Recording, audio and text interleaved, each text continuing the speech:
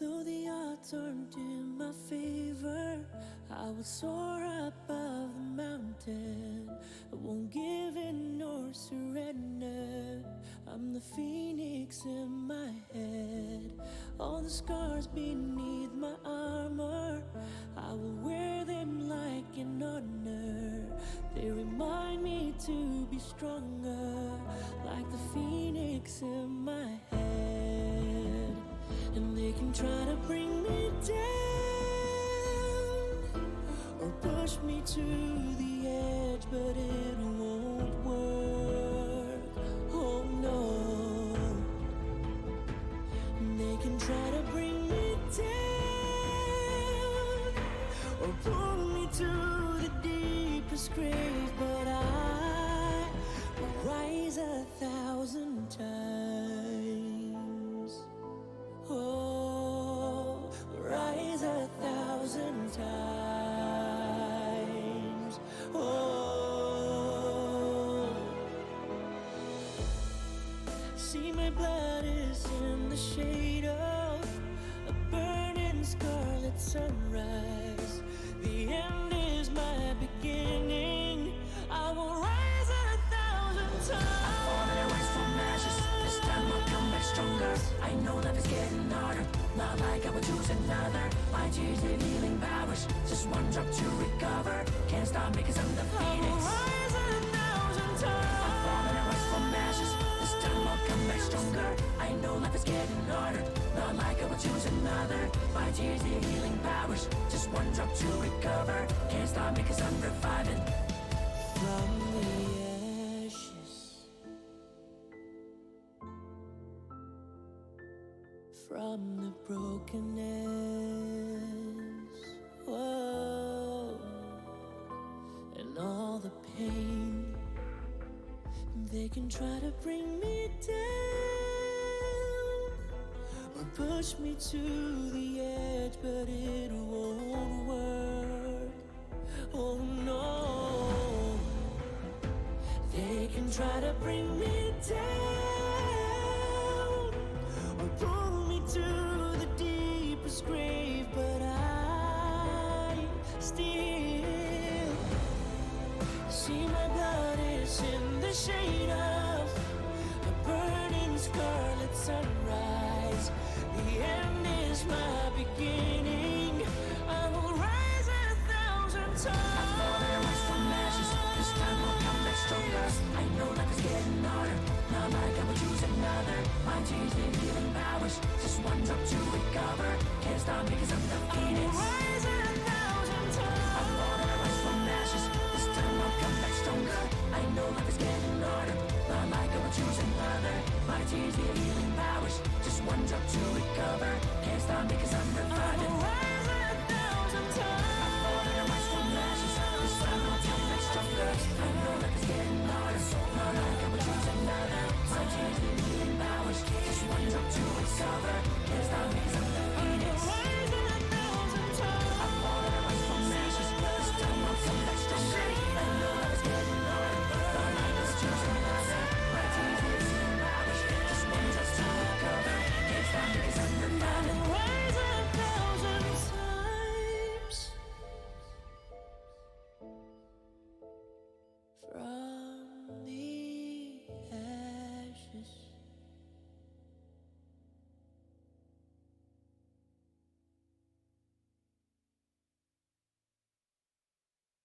I'm feeling good on a hot, hot day. I'm feeling good, so good.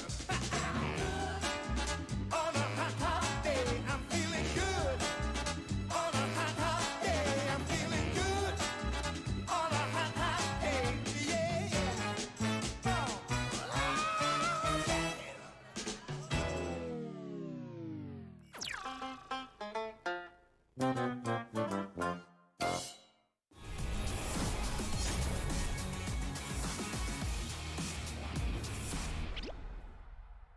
Oh, WBG's double Transformers comp with lousy quality equipment and heroes with insufficient rage suddenly encounters YZG's Viper, Wushin, and Yorihime's comp.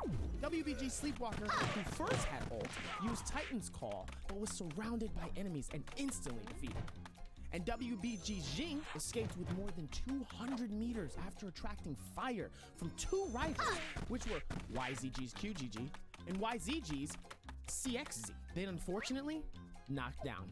On the other side of the battlefield, WBG Xiao cautiously approaches WBG Jing and successfully resurrects WBG Jing in the nick of time. This time, there must be viewers who want to ask, how did WBG Jing determine that he could revive his teammates in time? In a team with casualties, fallen teammates must turn into Karens and come with a dwindling red progress bar.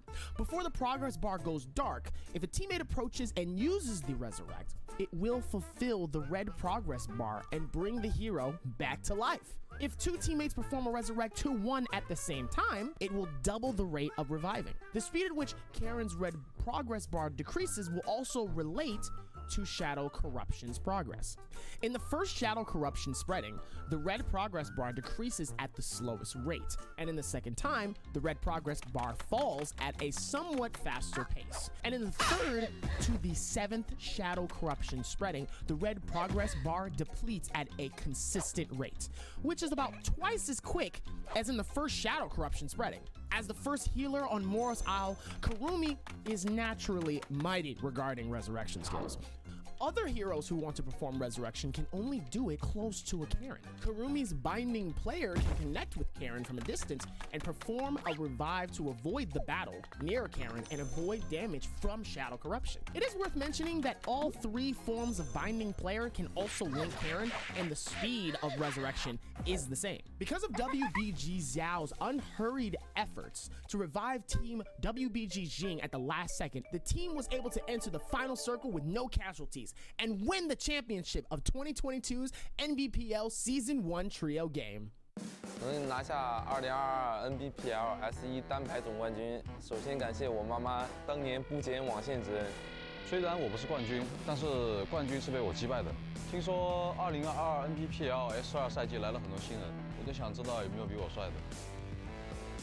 是谁呀？谁呀？只要你不退役，估计以后还是没有对手的。来这么多新人手，有空来我基地交流一下。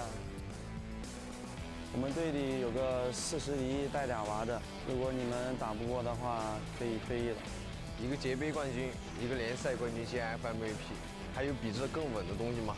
有的话你给我找出来，我不信。稳，实在是太稳了。麻烦转告一下你队友，离你远一点，毕竟地气之子嘛。No hesitation, no hesitation， 天地正看我剑气如虹。No hesitation, no hesitation， 用战斗去证明谁才是神。听说 Nbpl 有4大金刚，哼，我只能说，请多指教。很遗憾，岛少失去了复仇的机会。唉，单排赛打不来的嘛。知识越山，知识妖刀姬，喵，知识凯豹。AS 现在也不在了，麦克4舍5入也算个亚军吧。海豹闭嘴。对于已经通关了单排赛的我来说，就浅尝一下3排吧。你这叫能通关？我这才是通关单排，浅尝3排啊！我要在这个舞台上证明谁才是 Nbpl 第1劳模。你要问什么是强者？如果你只停留在这一层，是无法理解的。当你来到了这一层，就能有所觉悟。隔着仙真品呢？那我想问问，到底什么是心魔？我的菜刀沾满了刀哥的心血。2022 Nbpl S2， 我的夺冠概率也是你们的2倍了。垃圾话就说到这里了，终须赛场见真章。2022 Nbpl S2， 我们不见不散。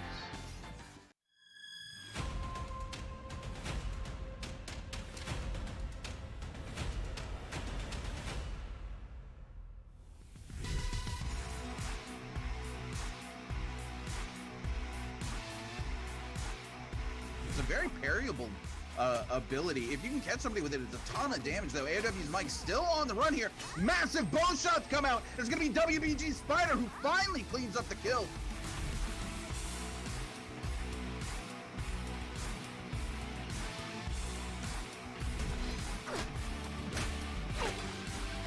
这倒是难。胜敌千里外。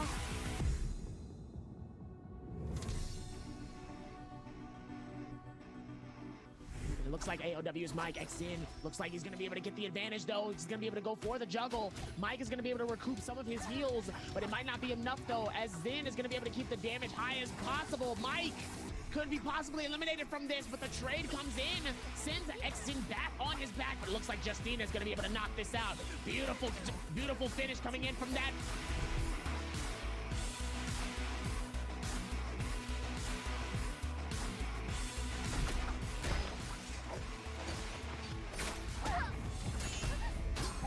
Fly's gonna be outside of circle. Looks like he's gonna try to see if he can catch something, but no, what is he doing? Is one fly ends up getting eliminated by Zin, who is already doing a massive amount of damage here. Ladies and gentlemen, the 1v1 between Kaibao and Zin. Zin already has the upper advantage, though, with that extra shield and those heals. Kaibao not looking good, ends up pushing him outside of the F3. Doesn't even matter that the F3 is there.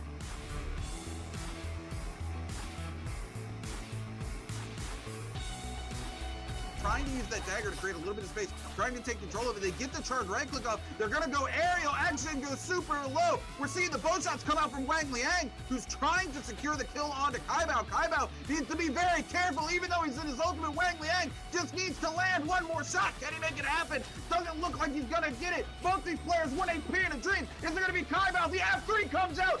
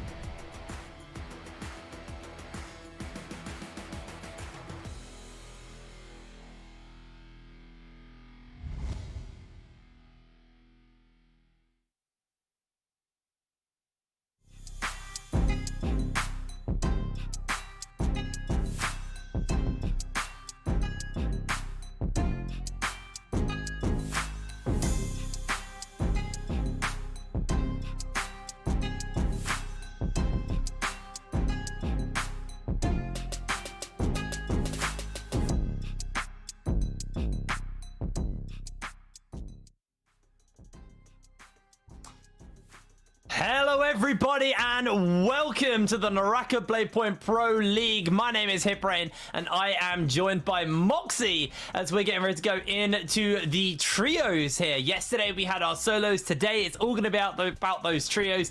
Moxie, how are you doing? You all right?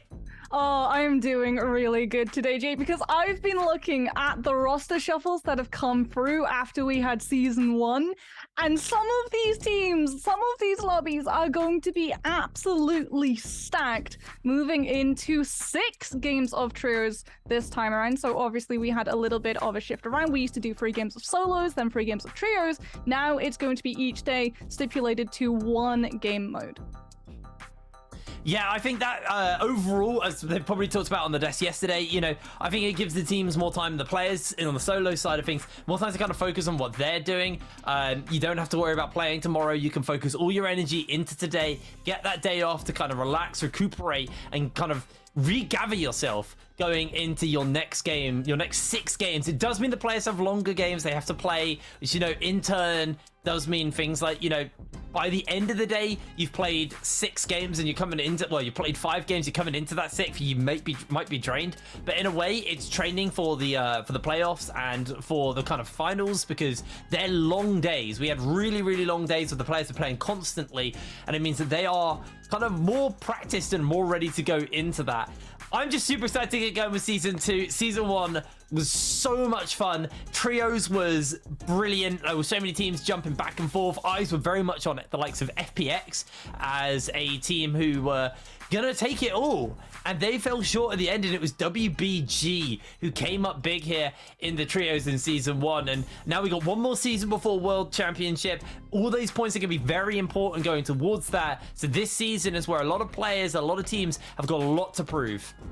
Yeah, and I mean, we've obviously seen a big difference in the teams and the players that have been picked up, but we can very quickly just run through the basics of the rules. It is going to be exactly the same as it was in Season 1, so the longer that you're able to survive into the circle, the more that kill multiplier is going to be able to come through. And it does mean that for a lot of these teams, end game compositions are still going to be incredibly strong when you're in that final zone and you have something like a Transformer or a Yoto, and everyone is just crammed in there with you. That's when you're going to be able to pick up the majority of those points. Well, we changed a lot of things, but the way the prize, the points and everything are decided is staying the same. It's just that schedule, but as you can see, the overall cash for grab right now for the Naraka Bladepoint Pro League Season 2, 412 grand. No, yeah, sorry, 412 grand. That's an absolutely monstrous amount of money. And we can see our groups and who is playing today. I didn't write down what groups. Is it B and C? Yeah. So we've got FBX, we've got WBG, we got Bowder, we got XCG, we got JDG. We've got a really, really stacked group today. I know, Moxie, you were very excited about this, so I'll let you kind of take this away. B and C. They're stacked. They're absolutely stacked. So some of the changes that we saw coming in from the teams were really big on the side of Bauda and really big on the side of GD. GD actually picked up Kakaishi and Kai from XSG, who aren't actually going to be competing in the tournament anymore. And then we actually saw 101TN, who claimed the most kills in trios from the finals of Season 1, actually transferred over as well. So he's going to be on a different team too. But then we have to talk about Bauda, because not only have they picked up 101TN, they've also gone and got the MVP for Season 1. Yeah. I mean, that means a sword, by the way. They actually walked home with a sword. They look super good.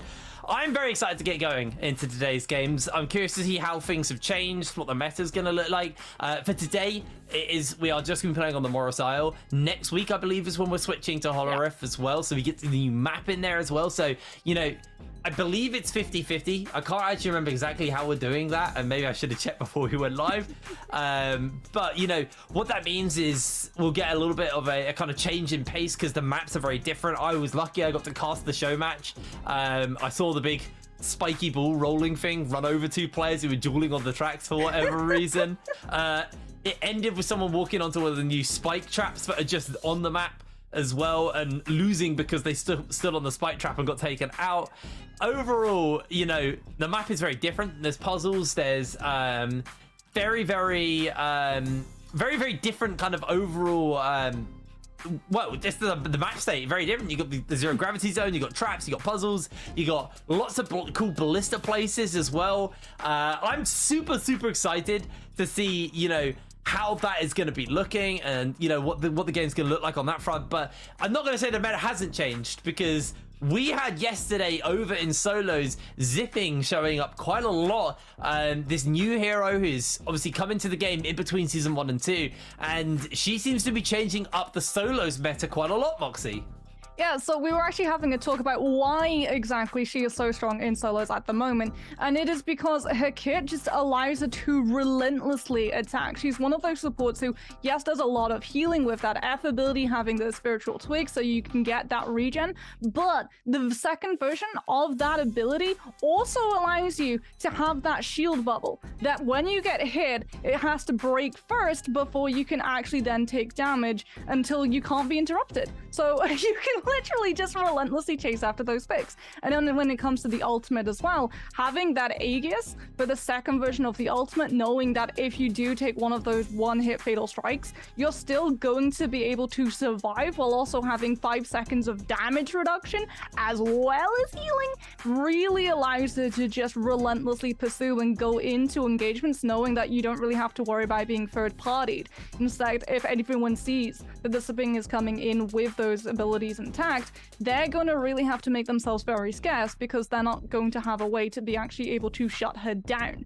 The difference is that those can only really apply to one person. So when you're in a solo and it's very much, I have to use my abilities to help myself, that's fine, that's great, that's dandy. When you come into trios though, and you're then having to pick and mix between which of the players of 3 are going to be able to receive things like that shield, then it becomes a little bit harder to be able to justify when we still have Kurumi coming in. And obviously when we see the support come out, it tends to be with that Transformer comp, right? So Kurumi is there with the AoE healing, with the Tether to keep the monk up when the transformation comes through.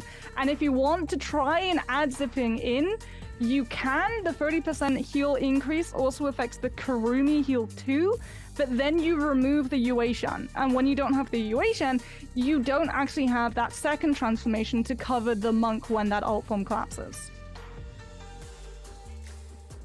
Absolutely. Well, we're looking right now at WBG, the current champions of the trios, an absolutely monstrous team. FPX, a team who probably have a lot to prove after, honestly, I'm going to say it, a bit of a letdown season. They did not have the best bi-weekly finals. They had pretty good weeks, and that's why the expectations are high, because their regular week for FPX was monstrously good. Yeah. But when it came to the bi-weekly finals, they always seemed to fall short, and then in turn, when they got to the grand finals itself, they also did fall short as well. Now, picking up a few extra players, things have been changing around somewhat. I want to see whether or not this FPX can kind of get over what seems to be that big, almost flounder. I don't know what's the right word for it. You know, that big stumbling block that seems to be those bi-weekly finals and just important playoff games.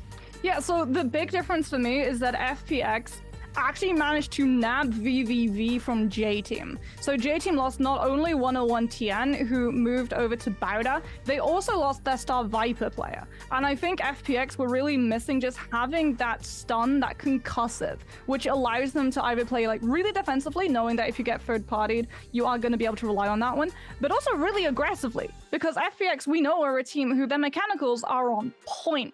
And when we saw them in the regular weeks, they were managing to hit that pacing, that timing absolutely perfectly, towing the line between really aggressive so that you get picked, but not too aggressive so that you get picked out early. But now having that Viper come into play, it should allow them a lot of confidence, because VVV, when they were playing for the J-Team, was such a good Viper at bailing the team out.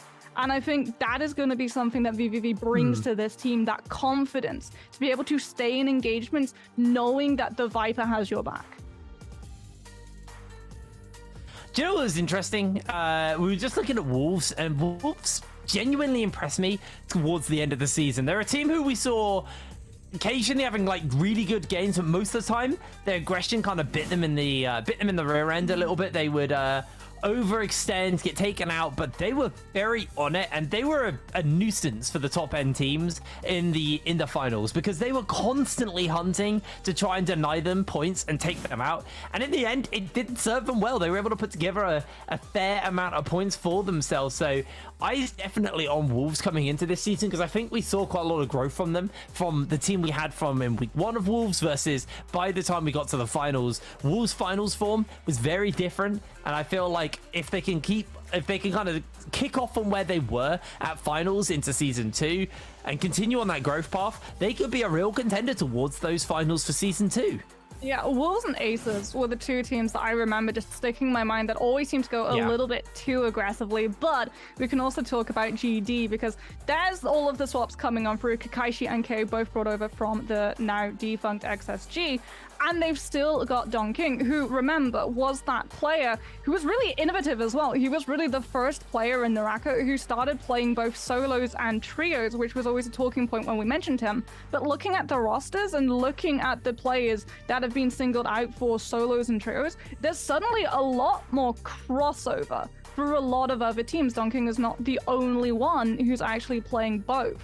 And I think for solo and trio players, honestly, having the game styles on 2 separate days is really useful, especially now that this thing's in the game, because the ping we might not see in trios that often. So you don't want to warm into 3 games of only the ping to then have to go off and play a different hero that you then have to warm up again on when you head into the first game.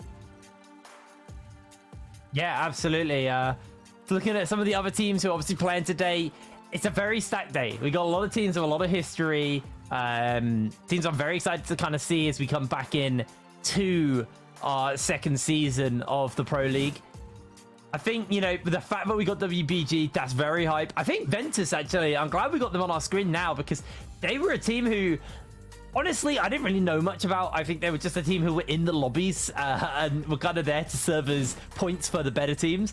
But when we got towards playoffs and the kind of end of the season, they started to be a team to watch. They started to be a team that was very exciting. And again, swapping out some players, maybe changing a few things up a little bit now. I am very excited to see what this version of Ventus is going to be like, because they are definitely a team that I do have my eye on.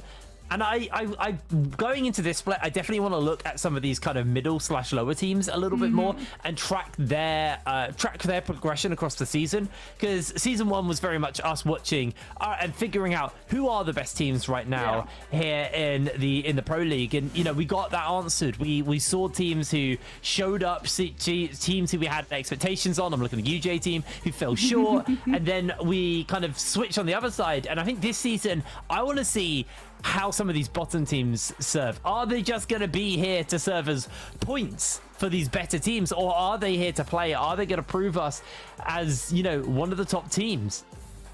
Yeah, Ventus were definitely one of those teams that I definitely think, alongside Aces as well, had really good capability. Like, when they came in for those third parties, it was extremely strong. The problem for them was that they never really made it into Final Circle.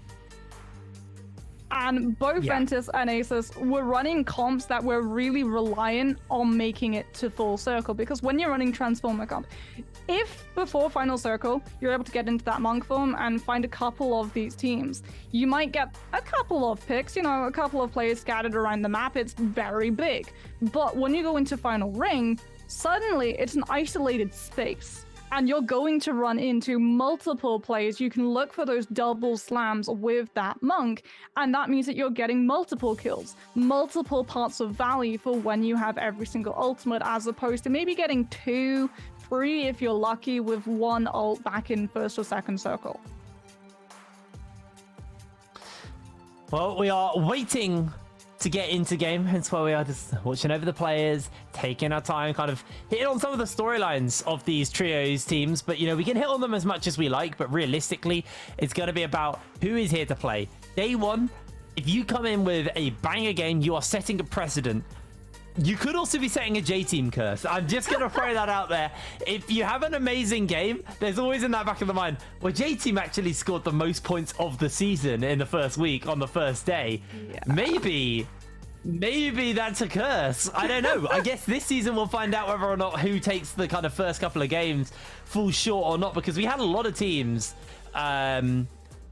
we had a lot of teams actually, and single solos players who were playing amazing in the first week and then just struggled from then on out. Like, didn't really hit those marks. So I'm very excited to see, you know, how that goes. But I feel like there's a few different things to kind of consider. Season 1 was the first season. Yes, there'd been competitive lobbies and there's been esports for Naraka before, but this was the first official full-on season for Naraka. So there was probably some nerves from some of the players. There was a lot of expectations on them, you know, and then we made the switch from home to in studio. So you have all that. That's all now done. They don't have that as an excuse of, oh, I'm a little bit nervous. Yeah, there might be new players. Yeah, there might be players playing for new teams, and you might have shifted up into another team, maybe a team that's a little bit above your bracket right now, or the bracket you were playing in, and then you've got that expectations behind you. But on the other side of it, a lot of these players have played a season already. They are, you know, set up and quite comfortable with being in studio, playing next to their teammates and also the people they're playing versus. They're very used to this scenario. So I feel like at this point, those nerves should be shaken off and these players should be ready to give us a really, really good season. I just want to see what the hero select's going to look like, what the meta is going to look like. That's going to be the real question for me. Yeah, I want to see whether or not we're still going to see that support role coming through from Kurumi and Wu Chen, whether or not Yoto is still going to be picked as strongly and frequently as she was previously. I'm going to be really interested as well to see if teams veer away from the Yoto and the Transformer and instead try to play a little bit more elemental. Because another thing that actually happened over the jump from Season 1 to Season 2 is that previously, when you used the Kurumi Ultimate, you had to choose between either turning the AoE circle into elemental or keeping it as the Kurumi's healing. That has now actually changed to having the effects of both.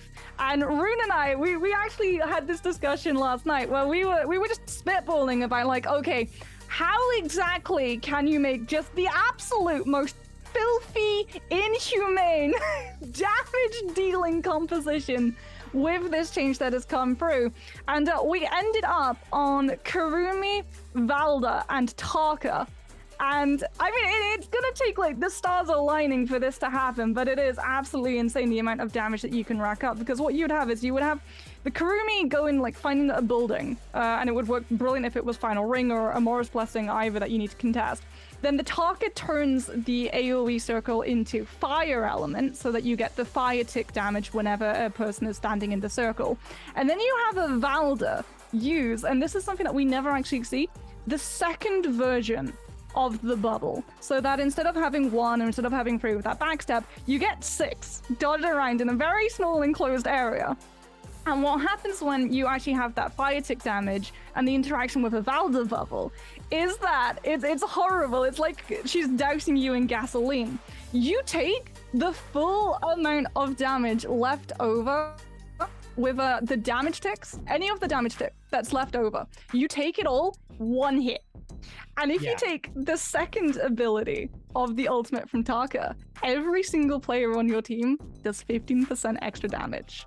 And that applies to damage tick. So you could literally do about 500 points of damage every single second to every player standing in that circle. I am interested to see how all that looks.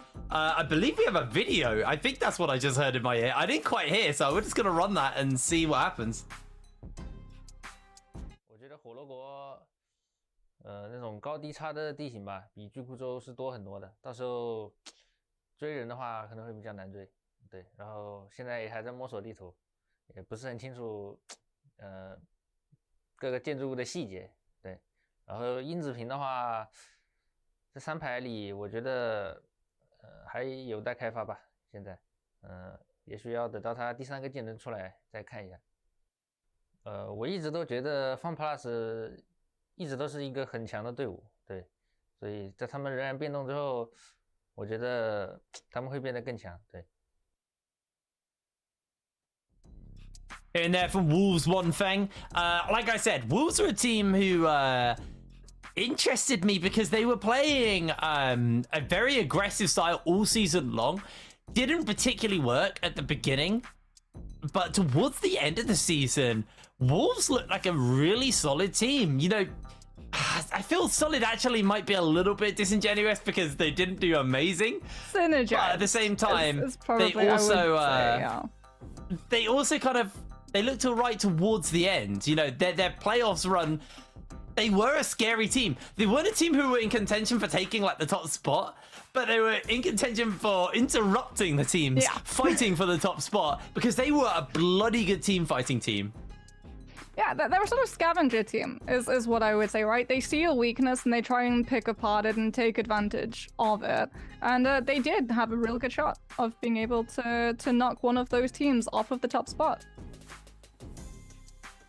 Yeah, I'm excited to see, you know, how they come into this season. I think, you know, I said this quite a lot. There's a lot of teams that I've got my eyes on. I'm hoping we get into Hero Select soon because I just want to see, you know, what the meta's looking like, what kind of units we're going to be expecting to see. I still expect the Transformer comp to be a comp we see a lot of.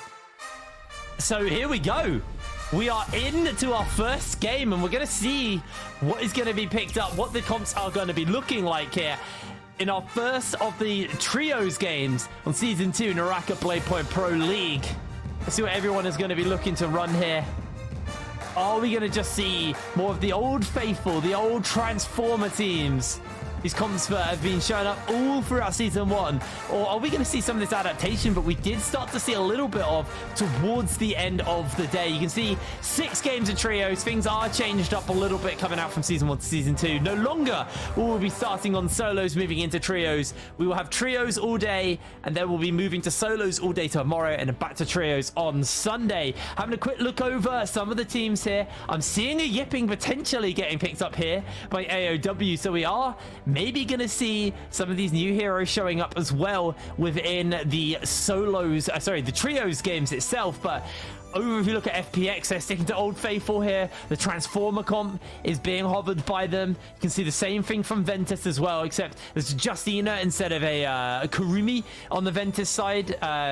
Ventus, as we expected, that's the typical Transformer comp. That's the comp we see more and more of. And it looks like, unfortunately, Moxie, that Yipping that was being hovered has been unhovered and no one has played it. Oh, I mean, it was what we expected, right? We did say that when it came to just team utility, the ping wasn't as strong as either the Wu Chen or the Kurumi. So it does look like she's not going to become immediately meta in these trios. Not immediately meta, but we are seeing pretty much standard comps, I think, is the fair way to put it. These are a lot of units for heroes that we've seen pretty much time and time again. Just having a quick check, and I'm doing my Yoto count because I haven't done that, and yet there's a lot of Yotos. So, yes, we saw the changes. There is a Takeda. Wait, where? Where am I? Oh! The one thing is playing that purple. Wolves! This is what I wanted to see. Here we go. We are dropping onto Morris Isle for our first game of the Trios here at the Naraka Bladepoint Pro League. Who is going to take the first game of the season? Is it going to be WBG to prove that they still are the champions here at the Pro League, or is somebody else going to fire back? I mean, it's definitely going to be really interesting as well to see whether or not WBG from the start are able to synergize really nicely, or whether it's going to take time for that to naturally build. And honestly, like, a lot of teams that have actually kept some of their rosters very similar from last season are going to have an edge when we're early on in the season, because they'll still have practice. They'll have had a little bit more time to be able to match each other. And when you're playing a game that is as fast as Naraka, if anyone is out of position for about 5 seconds, they are going to be punished, as we immediately are going to follow along with the former champs, WBG. As it looks, however, like Wolves are already in the middle of an action against Aces. At the moment, 2 players from Aces already in a little bit of a pickle. Jin and Champion both below 50%, neither of them having found any sort of shielding, just having to throw out that Yodo F ability and trying to use the dagger uppercut to just tech chase away from Wolves, who have actually lost or are about to lose one of their players. But they're still trying to go super aggressively. Dual Blades coming out from One Feng to try and get that chase. but Aces still somehow able to keep themselves mostly alive until one of them gets locked down, and immediately Wolves just flock onto that one player caught out of position. Viper ult now going to be coming through as EWG are coming in for a potential third party.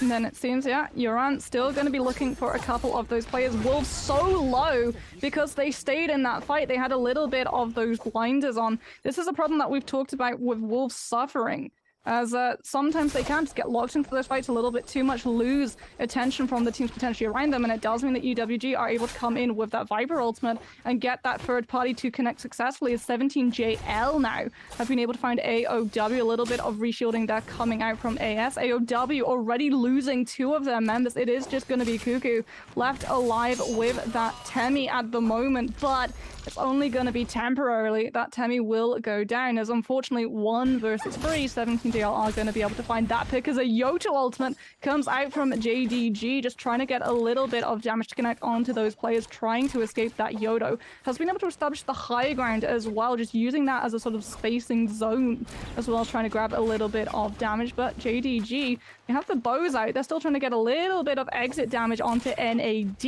who have been able to actually grab a purple armor for their Viper, which is another reason that teams are being a little bit more hesitant to try and push onto this team.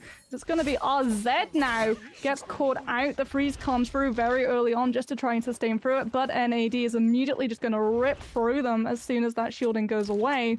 And it's going to be BIWEEKLY1 also running some really nice drops at the moment. Purple armor for the Viper is going to be really strong, as well as that Wu Chan. But 101 TN is taking a lot of damage. That Yoto has been singled out, is trying to just use the longsword to be able to have a little bit more distance to be able to escape. Has been able to do just that. And BIWEEKLY1, thanks to that Wu Chen, will be able to get not quite cleanly away because they're still being snared by JDG, who come in with a Viper ultimate to catch so many of these players out. They've actually been able to find Xiao, who has gotten taken down. Unfortunately, I feel like there was a little bit of a miscommunication there, coming out from where those players were trying to escape the Viper ult from, and half the team run one direction, half the team run another, and that now means that BIWEEKLY1 are going to be separated out. There's 101 TN going very quickly, should go down to the majority of NAD. You're just having those free player advantage, are able to go for that stun lock and find that pick, as NAD looking extremely strong, getting that kill as well onto the members of BIWEEKLY1 means that they can then trade up. So 2 lots of purple armor for this team, looking pretty darn set, as we now get to see 17JL and WBG going head to head. A little bit of that stealth coming out from that Matari, the utility, so that they can then look for those picks, get a little bit closer to those teammates, and immediately punish without having to worry about being spotted out early or taking poke damage from something like a bow. As 17JL, they've lost 1 of their members. EU is in the open at the moment. AS is trying to get that resurrection, but that's a mean Bane's Breath if ever I've seen one. Resurrection will come through somehow. Actually, that was 17JL's own Bane's Breath to make sure that they were able to get that resurrection off. Full team going to now be intact, as WBG going to now have still 30 members, but they definitely don't have the loadouts that they're looking for. We've already seen a lot of teams rocking that purple armor very early, as a bounty comes on from Aces to XCG. Alliance. It's actually really funny as well. Alliance aren't running the Matari. This was one of the teams who tried to run it very early on, but it's not gonna be there. Instead, they're running that Wu Chen, that Yoto, and the Viper.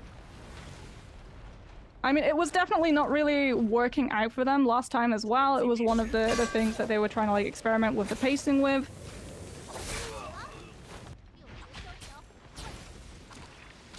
But it's JD having those 2 lots of purple armor. Dunking falls extremely low. Also has purple armor as well, so they should be able to get a little bit of a refresh.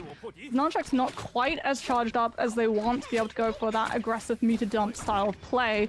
As XCG coming in with a transformation comp now. Monk fully out is actually going to find another Vajra to go toe-to-toe with, as it's now going to be a little bit of zoning, but Don King is the one who's taking a massive amount of damage. It'll might to fall out of the transformation if they're not careful. Kurumi ultimate is going to try to come through to save them. TP'd in the stun to make sure that all of the players congregating at Zhao Nan's feet can't try to find that knock on the Vajra either. Both of these monks falling extremely low, and it is actually going to be forcing out of that transformation. Both of them will be able to survive. Zhao Nan actually is able to find a pick onto Kakaishi before they go down that bell clang, making sure that they can cover the iframe when they come out of the transformation. As we've had Monk versus Monk, now we're having Terracotta versus Terracotta, and it is going to be a chase coming on through from XCG. All of those jumps just being invested to try and follow K. They know that K is really low, both in terms of shield and health bar, and that this should be a relatively easy pickup, especially though a little bit harder to find. I love this play from K. Immediately that was a very just sneaky play. dodges. Yeah. Into the waterfall, into the zone, sure, but it's only zone 1, so he's going to be okay with the amount of damage, and XCG just going to gather up what they can from that fight. As we're looking over now at Wolves. NAD are near them, and we may just see a little bit of action here.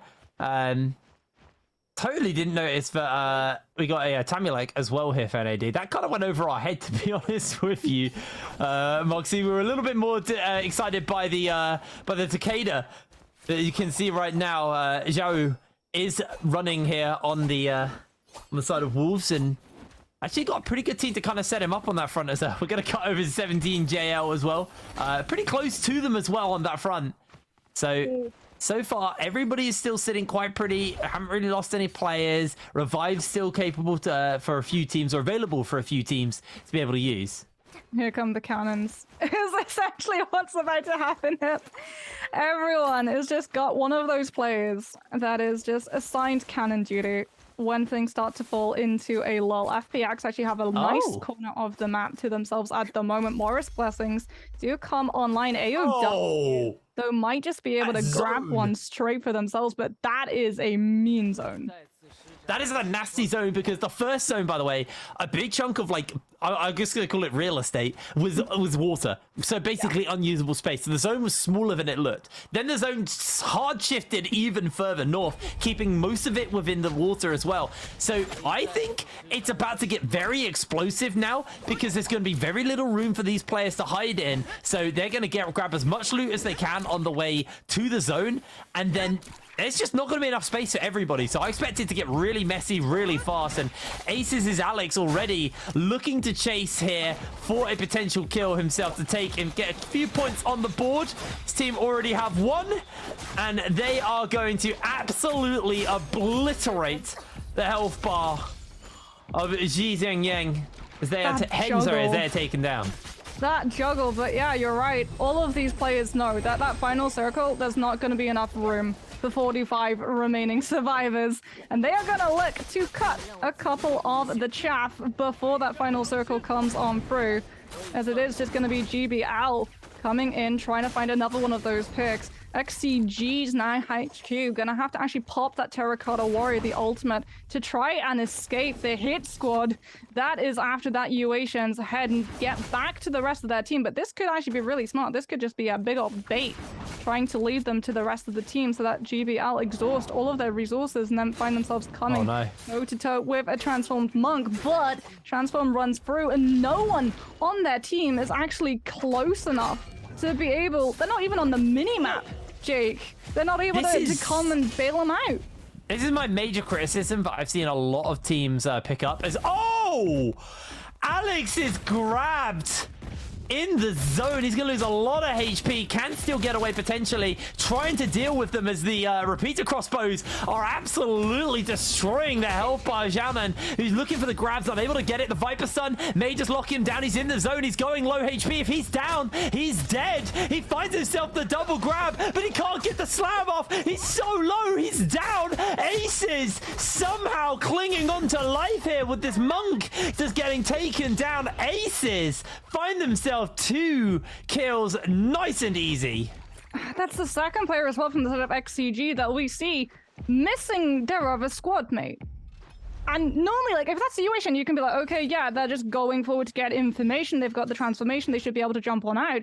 If it's that monk and you're lacking your Karumi, that's when we start to scratch your head and ask a couple of questions in terms of positioning and communication. But now we're going to be moving over to the side of NAD, who are also looking for a chase. They've been able to isolate another member now, and we're starting to see that pattern. It is occurring. If you lose your team, if you don't have anyone there to peel off your pursuers, then you're not really going to be able to survive 1 versus 3, especially if dual blades are the thing that's being carried, because dual blades like Katana is really good for stun locking, right? When you get that left click, you almost immediately guarantee you can go into that uppercut. But dual blades is even worse because you can get locked down with the charge, and it's so hard to actually try and figure out how you can counter it, because yeah, it's a blue focus attack, but it doesn't actually have the blue focus Q. And it's caught out a lot of players in the past when they try and read out when they can actually attempt that counter, because they instead have to look at the towel. And if it's a 1 versus 1, yeah, okay, you might be able to pull that off. If there's 3 players in your face and they're aggressively chasing you, you don't really have enough time to look at the actual blade. Yeah, absolutely. 16 minutes on the clock right now. You can see who's actually rocking the, I believe it's the Draco Storm was the buff. Yeah, it's a Draco Storm. Yes, blue, it's Draco Storm. You can see that one of the teams is just about to lose there. 60 seconds on the others. Big fan of this graphic, by the way. Just telling us who's got the Draco Storm and for how long. Is AOW. It's like 2 ships in the night, 2 trees in the forest, JDG on one side, FBX on the other. They're positioned in a way as well that if Lion aims his grapple at them, I don't think it will light up red, so he won't be able to see them. Although I feel like because they're both looking at each other through their cameras, I'm pretty sure they're aware that there are a couple of squirrels in that tree, and besides, maybe I don't want to do it. And we really are just doing squirrel crossplay today because everybody is just hanging out in trees, waiting for these circles to close in. And these guys, I believe, right now are in that northern part of the map where, like I was saying, a lot of the circle is off in the water. So they're kind of just happy to chill. Like, they haven't got the greatest gear, which is probably a concern when you're looking at the likes of WBG. All got epic weapons. Don't have any epic or legendary shields yet, but they are relatively equipped on that front as just giving over a little bit of dosh over to 13 Shao. We'll see where he decides to spend that, I guess. If he can go get himself a good opening as AOW. Mikasa has found himself a couple of people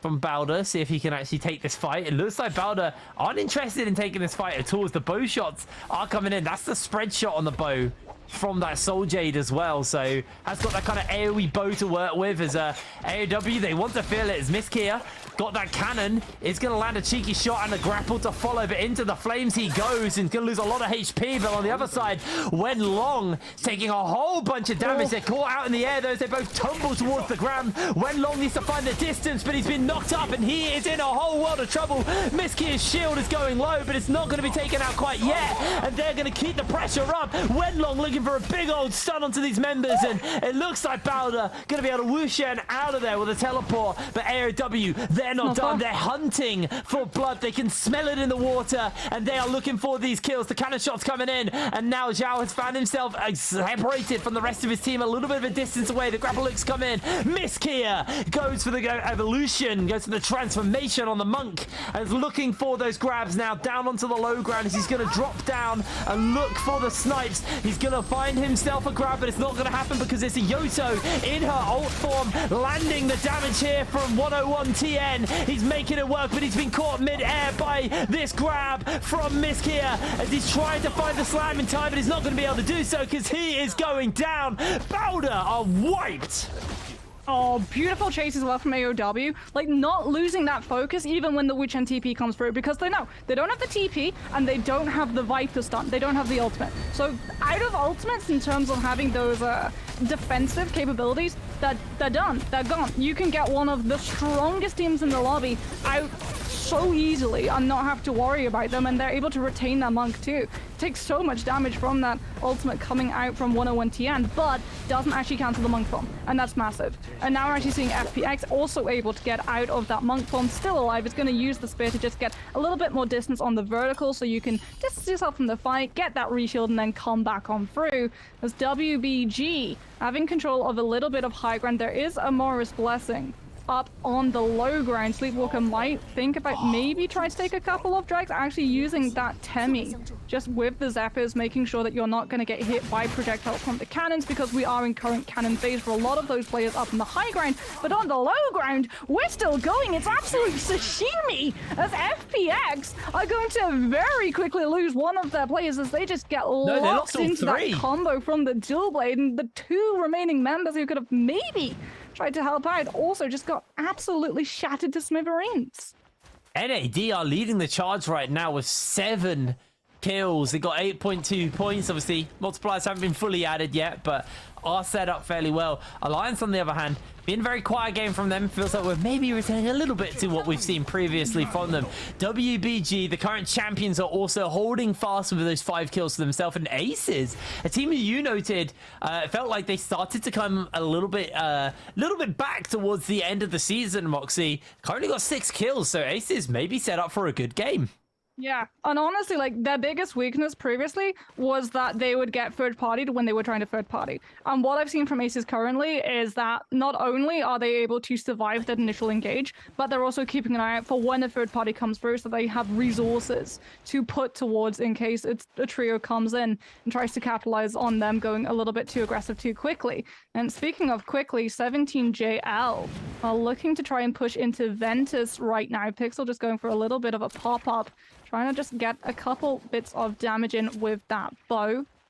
Hasn't been caught out by the team just yet. It's not really the best engagement area too. They're so close to the edge of the circle that a lot of those players trying to escape are going to get caught out by teams looking for stragglers, and TJ has actually got to use that Kurumi tether, as look at the amount of damage they're just taking from these cannon shots coming on for a beautiful flank coming out from the Viper for 17JL, just putting so much damage in with the cannon, forcing this team a little bit further away so that they can claim that space as well, because we're about to go into a part of the game where space is key. Space is going to be so important for all of those teams, as Ventus now gets aggressive using that Terracotta Warrior, getting a little bit of damage to try and secure themselves a corner, maybe keep themselves out of sight, take up that high ground, have a little bit of natural cover to be able to hide behind with those rocks to block a couple of those cannon shots, because Ventus aren't actually running the Wu Chen. So they don't have those soul blades to block the projectiles, nor do they have the Temi to be able to use that ultimate and cover you 360, as Wolves just did to very cheekily grab a Morris Blessing. Yeah, really nice from them there. Wolves able to get himself One Fang legendary armor right now. So he is quite comfortably set up on that front. See what they're going to do with it, though, is chasing forward. There's a Bane's Breath actually down as well. This is going to get quite messy considering how many teams are going to be closing in on this area. This Bane's Breath just taking even more space away. Sure, people don't have to go into it, but it's just denying a zone to players. And that's the big thing, is that I think it's GDs, because they're quite happily standing in it and not in any rush to get out. So they are just going to use it as their own shelter, their own place where they can sit a little bit more comfortably and just contain, well, just have some area to play around. There's 2 buildings right next to each other, and both teams are currently being terrible neighbors and shooting at each other across the way. Oh, Zared's got the legendary soul, Jared, as well for those dual blades. So now the Petalful Fury, it also has range to it. That's even scarier for a lot of those teams, because now you have capability of range as well as up close and personal. So you're going to be able to get really aggressive if teams try to push into. It's not great against cannons. Obviously, cannons have a little bit more range, but it's still going to be really good as a deterrent, as players are just not going to want to go anywhere near that one. As WBG are just using those range shots to go for a little bit of deterrent. Sleepwalker should be able to come up really massive with a semi-ultimate if they're able to survive into final zone. They're actually going to drop it now immediately to grab up that Morris Blessing, get a little bit more loot, maybe a couple of refreshes and replenishes, potentially even some better weapons. And there it is, gold armor going to now be coming out for 13 Xiao, meaning that Justina and the gold cannon too is going to be even more massive, because you're just going to be able to push these players into that damage, get them close enough, and then with that Justina ultimate, dash into them and secure the freeze. Yeah, that's going to be really nice actually for them. But that golden cannon in the cannoneer phase of the game, where everybody likes to pick up these cannons and just kind of long range check each other and burn away those resources. Cuckoo's got that really favored setup on the bow. We get the spread shot, and I believe that's flaming arrows as well coming out from him, although that might just be perfect time cannons. Nope, it's flaming shots. So he is going to be a real problem, just spraying all of those arrows down from the distance and just to chip away at these resources. I hit on this a lot in season 1, but this is the phase where long range weapons are very powerful.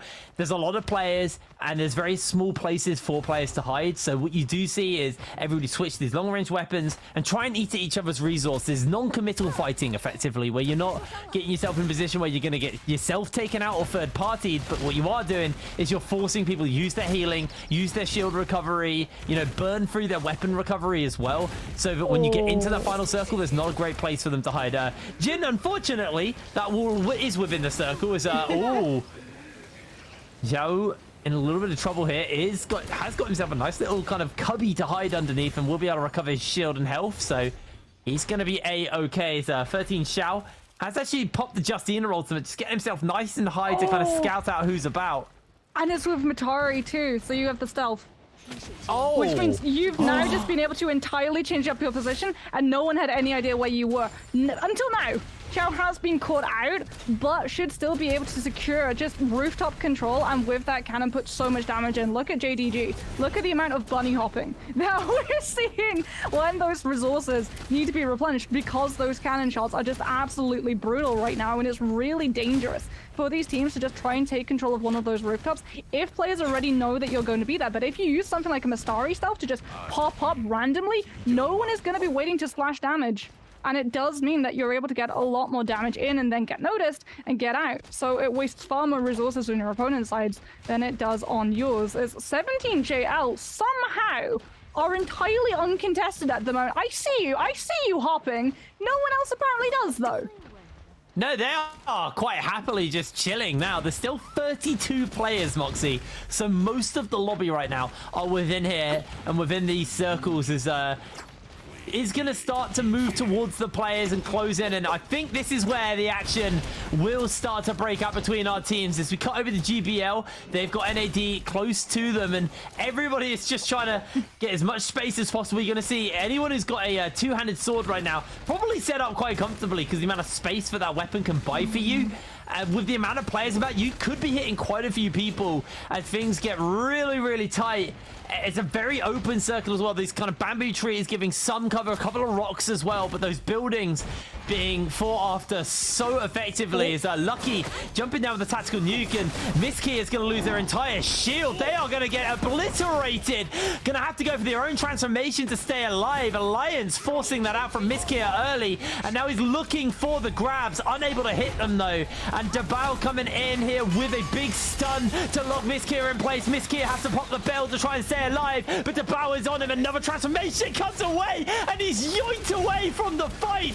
Miskia gets out of jail for free thanks to a different monk saving his life. The Wu Chen coming out, and now they're just looking for a couple more grabs. Dongqing atop the hill, trying to find himself an opportunity to find a kill. Ziyu coming in with a massive Viper stun to lock multiple people in place. He's able to pick up Ping Tao from AOW. Down he goes as the kill feed is lighting up Moxie. Everybody is finding kills. Mauam looking for the biggest Viper stun ever, locking multiple people in place as he can't actually figure out who to go for. There's just too many people to choose from. It's a buffet of potential takedowns. Unable to pick his kill though. And now there is K here on the Terracotta Warrior, sliding in to the thick of everybody. No room for anybody to hide as this circle is closing tighter and tighter. 22 players remain, and the high ground, these trees are going to serve some level of safety for all of these players, as K now has de-transformed on the Terracotta Warrior, but he is still feeling it. He still wants to look for these kills. He's got the broom and he's got some sweeping to do, but he's not going to be able to get it, and it feels like he may just have to chill out for a little bit more. Yeah, now we're going to have, well, not quite a lull because we still have so much action going through, but it's going to be an arms race for all of these Vipers, right? To be able to hit that ultimate before anybody else, and this is massive. Having that Temmie to still drop the ultimate and try and grab a Morris Blessing and get a little bit of refresh, a little bit of a breather is huge for the side of WBG, but they have been pushed away. However, with those cannons, they can just grapple onto those rocks, as here come the Flamers.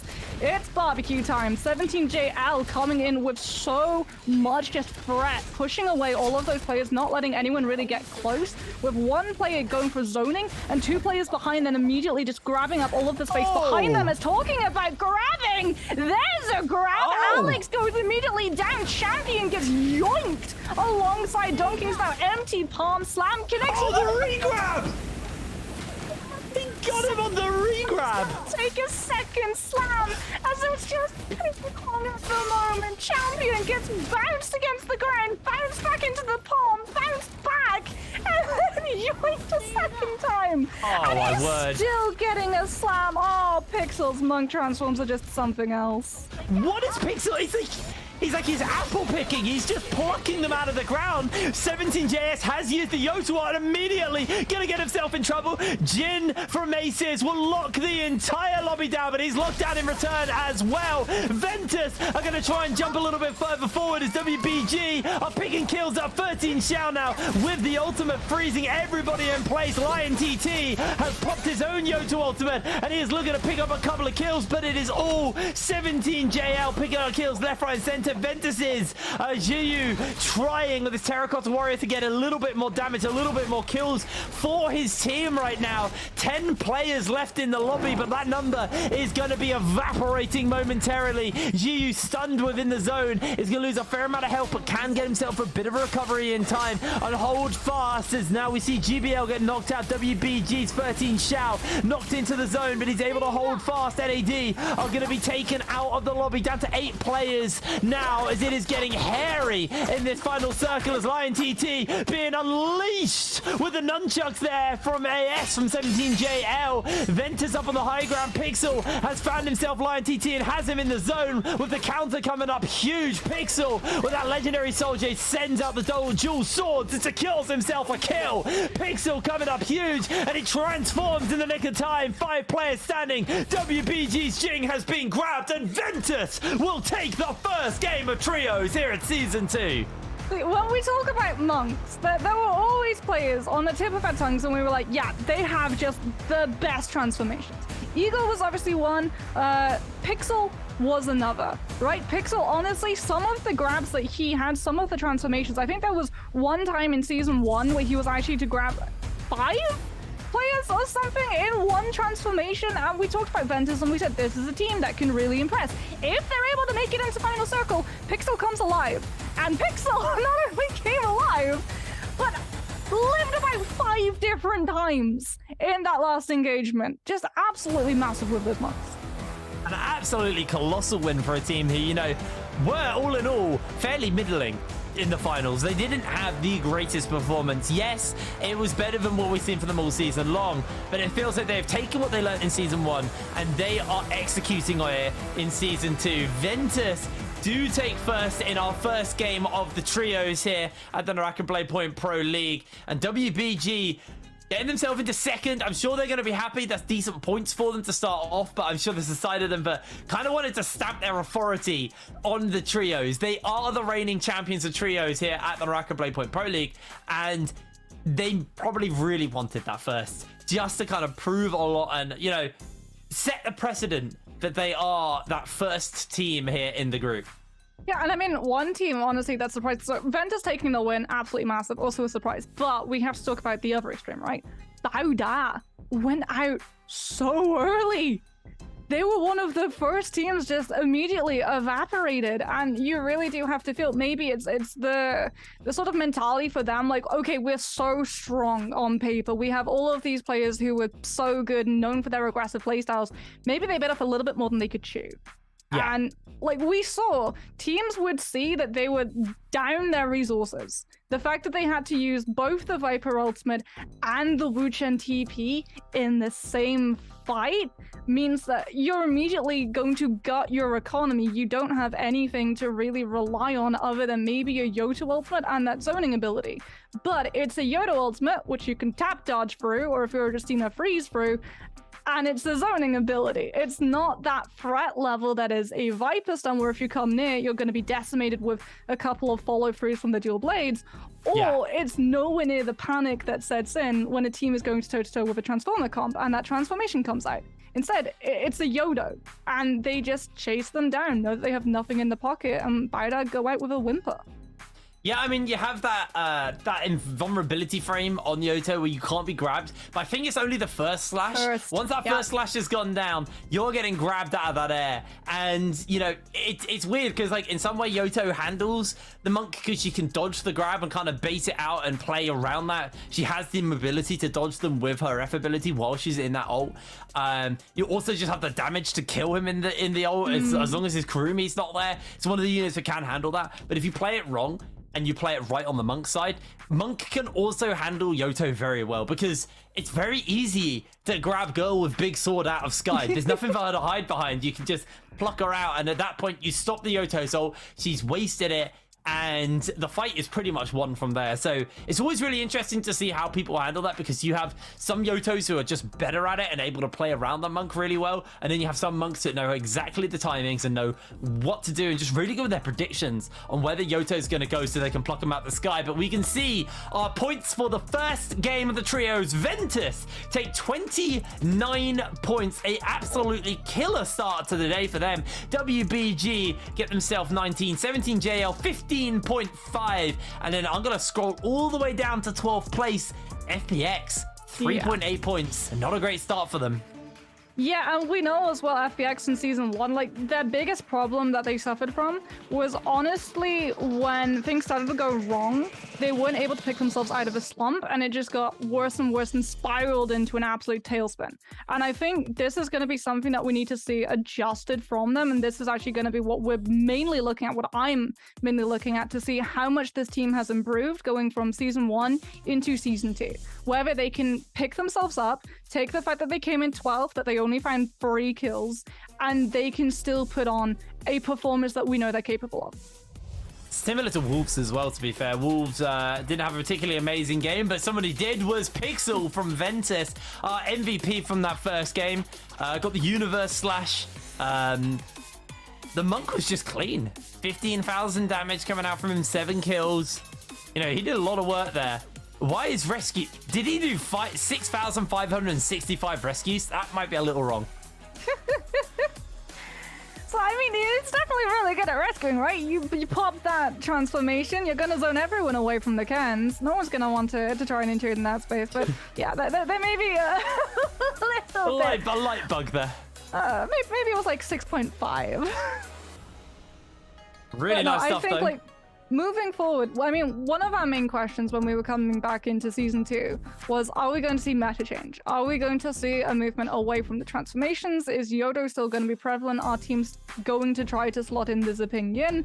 And it feels like nothing has really changed. We've still got that same level of lull when it comes to the range fights with the cannons to try and push those players out of buildings and into damage, eating into their resources when those rings start to circle in. We've still got the monks being really efficient the longer that the game runs on for, so that if you're able to, when you have that really end game composition, have a lot left in the pocket for final match, you're going to really have a really good time.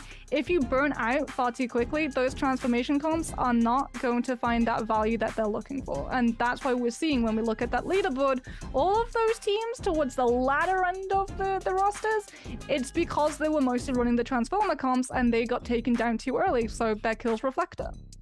Absolutely. Well, we actually have Leah standing by with one of the players from the side of Ventus after that first game. So we're going to pass it over to Leah for the interview. Hi everyone, welcome to the post-game review. I'm Leah. Congratulations to Ventus to be the winner of this game. We invite Tianjiao to our interview. Let him say hello to us first. 先请天骄给我们大家打个招呼吧。Hello， 大家好，我是 Ventus 的天骄。Okay, welcome TJ. So of course, the first question is how's your vacation? 那首先第一个问题要问到我们天骄肯定是，假期过得怎么样呢？假期过得非常好呀，就是可以回家嘛，想吃就吃，想睡就睡，很自由。Okay, so actually I have a really nice vacation because I can like go back to my home and I can eat what I want and sleep what I want. So like how many days about your vacation? 那你们是放了大概多少天假呢？有1星期的假期。Okay, you almost like 1 week. So how do you feel like back to our Nbpl? 那再次回到赛场的感觉怎么样？首先紧张，然后激动，也害怕。Okay, so nervous and excited and a little bit afraid. So why are you afraid? Afraid of what? 为什么会害怕呢？肯定是希望自己打得越来越好嘛，但是就会怕，就是打不好嘛，就这种。Okay, so of course I hope I can have a really well like performance in Nbpl this time, but of course I'm a little bit afraid I can't. Okay, so I have a question about like when you face your opponent and he was like doing the charge attack, how do you avoid of this? 那还是有一个比较基础的问题想要问到你啊，就是当你在面对你的敌人是蓝蓄力的时候，一般是怎样去躲避呢？我会选择短闪去躲避，因为我无法确定就是对面一定会出，这时候就会用连按 Shift 短闪去躲避。Okay, so usually I will use like short dash to avoid opponent's like charge attack because the first thing is you don't know if he will use this attack, and second, you can like click shift and to do the short dash and to avoid you can like have a kind of distance with him and it can avoid his attack. Okay, of course, so this time you use double transformers again and like, what do you think about these like transformers? 所以这一把你们也是拿到了这个双变阵容，那你是怎么想？觉得现在这个版本这个阵容怎么样呢？这个阵容前中期非常的难受，然后只有决赛圈才能发挥出他的实力嘛。Okay, so I think these combinations in the earlier stage and the middle stage was not quite useful because it's not have a very good ability to survive, but it can like get points in the final circle. 好的，谢谢天骄来到我们的采访，也希望 Ventus 之后可以有更加精彩的表现。Thank TJ, come to our interview. Well, let's have a rest and highlights will continue later. Bye bye.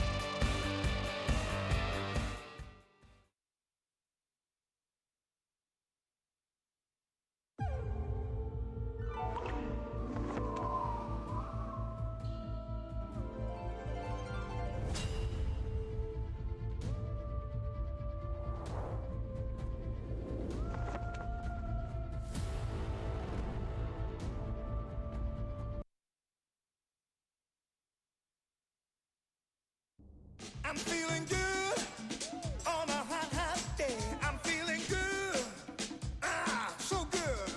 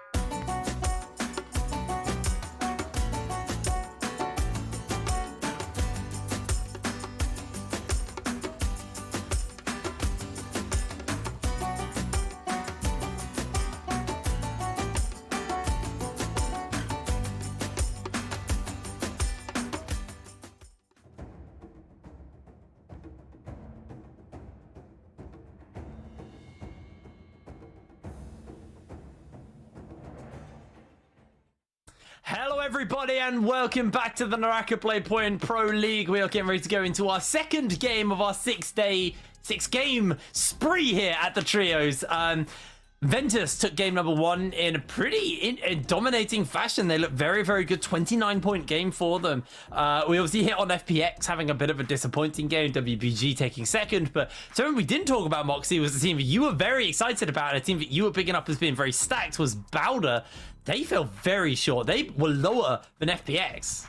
Yeah, so I think for Bowder, like, the problem for them was that the one engagement that they had, the order that we saw the utilities for tonight actually went very weirdly. So they used the Viper ultimate. Okay, great. That's something that a lot of teams actually use to engage in with. You stun lock a lot of people. You allow your two other players to get a lot of opening damage and maybe find a pick, maybe isolate one of those players out. But then they almost immediately went for the Witch and TP. So whether the Viper stun actually like comes through, you don't actually get to feel the benefits of that stun. Instead, you just yeet on out of there, and it burned through two really important defensive capabilities, one after the other very quickly, and you didn't even manage to get a lot of ground away from the team who were chasing you. That's why AOW literally just looked to see where the TP went and then followed after. Normally you would go Viper stun, and if you're using it as an escape tool, you would grapple away a little bit, and then you would all meet up for that Witch and TP, and you would make that distance a little bit harder for the other team to make up. And when they're going in against a team and they don't know whether or not there are players in the surrounding area, they're a little bit more reluctant to go for that chase. But as it was, they literally just got to look to their left and say, okay, well, you're still alone. No one is in the area to be able to actually third party us. We can properly commit, and we know that you've just used your two big get out of jail free cards when we're still sitting on ours. And I think for Bowder, like, once when we see it, you can chalk it up to these are new players playing in new synergies. 101 Tian is obviously very used to having V's, and V's was honestly one of the best Vipers when it came to using that ultimate at the right time. If we see that happen a second time, then it's going to be a little bit more concerning. A third time, and it becomes, well, not unforgivable, but definitely something that needs to be addressed. An element of maybe first day nerves, kind of, you know, getting used to playing back again with each other. You know, there's lots of reasons on why that could have happened. I think at the core, though, it was a miscommunication problem. That's what happened. They didn't obviously communicate the order in which they were playing things. Buttons are pressed in a heat of the moment in the panic, and that's something you have to work on. You have to keep a level head in these situations when you're playing at this level, and you need to make sure that your communication is clear. If you're, first of all, haven't got good target selection, if you don't know when things are coming out from your teammates, it's very hard to align that with your abilities. So I would like to see more of that. You know, I think communication is going to be a big thing, and eyes definitely on Bowder, because like you're saying, they are a stats roster. They're a roster who we've really got our eyes on coming in to this season, especially just considering how stacked they are NAD actually were leading the charge for a little bit in the previous game as well. So, you know, need to see kind of what went wrong for them. Yeah, so my man actually had a really good Viper stun, right? Comes in with an absolute massive ultimate. Problem is, they're not running a Monk. They're also not really running that Yoto. So when the stun comes through, yeah, it connects onto a whole bunch of players, but then we actually sort of see that communication breakdown from this team too, where my man runs around from player to player trying to figure out where the other two teammates are, whether or not they're actually going to be pushing on this player who's stunned up, or whether they're on the other side of the map pushing on a different player entirely. And it means that all of that stun is just negated. And yeah, maybe you're able to connect onto like 10 players with that interrupt, but it doesn't matter if you don't actually have the time to be able to capitalize on that stun. Yeah, absolutely. You know, I think this is going to be the thing where teams have shaken things up. They've changed players in and out. They've done their shuffle. So there's a lot of learning from each other. And you know, mechanically, all of these players are good. Obviously, they're here. There's a reason they're here. They are good enough, but it's now just down to getting that communication with each other, figuring out each other's play styles and everything like that. So it's going to be interesting to see, you know, what the evolution is going to look like as we are, you know, about to get into the second game.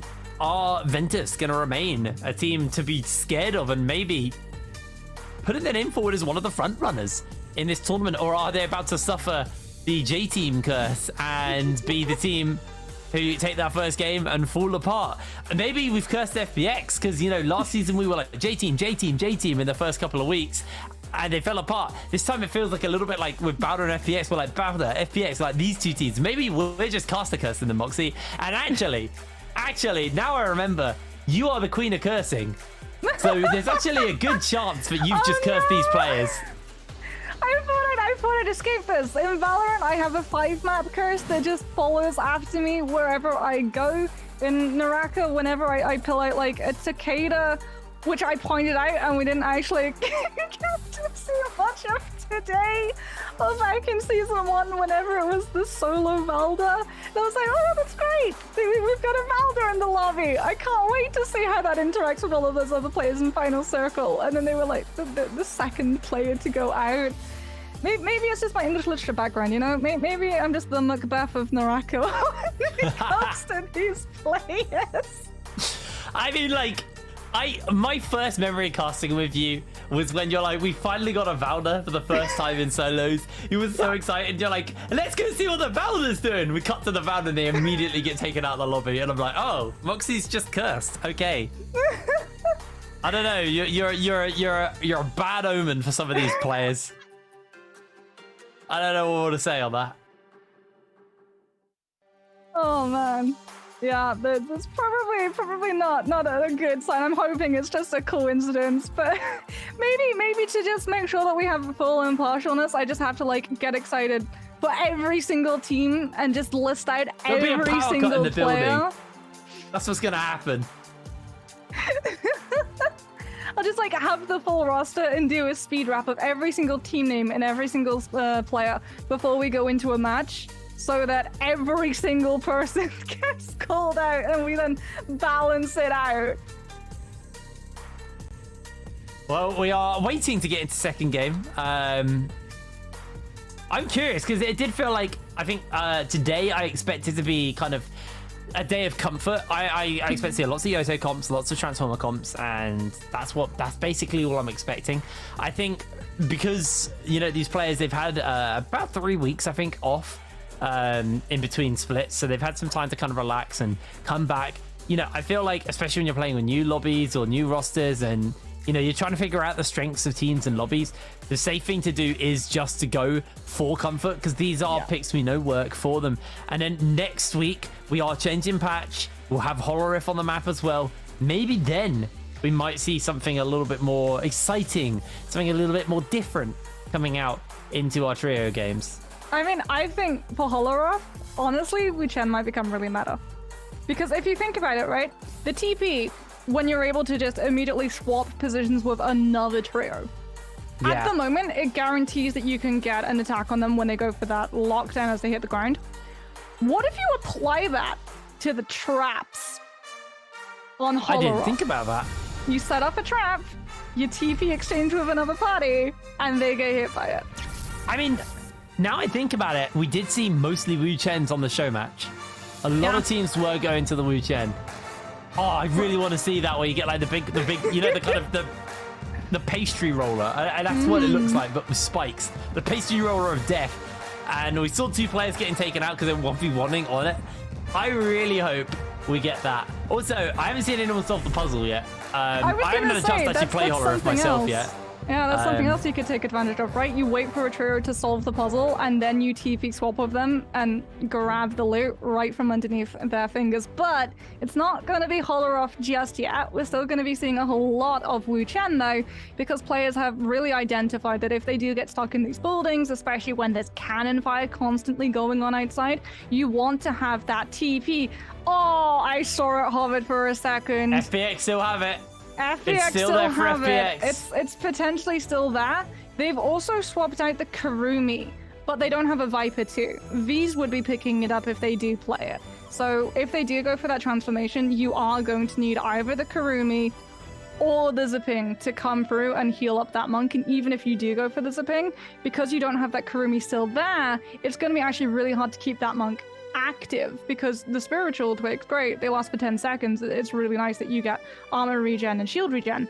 That doesn't have any sort of sustainability that is there, which is why we're seeing VVV. You tried. You can't pull the wool over my eyes. Yeah, they're not going to lock it in, unfortunately. It looks like XCG, though, are going to be going towards the Decatur there as well, so might get something a little bit interesting out of there. Obviously, we saw Wolves pick it up in the previous game. Didn't particularly work for them. Wolves kind of going back to the Viper, Wu Chen, and Yoto comp for themselves, and just kind of taking a quick stock of where we are. Ventus locking in a pretty standard Transformers comp on that front. Where's WBG on my list? There we are. Also standard Transformer comp. You can't really beat Sleepwalker on the monkeys. An unbelievably good monk player. As looks like here we go. We're getting ready to go in. Our map's changed. The lighting's way nicer on it. Yeah, we've got different environments now. So Big fan. environment is going to currently be night at the moment, as it's not quite the weather changes that we get to look forward to on Holoroth, but that is again going to be something that we see coming through next week, which could potentially throw up the meta too. But moving in ahead now, we do have to look at the Morris Isle, and we get to sort of see whether or not for these teams that we had high expectations of, it is going to fall into a pattern, or whether it was just a very slight blemish.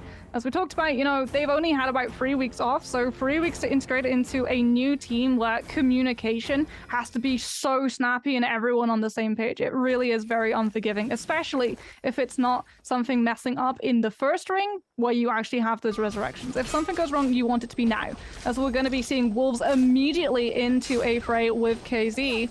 It is going to be both Yoto Fs coming through to try and divide up that space for these teams to be able to work around. But KZ with these spears are getting a little bit of a better half of that control, as they can still just find those hits into that Yoto blade. And it does look like Wolves, unfortunately not quite getting the better weaponry in that engagement, are going to go down very quickly. As now we're going to be hopping over to GBL, who are already down 1, soon to be 2. Dao Bao so low with those nunchucks, still able to get a couple of hits in, looking to maybe grab a couple of stun locks for the rest of their teammates, and will somehow be able to survive as Hang comes in absolutely clutch, and they're able to get the resurrection onto Han. Oh, looking for a cheeky bow. They do get a nice shot there onto Hang, though, from AOW, as Cuckoo chasing up, and now seeing if they've still got enough kind of juice in the tank here for GBL, as Hang is hanging back. They are looking to find themselves the opportunity. The bow's not going to quite hit, and Han once again losing a lot of HP. The Yoto F ability is going to come down. They're going to interrupt it. A quick ball of sand coming out, and AOW now starting to take away with Dabao. Comes in with a big stun here for the side of GBL to lock them down and maybe save the day, as Cuckoo is going to lose his life. Miski is making his way forward as well, and AOW also coming in. It's getting hairy as so many teams are coming in, because the Lions looking for their own stun, not going to be able to find it, and Lucky's health bar is just gone. He is down. Easy pickings there for Ike is he's going to pick up a second kill for himself as well. No, he won't. They will be able to teleport out there with the Wu Chen, but the fight's not done because Lion TT is joined here with the side of JDG. It is getting super messy right now. Everybody joining up, and oh, here it comes. We're not going to see someone getting flattened by it. One day, we'll see the water wheel flatten someone. It's going to be like final ring, and someone's going to activate that water wheel, and it's going to get so many kills. It will be hitting the double digits, but AOW might be hitting the single digits in a moment. Cuckoo already going to be out of this match. Ping Tao and Mikaza both falling extremely low. Viper stun comes on through. Spear to immediately follow up that damage, allowing Dao Bao to get the stun to connect onto multiple players, and then using that Dragon Slayer's Thrust to be able to close up that distance, so the Viper, even when the stun's lasting, can still get a couple taps of damage before they're free of that concussive. Really lovely play coming out from Dao Bao, as now we're going to be moving over to 17JL. NAD are going to be using a Moonbane Charm as well, so this allows them a lot more aggression. They can try and pin these players' movements down so that they're forced to either take a fight against this team or go into that Moonbane, and controlling that amount of space means that you don't really have to be concerned about the third party, and you can just go in super aggressively with the Katana, and it is going to be NAD able to get a lot of kills off of just having that threat on their side, as Alliance still alive. They were able to get that resurrection on to Lucky with the use of that TP, but 17JL are at a different little spot at the moment. Too extremely low, just trying to hide underneath these haystacks so that no one spots them out, but NAD, they're sensing that one of those squad members was missing. They've been able to pin down their position, and it is going to be a full house clearance for the side of NAD. I'm amazed they didn't even try to recover at all there. As EWG coming in. Viper stun not actually going to quite hit as FPX using their Yoto with the ultimate to try and grab himself a cheeky kill here. There we go. Almost finished up Sansi, but Sansi is able to hold for the moment. TXJ gets a great counter off, and it just goes for the full meter jump. Do get a cheeky counter in response, though, as FPX actually started to lose this fight a little bit here. Holding fast a little bit longer as Yiran almost goes down, and it feels like FPX have just been wiped here. Yeah, it's really cheeky going not just for one Nesla's Might, but for two. Like, normally when you have a trio, it's great because you can take full advantage of the window that Spear provides, the space that it's able to grab, and you have two of your teammates covering your back so no one's able to challenge when you're in a very vulnerable position. But when you're alone, you're able to get one of you like, great, okay, I got a lot of damage. You go for it a second time, and it's not going to work out well for you, as we're back with NAD at the moment. Alliance on the receiving end of this squad, as they are just going to be keeping themselves to themselves. JDG potentially going for a little bit of high ground control. They've been able to spot out GBL, but there's a lot more players very close to them, as GBL making sure to keep themselves a little bit behind natural cover, trying to just not give away their position, wanting to get a little bit of information before they start to move in for the pick. As Ventus, another one of those teams who burned very bright very early in Season 1 and then didn't really find themselves into those final circles a lot of the time, being a little bit more passive, a little bit more hesitant, just trying to keep themselves alive, knowing that that Transformer comp really flourishes, finds the picks, the rounds, and the point wins when you do hit that final circle, so you do have to survive until then, as JDG, lacking that Transformer comp, can now try to just pick apart these teams, knowing that the Monkey's going to be very vulnerable if they're able to alienate those fights out. So much cannon fire comes through from JDG, actually forces out the Wu Chen Soul Blade blocks just to make sure that the cannon fire is circumvented, allowing GBL to just try to make a little bit more distance between themselves. That was a really nice couple of shots coming out, but obviously just going to be denied thanks to the Wu Chen shields. As up on the high ground here, Ventus trying to land a couple of shots on to GD. They got the repeater crossbow, just shooting a whole bunch of shots down. Do actually hit onto TJ's, or TJ, sorry. Not actually going to pressure any more. Ventus going to be able to get away. I like to actually have a look at the overall scores just to see where we are on that front. Ventus right now have got 3 kills, so they're sitting quite comfortably. Remember, took that first game pretty dominating fashion. They were fairly quiet until that later circle as well, so it's always going to be good. But you can see the POV of Team WBG here, actually, on another stream on the twitch.tv/Naraka Blade Point Pro League. Meanwhile, We are going to see WBG potentially losing a fight on our screens. A huge amount of damage coming in from the Yoto. The cannons doing a whole lot of work as Sleepwalker able to find himself a cheeky kill to hold fast for his team. Jing goes to the counter, is able to just get the cheeky knockback, but can't get the full counter. WBG find themselves 1 kill, and they are going to get out as Bowder now hunting them down, wanting a bit of a return after a rough game 1. When Long's gonna get interrupted mid-air, but Jing's also been caught, and this should just be the end of WBG's Jing. He is down when Long finds the kill. I'm such a fan of using that Yodo ultimate to actually connect with that slash, knock the player to the ground, and then your other 2 teammates come in and use your charged attack. So if you have the katana, that's going to be your blink strike, and if you have like your dual blades, you're going to go for the pedal fall flurry, right? And it's able to just get so much chip damage that it just absolutely shreds their health, and they're on the ground. There's no way that they can really escape just coming back in and eating all of that damage straight up, as KZ had actually used a Moonbane charm in that little bit of an engagement. It's run out now though, so they are going to be a little bit more vulnerable. Anti-ult area going to be in full effect at the moment, making it a little bit harder for that Morris Blessing to be picked up, because you can't have something like a Temi or a Monk go for the transformation or just drop the Hurricane and use that eye to keep yourself safe and snag that loot really easily. And it is actually forcing a lot of these players to move very aggressively. FPX with another one of those flanks that we saw in the previous series too, just trying to zone out a couple of those players so that that cannon fire on the side can then be uncontested and getting a lot of damage in, since you're not constantly having to reposition and readjust. As it is going to be EWG looking to try and punish those players going for that Morris Blessing, still just swapping between the cannons, getting a little bit of the bow shots coming out as well. As we're heading towards that lull, we're heading towards either a lot of ultimates coming through as this Morris Blessing opens up, or a lot of cannon fire splash damage to punish these teams if they try and group up. But here's the first Viper stun. It is going to be Mauman, this time operating first instead of coming in last for that cleanup. And NAD immediately going to be taking full advantage of that one, using that Yoda ult, but they actually get stunned out of it early.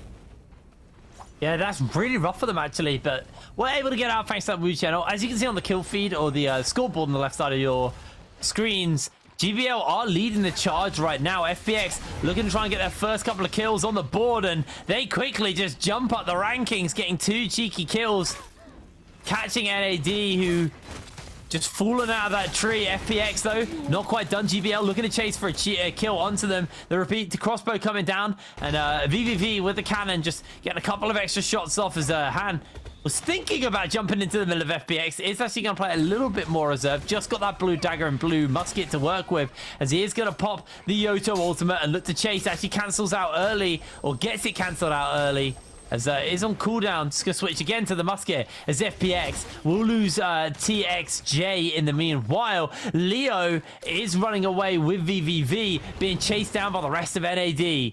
And it looks like GBL also on the chase of FPX, but FPX are going to be able to get away. Yeah, FPX as well, able to go for a little bit, not of a full reset, but definitely of a soft reset, so that they're going to be within position to help each other out if one of these players does get singled out. We do have 2 players currently in the tree. Leo has been spotted out. The repeater crossbow comes through, and then the grapple to interrupt that fall. But beautiful counter comes out. Benchu still, though, able to grab that greatsword back off the ground. Leo still going to be in danger. Soul Blades are going to be coming out just to try and keep a little bit of protection coming on through, but Benchu will be able to get that pick, and 17JL is going to claim another. As now FPX are going to find it a little bit harder to try to push in and get that can into their control, as surely they're going to be guarding it and making sure that the resurrection is not easy. But 17JL have been able to spot out a different squad. It's going to be Han from the side of GBL, who's taking a lot of damage, just trying to use a little bit of that dagger tech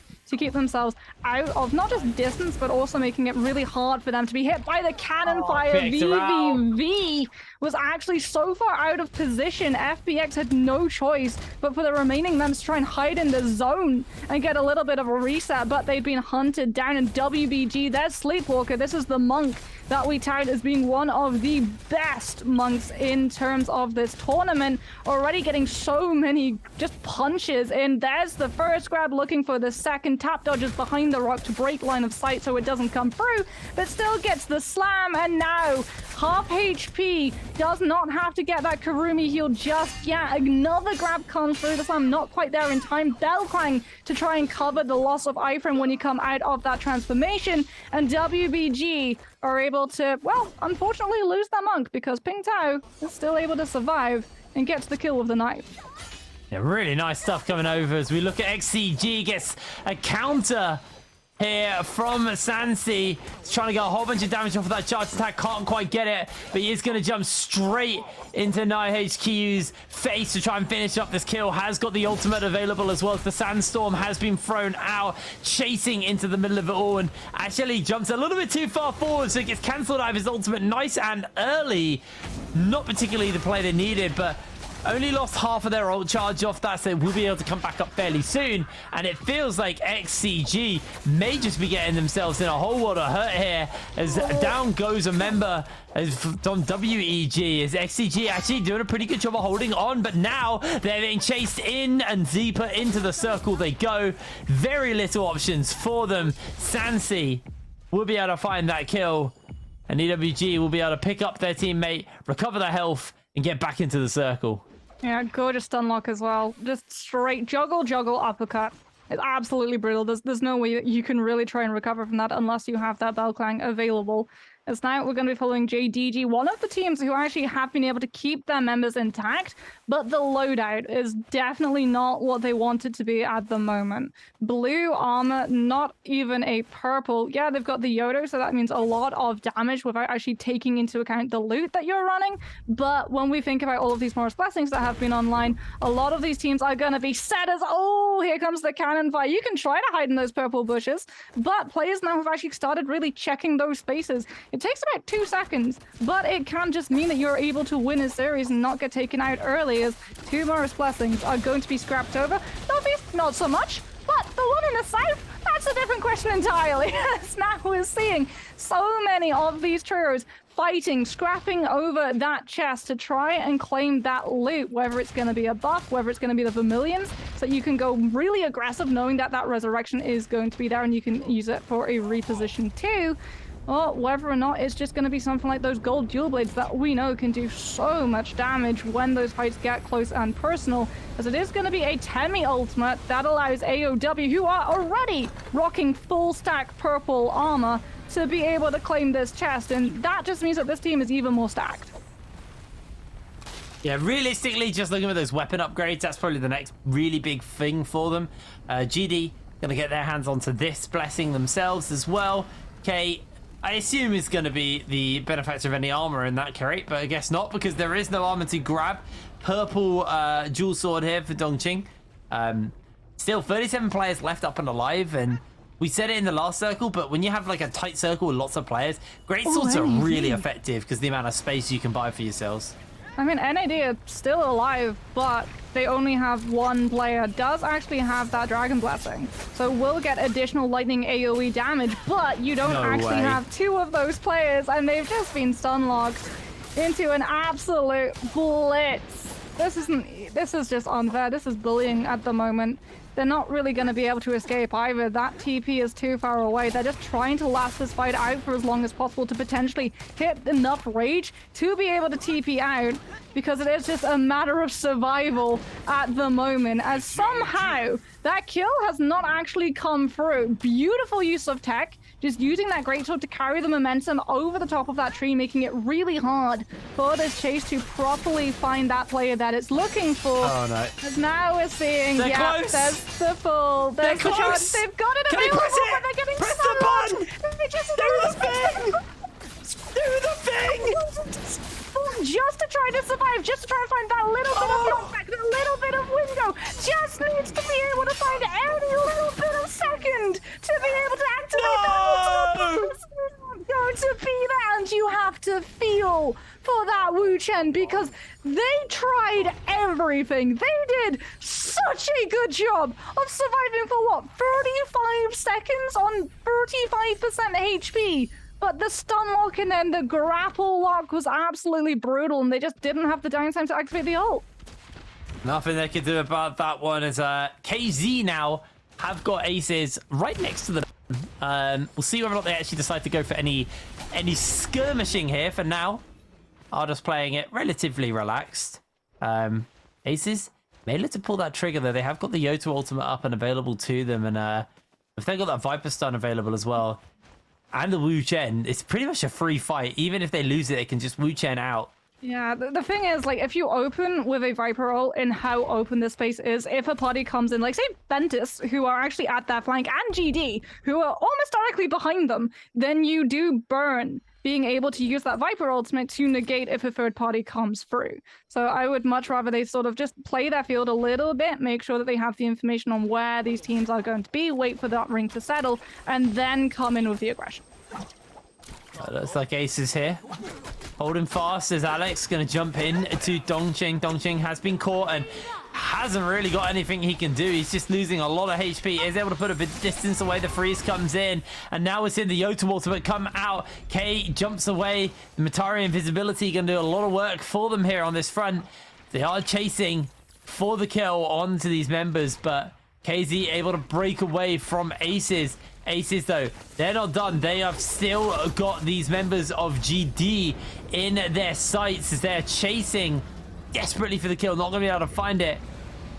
It looks like Aces just going to reset for now, recover their weapons. Oh, they're still looking. The recovery has come through. That little bit of a lull, that's all we got. And immediately, Aces just back into that fray. They've been able to lock down one. Pixel is going to go down. That's absolutely massive. Just got stuck in that building. And unfortunately was not able to make it to that windowsill to try and escape.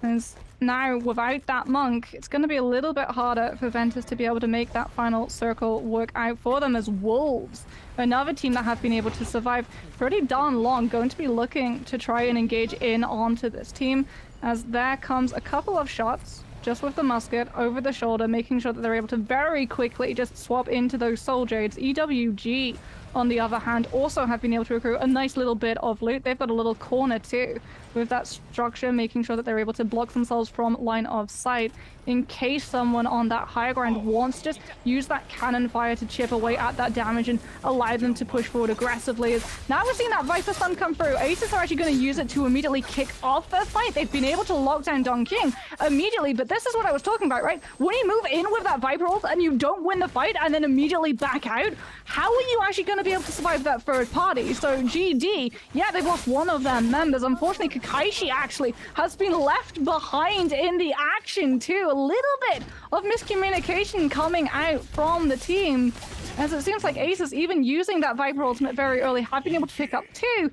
But here potentially comes the ramifications, because now they're going to have to build back into that ultimate, and they can potentially get Viper ulted when this fight starts anew, as JDG have been able to find Ace's position, just putting in a little bit of pressure, trying to bait them into potentially going for that check chase, looking for a little bit of maybe the blinders that we knew Ventus was suffering from in Season 1, as JDG have been able to entirely lock down GD's K, and they will be falling down very shortly after. But here is the adaptation that we're seeing from Ventus. Season 1, these guys would have chased them. They would have been like a dog after a squirrel. But Ventus, in this season today, they see the bait and they don't rise to it. And they're able to keep themselves safe and build back into those resources. I hate to be that guy, but you've cursed them. They are out. Oh no! I'm sorry, Moxie, your curse continues. Ventus is 0.5 points. I know you weren't wrong. You weren't wrong. They've been playing a lot more reserved, but you know, you decided to talk about them, so now they're out. Oh, I'm sorry, Venice. I feel like I owe you guys like 100 in the apology. GBL, on the other hand, leading the charge pretty effectively here right now. Got themselves 12 kills. WBG, FPX, and Ventus are all out. These are very scary teams taken out. You still have the likes of AOW and Bowder in the lobby though, and I think they're probably the two big people remaining to me, but are actually looking a little bit scary. Is looking like for now Bowder actually being hunted down. Maybe I'm about to curse them. Maybe I'm about to bless them. I guess we'll find out, as 101 TN was able to force out and just grab the items off that remaining member there. As just playing along the edge of the wall. 25 players left. Just over 6 minutes until the circle is fully closed up. Wolves also making it to a late game. Good for them. They're normally a team who do go out early. They're a team who are a victim of their own aggression at times.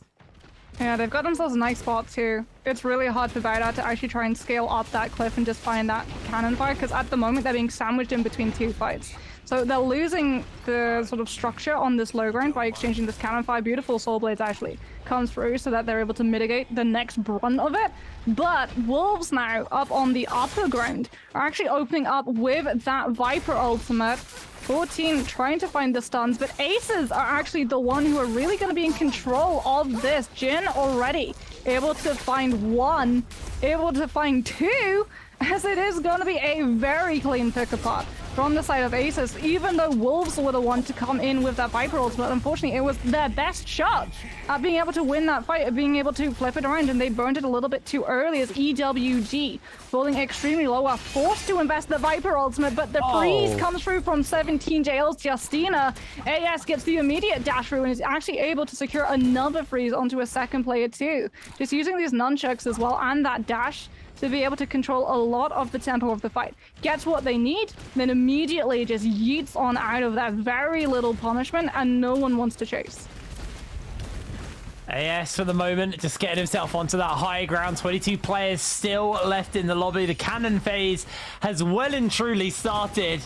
As you look over to this building, and this, if it was a real building, it would have been destroyed by now. The amount of cannonballs that have been shot onto it, but holding fast for the moment. Bowder is going to get himself into squirrel mode to chop the tree. Going to jump down and throw a couple of cannon shots as well from Wenlong here. Get himself back up to the top of that tree. And everyone's just slowly trying to chip away at each other.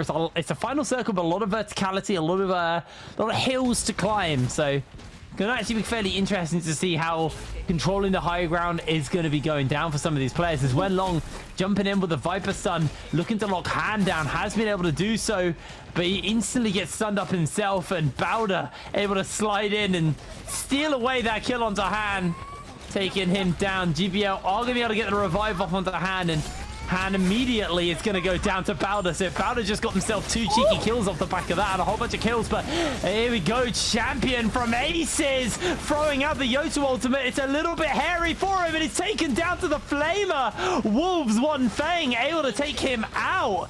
As people are starting to drop left, right, and center. Up the trees they go. Lucky jumping in with a Viper stun, looking to lock at least somebody in place. And Wolves are going to lose a player. Xiao goes down to Lucky and Ike. A really nice lockdown into a secured kill here as Champion, taking a couple of shots through the window from that cannon fire, was able to get the revive off. Yeah, beautiful Crescent Slam just straight into the cliff face so you can't even escape. Followed up by those nunchucks, as unfortunately though Alliance now try to go for this third party. They have been able to actually get that pick onto Hang. Lucky immediately swapping back to that cannon, just going for a little bit more chip damages. They get a little bit of damage done, secure that pick, go for the third party, and then just immediately once again reposition. GBL, this is a tough position for DAY2 to be in at the moment. It's just the one remaining member on the squad is going for at the moment just survivability, as Aces are definitely this team that you really need to look out for with the setup that they have.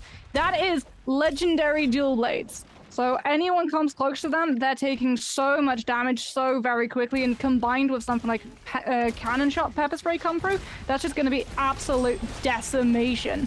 As 17JL are looking for the picks, Wolves once again opening up with that Viper stun, will be able to land it onto Alliance's mentality, goes for that bow spray, has to actually tap dodge into the ring to break line of sight so that that Viper stun does not catch Alliance out, as now we see Aces actually coming through. They're in the very middle of the Temiel at the moment, the eye of the hurricane, and it does mean that they can't really escape the fight, but they can still do a lot of damage to the players inside it, as Bowda 101 TN still alive, still with that Yoda ultimate, is going to be just using it to get a little bit of claim, but Lucky comes in with an absolute gigantic Viper ultimate. Will be able to connect onto so many of those members and secure high ground now for Alliance, as AOW are actually left scrapping on the low ground. The victor is then going to have to face Alliance, who are going to be so set in terms of getting this time to refresh all of their resources, as Wolves still hanging in there. One Fang just a little sliver of health, just dancing between all of those players. AOW going to be able to find a pick, but very quickly going to go down to Aces.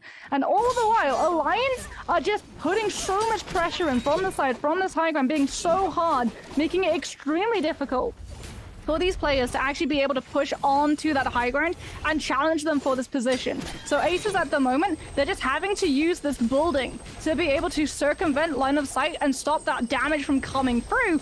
And it means actually that they've been able to get a lot of picks onto the players who were left on that low ground and also get the time to go for a reset of their own, as Wolves now gonna scale that tree and come into Alliance's faces, looking for a little bit of a sneaky drop down. But Alliance, they've still got the Viper, they've still got that high ground. They can look for that absolute nuke to land from on high into the low, as Aces are still really in control at the moment. That zone's starting to close in. It's going to get really hairy in a matter of moments. Alex has that purple armor. He's the lowest in terms of that team, but here's that Viper ultimate coming out from Lucky. Wuchen TP to be able to escape it, but it's right into Bauda. 101 Tian comes in with an absolute clutch Yodo. It's going to connect onto every single player below them, but Alliance still able to hang in there with a really sneaky refresh shield coming through from Ike, and Ike comes through. Alliance are able to survive until the end.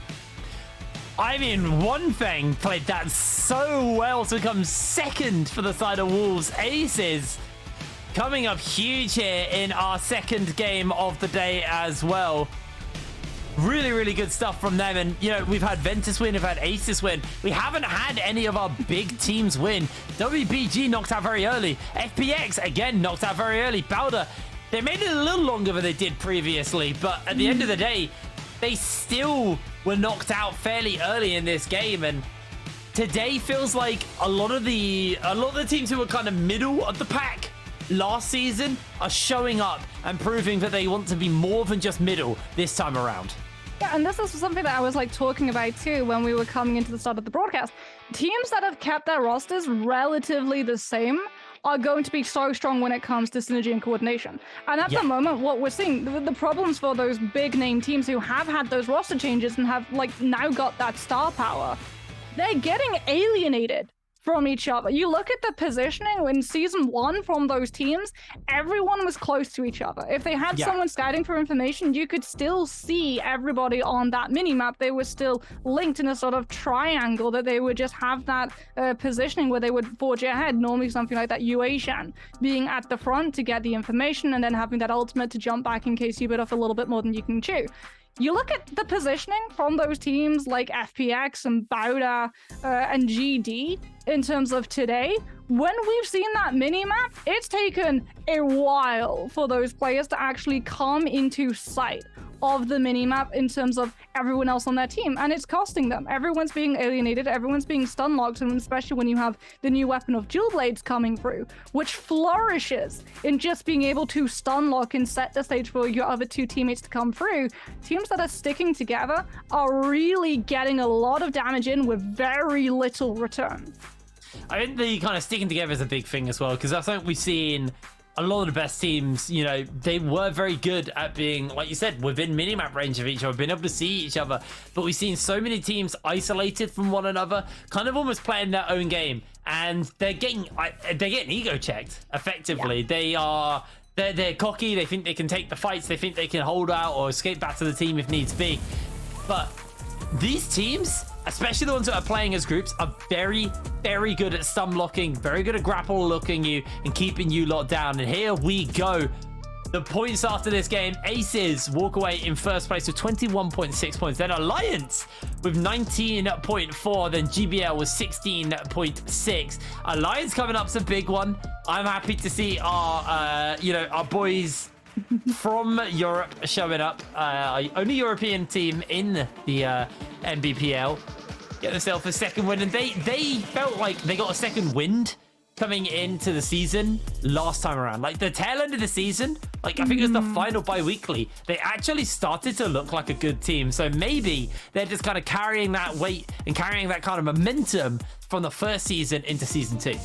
Yeah, honestly, they're a team that really is very strong in that final circle. So for Alliance, they're very coin flippy because if the coin lands heads and they don't make it to final circle, because of how passive they play, they don't get a lot of kills early or mid game. But if it lands tails and they're able to have the kid out, they're able to find that positioning in the final circle, that's when they're really going to have a lot of impact. They're very smart about how they play that. But we also have to talk about how Aces played that, because Aces were doing such a good job. We said that this is a team that had a lot of aggression, that they were really mechanically gifted, that we were seeing them use their utilities.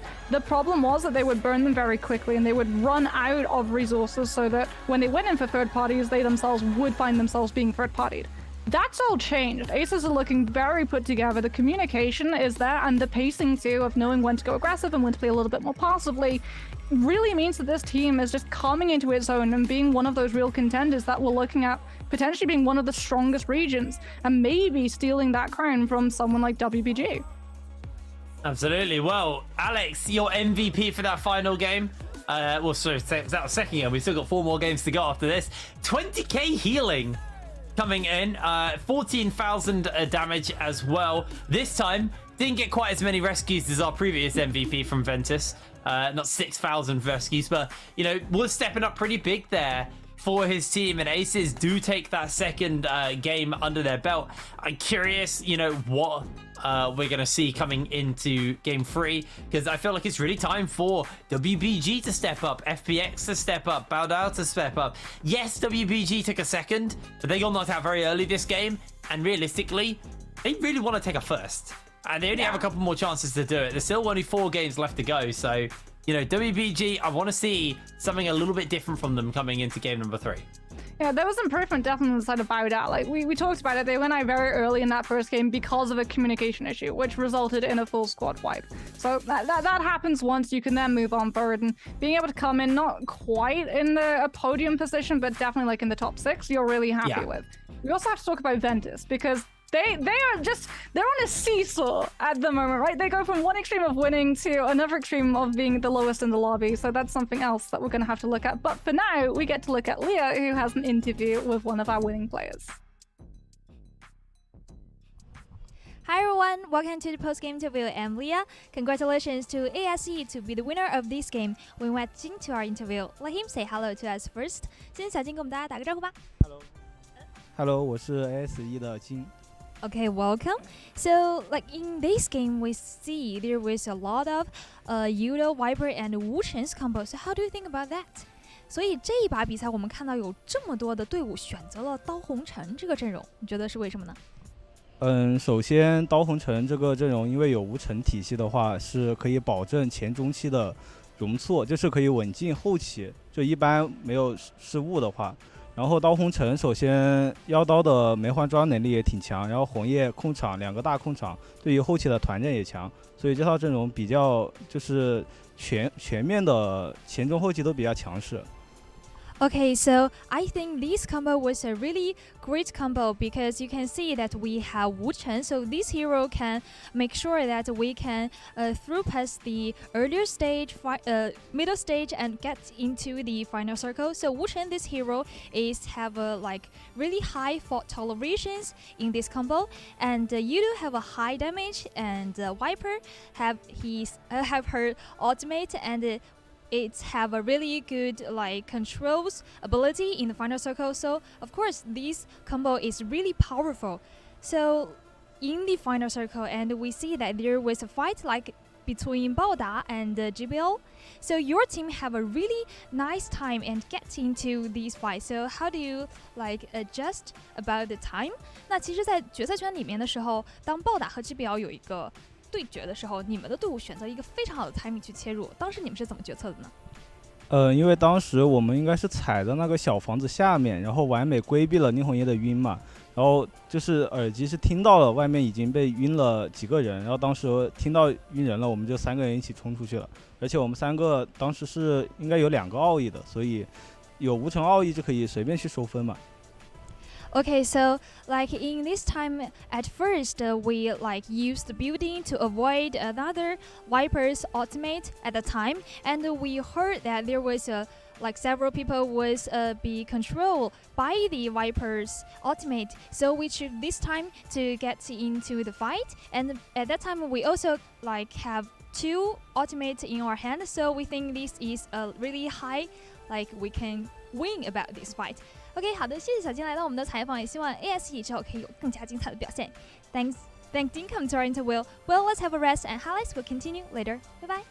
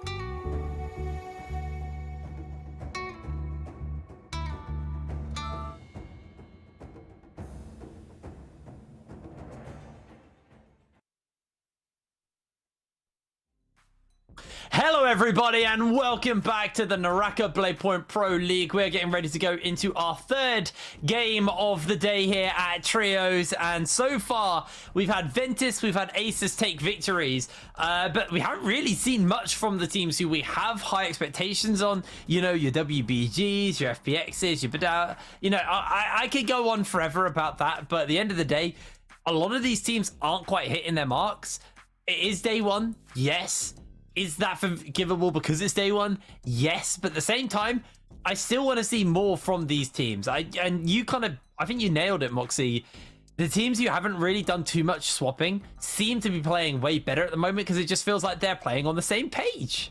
Yeah, they're playing together. Like that's the thing. They're playing on the same page. They're playing on the same minimap. That's the big difference, right? We talk about these comps, and it was actually really interesting as well, getting to listen to Jin and explain like why the Wu Chen and the Yodo are so strong together. Like the Wu Chen is really good for having that like mid game. So when the cannons come out, if you party up with that Wu-Chan, you can use the Soul Blade block to make sure that you're not taking needless amounts of damage. And then that Yodo can cover you for early game because you have obviously the amount of damage that the ultimate outputs as well as the zoning capabilities of the F ability. And then when you head into the last zone, everyone's clumped up really close together. So that Viper ultimate is going to hit multiple people, and you pair it up with a Yodo ultimate and you have that communication running perfectly. Viper stun comes through, Yodo gets to go up into the air, doesn't have to worry about being in that vulnerable state once that first slash comes through because everyone's stunned up, and you're able to do a whole bunch of damage if you play your cards right. Like, you have to play together, and especially if it's something like the Transformer comp, that then becomes even more important because there is a reason every single one of those heroes, when they get locked into that trio spot, they are there to support the monk. And I mean that literally and figuratively. They literally need to be in place with the monk when you go for the ultimate so that you can have the Yuetian physically cover the transformation collapse with the Terracotta Warrior transformation, as well as the Kurumi physically tethered to the monk or activating that AoE. And whenever we see these top tier teams who had picked up really good star players, and we were looking at the rosters before the series going, wow, they're absolutely stacked, they're going to do so well, that's going to be insane, this composition is absolutely filthy. They're suddenly just not playing together. So it's like one monk versus the world, and monk without those two support systems, they're called lifelines for a reason. You're very quickly gonna die because you have no one to cover you. You take the full brunt of damage. If you're playing with the weak spots too, you're taking 150% extra damage, and you don't have a Karimi to bail you out. Yeah, I completely agree. You know, it's been kind of really basic mistakes that are costing some of our top runners in today's game. So we'll see what's going to get changed. Obviously, it is a 6-game day. We are still keeping the hero point system from season 1 as well. So maybe we're going to see some shifts in what gets picked up towards the end of the day. Or maybe Sunday's just going to be where the madness strikes and we see like lots and lots of random heroes getting picked up. Either way, I'm going to be very excited to see, you know, what hero selection is going to look like, because it has mostly been those monks. And if I cast my mind back to season 1, towards the end we were starting to see new things. Yes, Wu Chen has carried over coming into season 2, but we were also seeing things like the Valda showing up, the Matari starting to show up. We haven't really seen too much of them. We did have a Matari in the last game. We have had a few Decadas show up. We haven't seen a single Valda yet in the trios. Maybe that's to come. I low-key hope so. I'd like to see it. We've also had Temi, and I mean that's something else that we have to talk about, right? Because Temi is really good at just using that ultimate and bagging the Morris Blessing for free. And whenever we see these teams and they're controlling or scrapping over that Morris Blessing, that Temi ult just comes through, blankets the entire space, and they don't have to worry about players on the sidelines with cannon fire trying to chip damage in so that they're able to just catch you on that exit after you've opened that chest, and then everything you've worked so hard very quickly goes into their hands instead. But with that Temi also becomes like you give up a position when it comes to, well, we're not going to have something like a Yodo, or we're not going to have a Viper, or we're not going to have a Transformer. So at some point, yeah, Temi's great for that Morris Blessing, but if you aren't constantly and consistently grabbing those Morris Blessings with that Temi, it becomes less of a reason to run the Temi. In fact, sometimes you'd be like, well, why would you not put someone else in who finds consistently more value? Because Temi can be great, but it's very niche. And while we've seen the Temi comps do really good in like mid-game because they're just able to use the loot that they pick up from that Morris Blessings to tide them over and have far more power over everyone else in the lobby because they're coming in with maybe gold weapons or purple armor against blue, perhaps. So they're obviously going to win those engagements and secure a lot of space. But when it peters into that final circle, that's when the Temi starts to fall off. Oh, here we go. We're getting ready to go into game number 3. I love this studio so much. It's so cool. Absolutely gorgeous. Maybe we're going to get to see a couple of new faces, some different heroes getting locked on in, but I very much doubt it. It is day one back for season 2 of Trios. I don't think this is when we're going to see teams start to step out of their comfort zones. They've only had about 3 weeks difference between season 1 and season 2. That's not enough time to realistically being able to run a sort of off-meta composition that's maybe going to throw a curveball into the comps that are getting run out. So I would much rather see all of these teams sort of use this as a petri dish, right? Experiment. See how all of these teams are faring, whether or not those pickups are working out, whether or not you can expose a little bit of vulnerableness when it comes to coordination. Also, there's a lot of strength in the lobby right now, so I think there's also just that as an element that the players are paying respect towards. They recognize, you know, you've got some pretty stacked names in this lobby, so maybe this isn't the group to be experimenting in. Yeah. There are other games to play, there are other groups to play before you get there, and maybe then you have, you know, some sort of flexibility. But I guess like we've not got Group A right now. Group A have GG, they have J Team. You know, we have so many teams over in that group that also look very strong. So when are you going to get that experimentation in?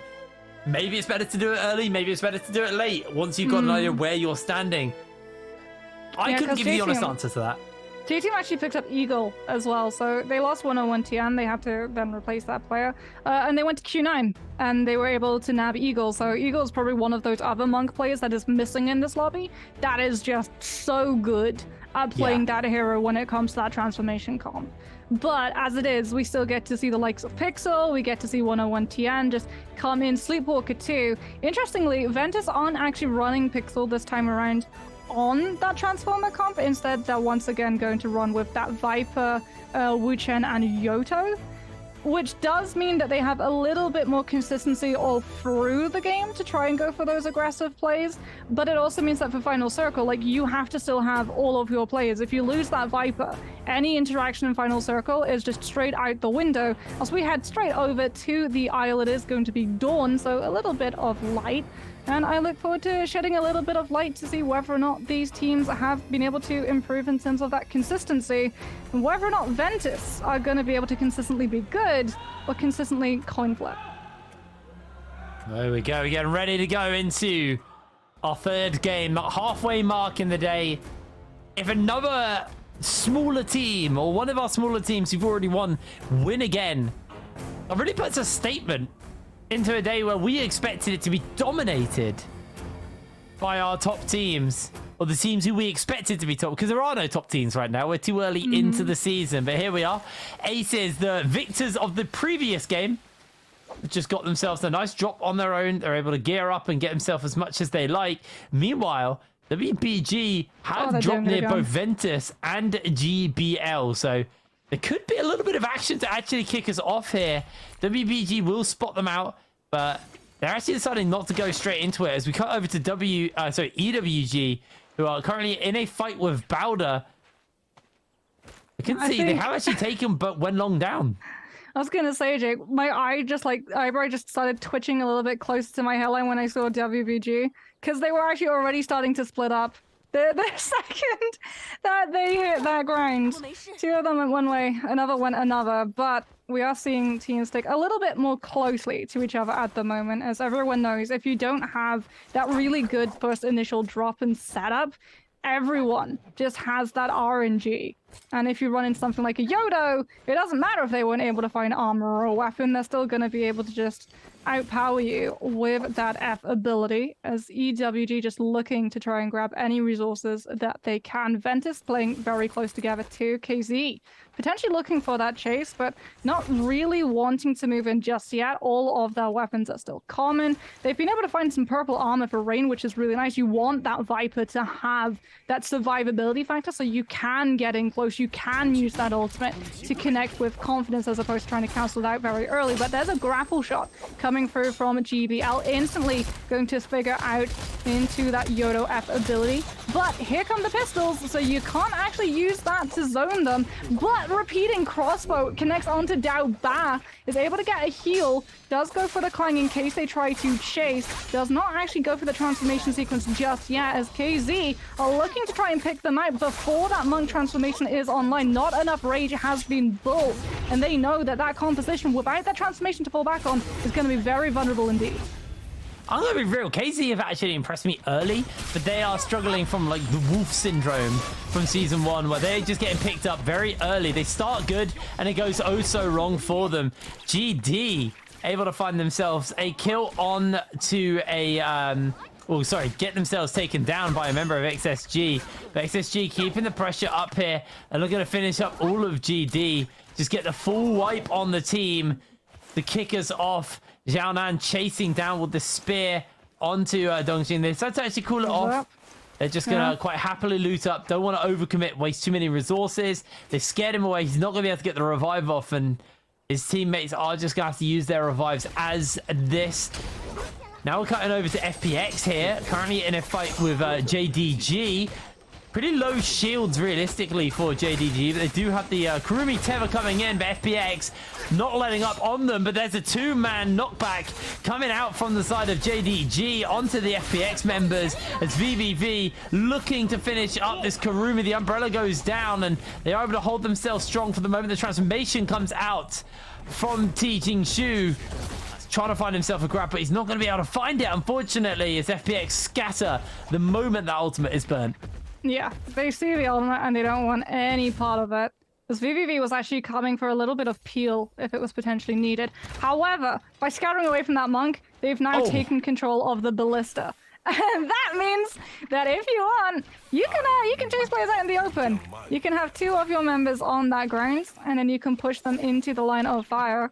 But once again, FPX a little bit spread away. V's a little bit further away from the rest of the team, and when you're having that Viper spread apart, it can be potentially very dangerous, especially if that transformation comes through, because the Viper can't immediately cancel it out, and you're going to take a lot of opening damage from that warrior. As there's the ultimate coming from VVV. No one on the side of FPX goes down, and they're actually able to use it to take out JDG's one of their members. But here comes the third party, and they don't have a Viper ultimate to fall back onto. XCG are seeing an opening, and it is going to force FPX into using that Yoto ultimate just to try and put out a lot of damage that no one else in the surrounding area wants to try and take a fight with this squad. As Wuchen TP is going to come through, FPX still looking for where they could potentially have gone to. But because they don't really know that terrain, they've put a lot of sound as well of giving that position away. It's going to be pretty wise that they don't actually choose to chase. Yeah, they are just going to play a little bit more reserved on that side as JDG do spring the trap onto XSG, looking to try and get a little bit of damage off, as you can see has been a bit of a player swap coming in. Kopi joining up onto the team here. Not going to get the damage though, and they are just going to send them back in. No, meanwhile, WBG Sleepwalker might just go down in monk form. He's out. He is so done. And WBG, the current champions, are having a rough start to the season. Yeah, it's the same thing. It feels like communication issues, right? They swapped out their monk player. Sleepwalker comes on through, and like they're a very aggressive team. And you can actually see, and it's the true tragedy. The Kurumi ultimate comes through literally a millisecond after the monk goes down. Like, it's just that communication, and also, like, not knowing when you want to push your luck, right? Wanting to get as much from the transformation and still being able to layer over that Kurumi AoE. So even when that transformation comes through, you still have a little bit of extra healing, but you might need a little bit of extra life if V's is going to be able to get that, like, beautiful Viper stun comes on through onto JDG, and they are able to get that knockdown, isolate Jingshu away from the team. As now, JDG lacking one of their players, lacking that monk. It's going to find it extremely hard to have that kill potential from a Transformer comp when you don't actually have the Transformer at the helm, as NAD are going to try and just use a little bit of cannon fire coming on through. But EWG, with an activation of that Moonsbane's Breath, are going to potentially try and look for a couple of more confident pushes. But NAD, not going into the Bane's Breath, actually hugging just the outside ring of it, will still be able to find a knock onto one of the team squad. Yeah, here, actually, NAD keeping the pressure up as well. The Bane's Breath causing a real problem for someone. I'm not actually sure whose Bane's Breath it is, but I think it's EWG's. Yeah, it was EWG's. They are going to use it as a zone to try and get the revive off. But NAD doing their best to interrupt them on the revive. It's so close to coming down. The Bane's Breath only got 20 seconds left. They do get a cheeky kickoff, but a great interrupt with the bell to make sure that they're not going to get picked up. And they're desperately trying to get this revive through, but they can't quite find it. Again, another counter comes in. Mawam actually going very, very low, eating all of the damage from the nunchucks, but the transformation's there. They just ping out with the Wu Chen ult, and now they can get the revive off. EWG, that should not have happened, let's be honest. NAD, though, able to find that pick even through the activation of the Moonsbane, just taking advantage of the window that occurs when you activate the charm, and then when the lightning actually comes down onto the ground, is we're actually going to get a different activation now. Anti-ult area comes through. Morris Blessing is about to trigger as well, so you can see Wolves just wanting to control that space. GD gonna be waiting in the wings for potentially all of these squads to exhaust their resources, and then you come in swinging with that greatsword to connect onto all of those players in that close space who are just scrapping over that chest. That's gonna be a lot of burst damage potential, as transformation is going to be coming out from Alliance, activated away from that fight, so that you can just look on the outskirts for those grabs to potentially punish those players if they do try and go for the Morris Blessing and contest this Monk. KZ actually on the rooftops look like they want to! Blood! Rain's not able to escape out of line of sight fast enough. Tap touch comes through onto the other player from KZ. Blood! The slam into the rest of the team has occurred. And that Monk transformation, it runs out, but they have been able to control a lot of how KZ can actually try and contest. And now we get the all-out scrap coming through from Alliance. Just immediately pushing through. They were able to pick up that Morris Blessing off of the zoning capabilities of that Transformer, and they've been able to bag a Vermilion's Might for their Blessing. And they got, yeah, they're so comfortable with that as well. There's so many players around. This is the perfect time to use that Verb Might, because you don't lose anything. You just go down, and it doesn't matter. Consequence free. It's also a free rotation as well. So they are going to try and punish as hard as possible. KZ will be taken down and taken out of the lobby in its entirety here, as XCG coming in for punish. An amazing amount of damage coming out from this Yoto. The slashes are absolutely obliterating the health bars. XCG are coming up huge, but now he's being locked by all of the stuns coming in, and there is nothing he can do. The stuns coming in from the Viper as well to try and lock everybody in place. A long slash comes in with that charged longsword. It is going to do a fair amount of damage. His mentality trying to find the Terracotta Warrior slams down. It is getting hairy here, but Alliance, even with the Bird's Might under no threat, just able to pick up so much for themselves. 17JL desperately trying to piece together their first kill of the game, but unable to do so, as Mentality now on the roofs here versus AS, trying to find the counter, but he's being countered in return. Finds himself a quick pick up and a return back into the action, as now AS has to just try and get away from Ike here, who's trying to find the counters off, but he can't quite get them in time, and it is getting so hairy in the courtyard. Benju about to lose his transformation and all of his health, as Ike goes for his own transformation in the middle of the courtyard. Can't get up the hill though, and I think that might just be all she wrote in this fight. Yeah, 17JL, honestly, they can't contest that, because they'd use that transform from the Terracotta Warrior first. And it means that AS, even though you've got the transformation there for the Tien, you can't use it because you don't have the Uation ultimate to cover you, nor do you have the Karumi AoE heal to cover you when you go for it. And Alliance, they know this. They know that that Transformer comp is lacking the tools that it needs for the wheels to be online, and they are chasing. They've been able to lock down the Uation. Benko so low, will go down. It wasn't to the cannon fire, but it was beautiful trying to finish up from Ike. It is actually going to be from those dual blades. And now 17JL, AS is just going to have to play for survivability. You don't have the Karumi, you don't have the Uation, and you didn't even have the Vermilion Bird's Might. So it's not like those two players are going to be coming back online with a new reposition. No, it's just your Monk. Absolutely. Really, really big there.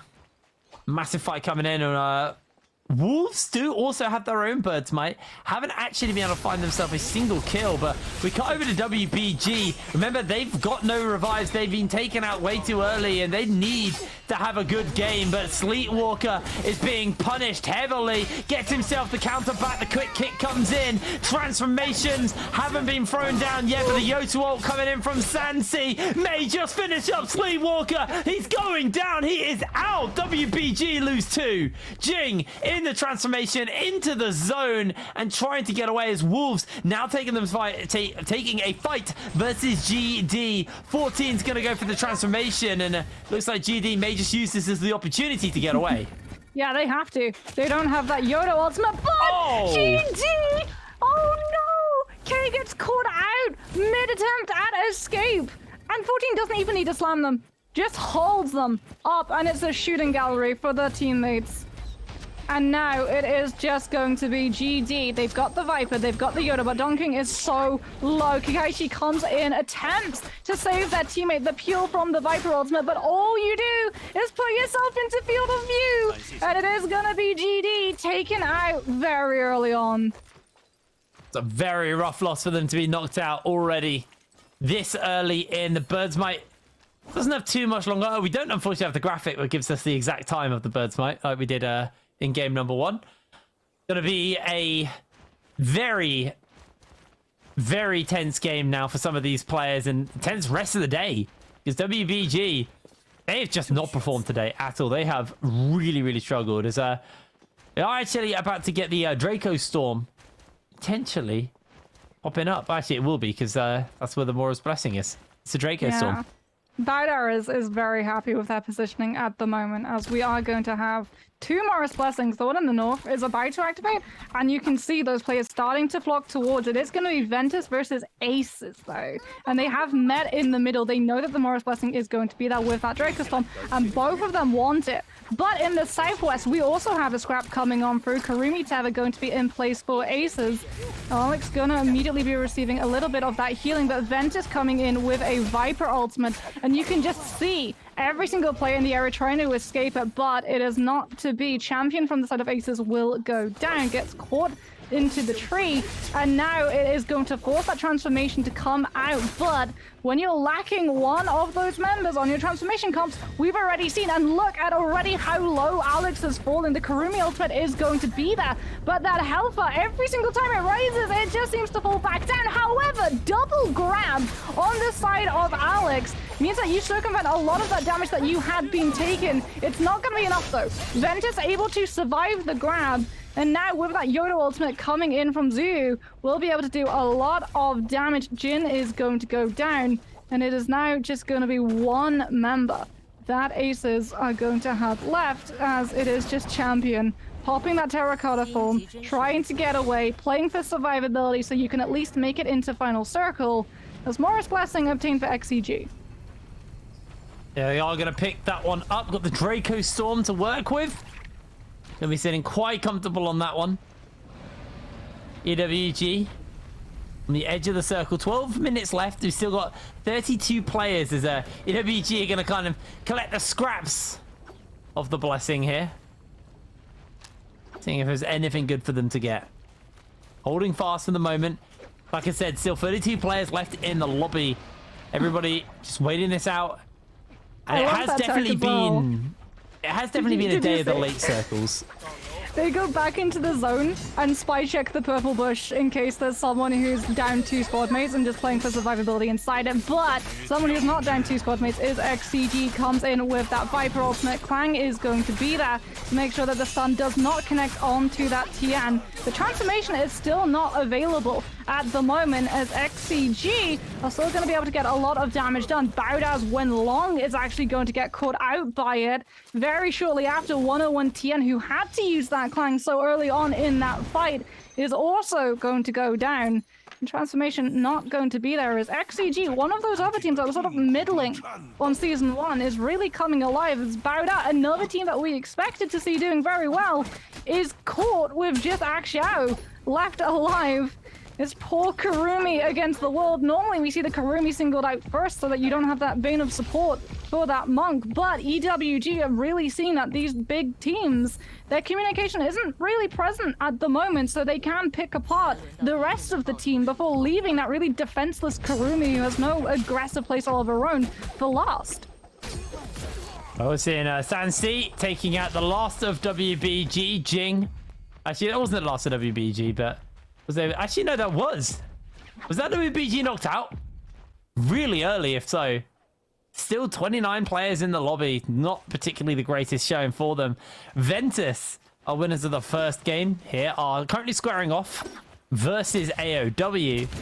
We'll see whether or not there's going to be some kind of a fight. They head into the no-ult zone. Don't want to be dealing with any transformations or any of that nonsense right now. It's GBL also quite happily in here. The cannon just coming down. And actually, Ping Tao wants to just jump straight in onto Dabao. See if he can get the damage off the cannon shots. Doing a little bit of chip damage. He's going to recover his shields while the rest of his team join into the fight. Dabao going very, very low. Pinned against the wall. But the knockback does come in. And Dabao's going to be able to hold on for just a little bit longer. But still, Ping Tao sticking in with the counter. Takes him down with a kick as well. Finishing him off.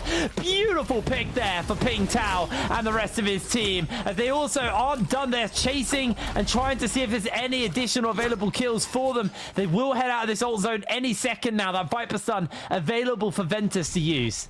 Yeah, and you can use that Viper Stun to spiral into the full meter dump as well with those nunchucks. But Ventus gonna be holding on. Just holding on to this high ground too, making really teams come to them so that Ventus at least have a little bit of an advantage in terms of opening poke pressure.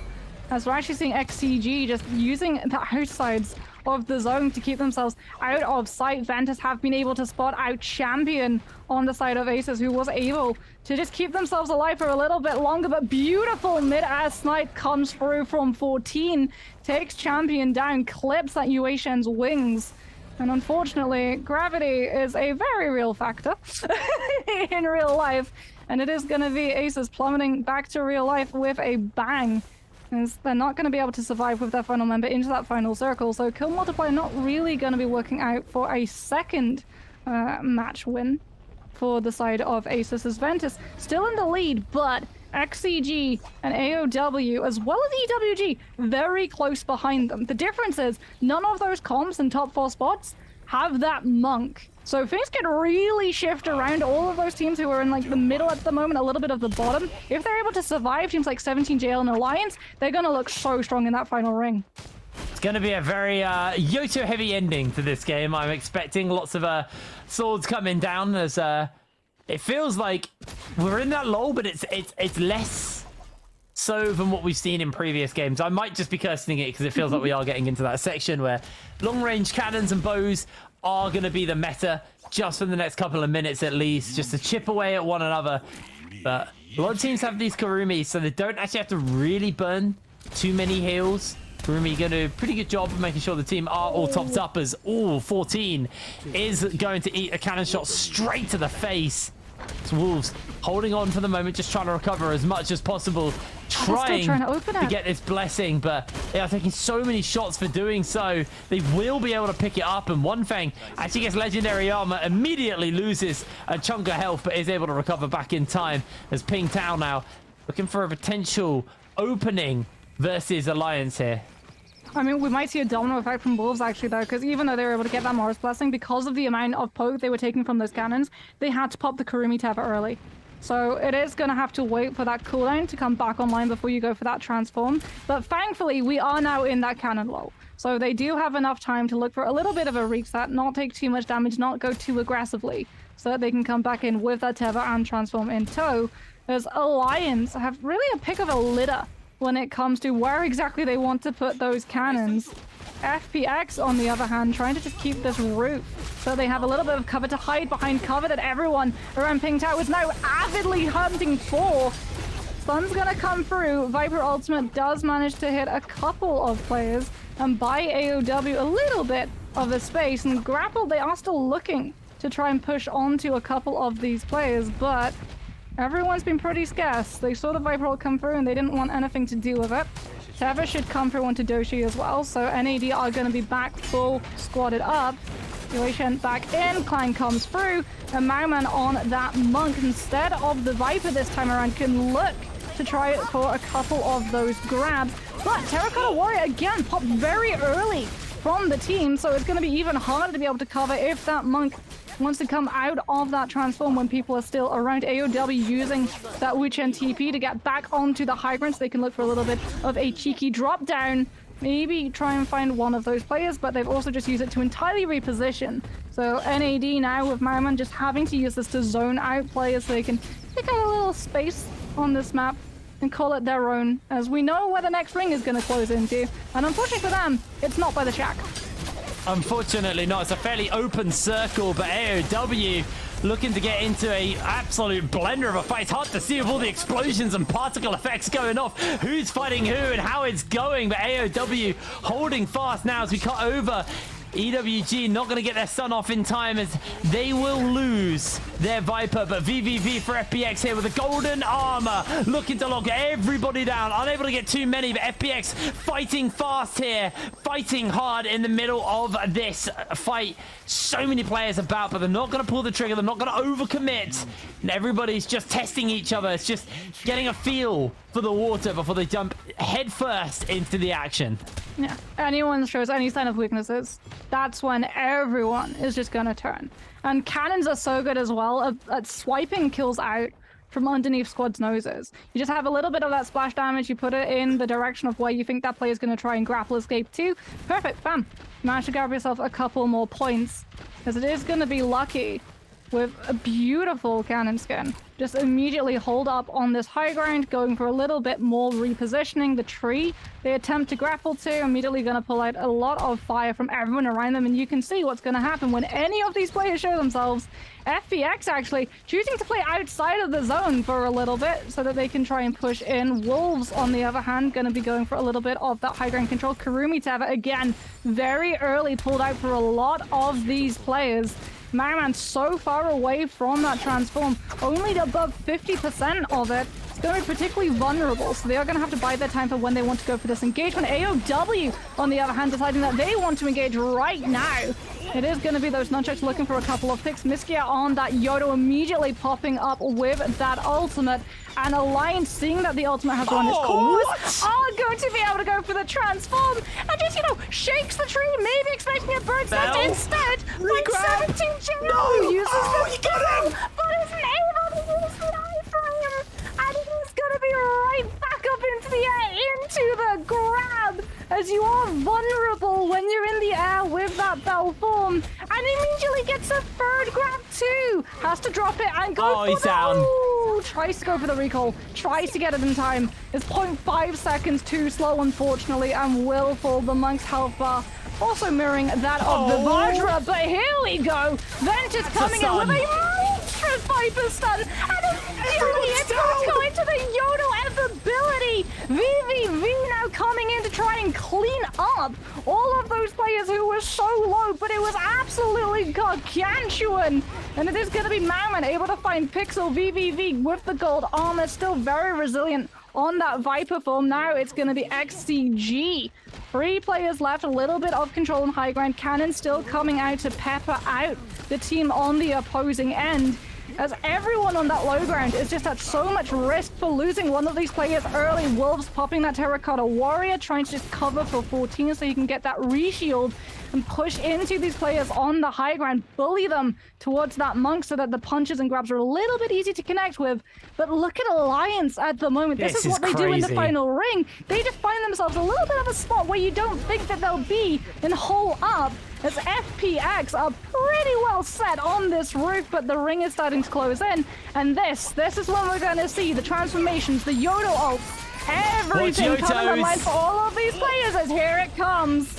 TXJ's popped the ultimate, getting himself one already, dodging away on the grab just about, as Wolves 14 is looking for them, gets himself the double slam, takes down Alliance Yike, gets another grab, looking for that second, unable to quite connect it, but will still find the slam. And XCG looking to lose another member, but it's taken away, it's sniped away by a member of FPX, who actually secures the kill. 14's health bar going low, but the tether from One Fang doing so much work. Another Yotuo comes down, 14's health health bar's going down unbelievably low. TXJ here on the Yoto, looking to tidy up as many people as possible with a huge ultimate. The Viper stun from VVV will lock everybody in the lobby down, locking them in place, and this is a perfect time to punish Mawam on his monk. They're trying to deal with him, but the healing is coming in and is keeping him alive for just a little bit longer, but he's going unbelievably low. We do see FPX Leo get grabbed and slammed and taken down. Mawam able to take him out as FPX will lose a member. NAD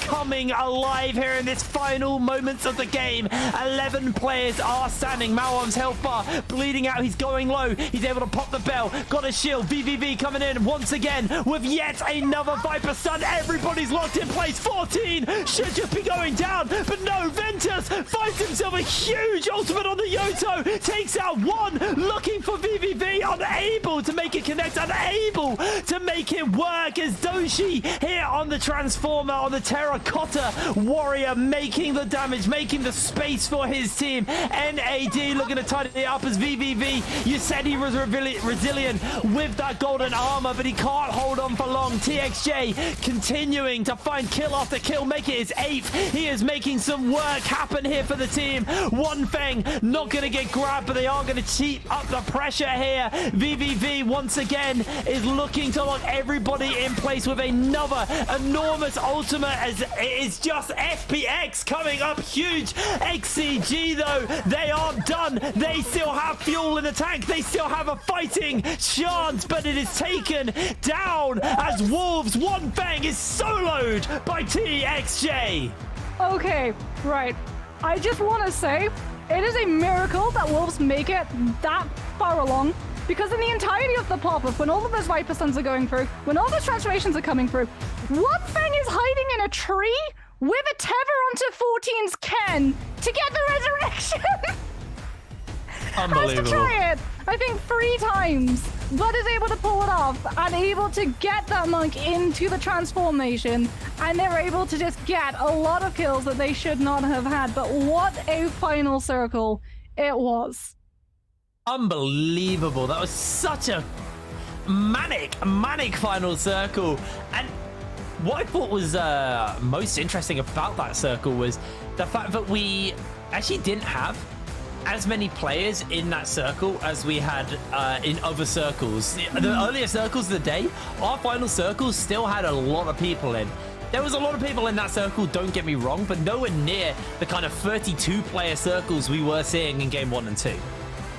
Yeah, and I mean, like, the big difference was that when we were seeing, like, the big teams and the teams that we had, like, really high expectations for, when we looked at that positioning, they were playing a lot closer together. And it meant that they were really able to just steamroll and have that momentum that we knew that they could have. Because if you're going 1 versus 3, maybe you not like 1 kill, maybe you take away one of those players on the squads. But with the amount of Karumis and Wu Chens that are running around the meta at the moment, getting 1 kill and not getting that full squad removal confirmation just means that it's going to be very temporary. So when you're actually pushing forward and able to take out the Wu Chen, able to take out that Karumi and get the full wipe, it does mean that when we hit final circle, there's a little bit more space for all of those players to play around with. And it means that when we were seeing things like that Viper come through, everyone was really clustering around in the mid part of the map rather than around the outer rings of the map, because they were taking less cannon fire poke. So they felt like they had a little bit more confidence to go for the open fights. And that means that we got to see massive Viper ultimates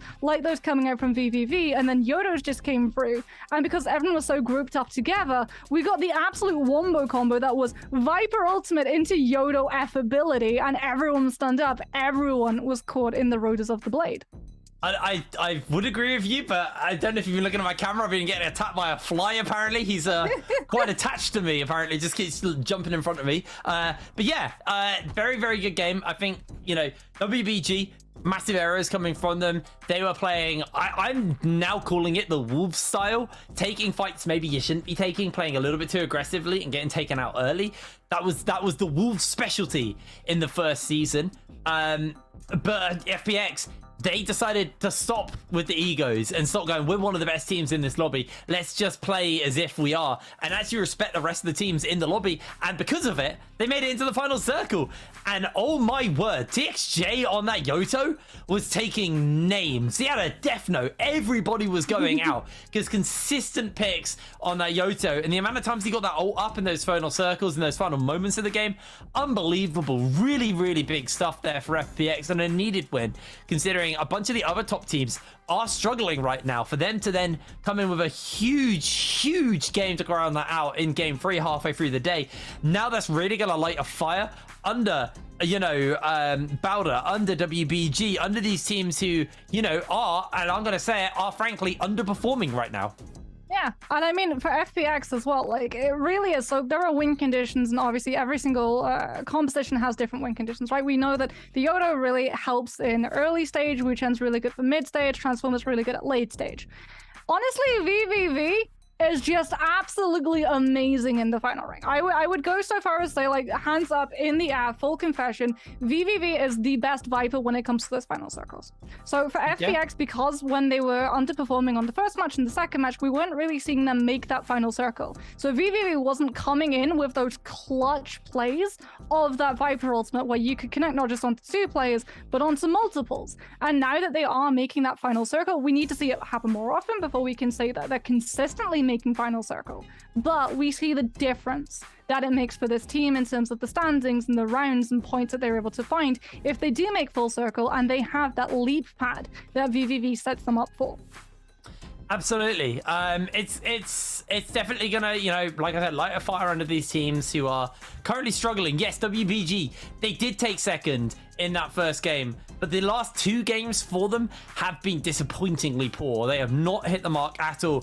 Bowder, I don't know what's going on with them. We had really high expectations looking at this version of the roster coming into season 2, and they just seem to have lost that spark right now, being completely separated from one another, getting picked off, losing out fights early, losing the game early, just getting knocked out way too early, costing them heavily. And we are seeing, you know, consistency from the teams who were at the bottom and the middle last season. So they're the guys that, you know, I'm very excited to see play a little bit later on in the day and to see if, or actually, sorry, I'm just, you know, my eye is on them going into the future weeks. Is this just a day 1 upset? Are they just maybe feeling a little bit more comfortable with the top teams on day 1? Or is this maybe the winds of change? Are we going to see some different stuffs coming, some different kind of teams start to lead the charge here? But we have the replays from the end of this game. It was just crazy. Yeah, just keep your eye out on this Ken too. And you'll see the Teva just linking from the ground onto the tree at certain parts of this fight where one thing is just hidden. But it was just an absolute massive Yoto ultimate coming on through from FPX, getting once again to really play off of the fact that they survive into that final ring. There isn't really space for you to be able to dodge. You're either tap dodging the Yoto strikes into the rest of the team, or you're tap dodging the rest of the team into the Yoto strikes. And that's where we see that Yoto really come in strong. That's why in last season, it felt like every single time that we had a solo game or a trio game, final circle came down to, do you have a Yoto alive? Congratulations, you win. Oh, well, that's an FPX win if ever I've seen one. 30 points to FPX. XCG, another team who, you know, we haven't really talked about too much, but they were a dominating team during the end of last season as well, getting themselves 21 points there. Wolves with 15.8 and just 0.8 points behind them at 15. Ventus. I'm keeping my eyes on Ventus. You've got my attention now. Yeah, like, they're a very coin flippy team, I will say that. Like, we've seen them take 1st place, we've seen them now take 4th place, we've also seen them claim bottom. One thing that we can say that isn't coin flippy at the moment, because we said, like, if it happens once, okay, it's a little bit of a blip. If it happens twice, it's unfortunate. It takes some time to sort of incorporate players into your team, but Bowda being second to last, that's a painful one. There you go, your MVP is going to be TXJ. Who else would it be? 28,000 damage, 11 kills. That is, I think, over 10k more damage. That's like 12k more damage than our previous MVPs. Yeah, and you can see as well, like, 0 rescues. Every Yoto player is like, I don't need a rescue. I just go bird. That's what I bring. Utility to the team? Oh no, I don't have team utility. I just kill things. Well, they have the F, I guess, but They do have the F, and sometimes we do see like really nice synergy too from like Yodo's popping ultimates too to make sure that they bail their team out and zone out a couple of players. And you can tell that it's like zoning ults too, because they don't go for the full 3 slashes. They would go for like the first slash as a, oh hey, we're around in the area, you don't really want to push onto my teammate, and then they cancel out immediately. I swear Yoto is the most W key champion in the game. It's literally like, we just go fight now. Constantly pressing it. They were set up for success as well. VVV, like you hit on it after the game ended. Like that Viper is just so crisp. And this is what we've seen all last season. VVV was the kind of Viper, the Viper extraordinaire for FPX, and able to really decide these final circles. And if FPX do get into final circles, other teams need to be scared. If they get knocked out early, then the final circle could be anyone's for the taking. But FPX in that final circle, especially if VVV's on Viper, always someone you need to watch out for. It's something that we saw all last season long as well. Very, very scary stuff. Anyway, I think it's time for us to throw over to Leah and FPX for an interview to break down their game number 3.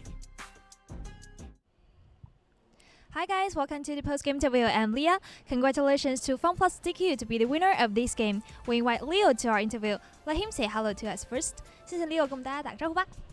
大家好，我是 FunPlus 的 Leo。 Okay, welcome. So, like, the first question is, after 3 games, and we can see that, like, most of the team choose the double transformers or the Yudo Viper and the Wu Chen's combo. So, how do you think about that? 那其实3把游戏下来，我们也看到了，大部分的队伍都是选择了这个刀红尘或者是双变。哎，对此你怎么看呢？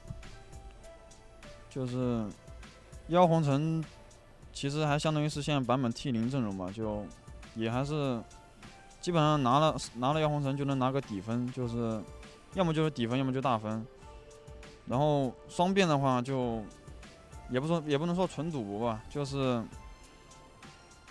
反正就双变一般都是要么就0分，要么就30分这种差不多。 Okay, so I think these two like combo is like kind of classical combo, and you can see that.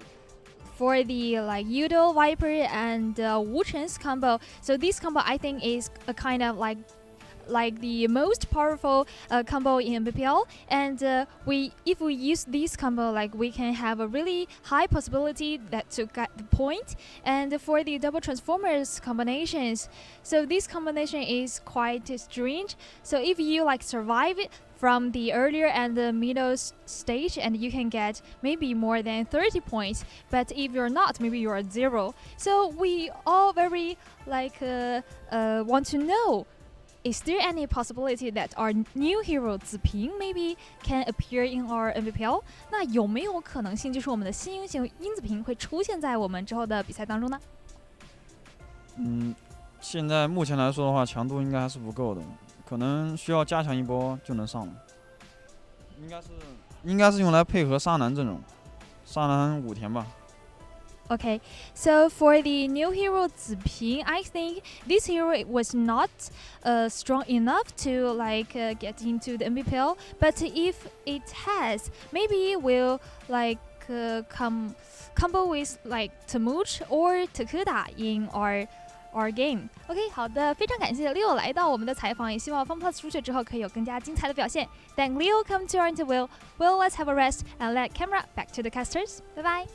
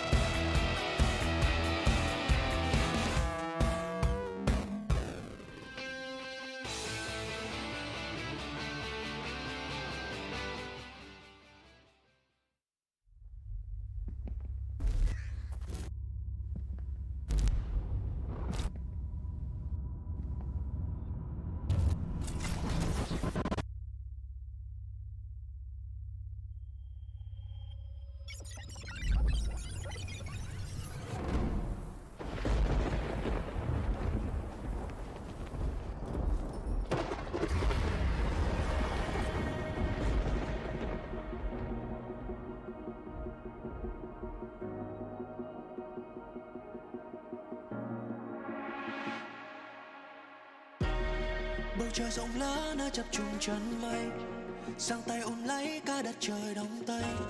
Trong tim là quyết tâm chẳng thể lung lay. Let the game begin, this a moment. Như vì tình tú giữa thiên hà bao la, cần một thời khắc để huy hoàng vang xa. Ngài vương xưng bá ta hát vang câu ca. Now sharpen your place far beyond. This is a battle of the gods. It's time to unchain your destiny. It's now or never, you better believe. For all the glory. 102, 102 à. Vượt qua trăng ngàn trong gai lại. Lời anh em gần bên tai à. 102, 102 à. Vượt qua trăng ngàn trong gai lại. Ghi dấu muôn đời không phai và quét sạch cái con đường. Oh like a hurricane. Yeah. Sân huynh sau đôi vai, anh không ngại combat. Đao kiếm hay là thương, ngàn mãnh thú tầm thường. Nơi lòng tranh hổ đấu, chiến thắng là vinh quang. Anh ta cũng nung nấu, để sách sẽ sang trang. Thiên ngưỡng lướt đi qua bao gian nan, gươm ta vung ra trên đôi không gian. Enemy đã xông lên thành đoàn, ám ăn cuộc chơi. Yeah, let's get it. You wanna win it, just come and get it. Now sharpen your place far beyond. This is a battle of the gods. It's time to unchain your destiny. It's now or never, you better believe. For all the glory. 102, 102 à. Vượt qua trăng ngàn trong gai lại. Lời anh em gần bên tai à. 102, 102 à. Vượt qua trăng ngàn trong gai lại. Vì dẫu muôn đời không phai mà quét sạch cái con đường. Oh like a hurricane. Hurry, hurry, hurricane. Hurry, hurry, hurricane. Hurry, hurry, hurricane. Hurry, hurry, hurricane. This is a battle of the gods. It's time to unchain your destiny. It's now or never, you better believe. For all the glory.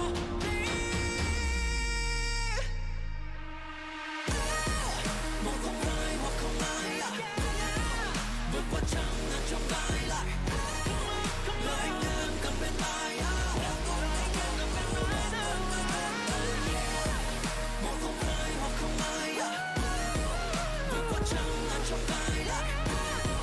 Vì dẫu muôn đời không phai mà quét sạch cái con đường. Oh like a hurricane. Hurry, hurry, hurricane. Hurry, hurry, hurricane.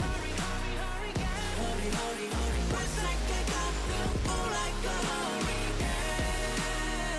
Hurry, hurry, hurricane. Hurry, hurry, hurricane. Hurry, hurry, hurry. Quét sạch cái con đường. Oh like a hurricane.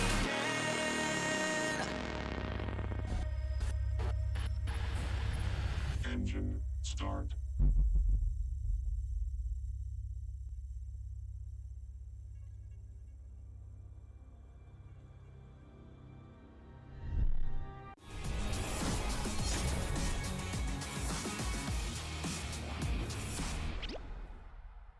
WBG's double Transformers comp with lousy quality equipment and heroes with insufficient rage suddenly encounters YZG's Viper, Wushin, and Yorihime's comp. WBG Sleepwalker, who first had ult, used Titan's Call, but was surrounded by enemies and instantly defeated.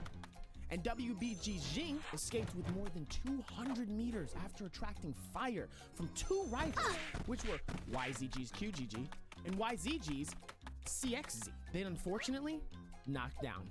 On the other side of the battlefield, WBG Xiao cautiously approaches WBG Jing and successfully resurrects WBG Jing in the nick of time. This time, there must be viewers who want to ask, how did WBG's Jing determine that he could revive his teammates in time? In a team with casualties, fallen teammates must turn into Karens and come with a dwindling red progress bar. Before the progress bar goes dark, if a teammate approaches and uses the resurrect, it will fulfill the red progress bar and bring the hero back to life. If two teammates perform a resurrect 2-1 at the same time, it will double the rate of reviving. The speed at which Karen's red progress bar decreases will also relate to Shadow Corruption's progress. In the first Shadow Corruption spreading, the red progress bar decreases at the slowest rate, and in the second time, the red progress bar falls at a somewhat faster pace. And in the third to the seventh Shadow Corruption spreading, the red progress bar depletes at a consistent rate, which is about twice as quick as in the first Shadow Corruption spreading. As the first healer on Morris Isle, Kurumi is naturally mighty regarding resurrection skills. Other heroes who want to perform resurrection can only do it close to a Karen. Kurumi's binding player can connect with Karen from a distance and perform a revive to avoid the battle near a Karen and avoid damage from Shadow Corruption. It is worth mentioning that all three forms of binding player can also link Karen, and the speed of resurrection is the same. Because of WBG Xiao's unhurried efforts to revive team WBG Jing at the last second, the team was able to enter the final circle with no casualties and win the championship of 2022's Nbpl Season 1 Trio game.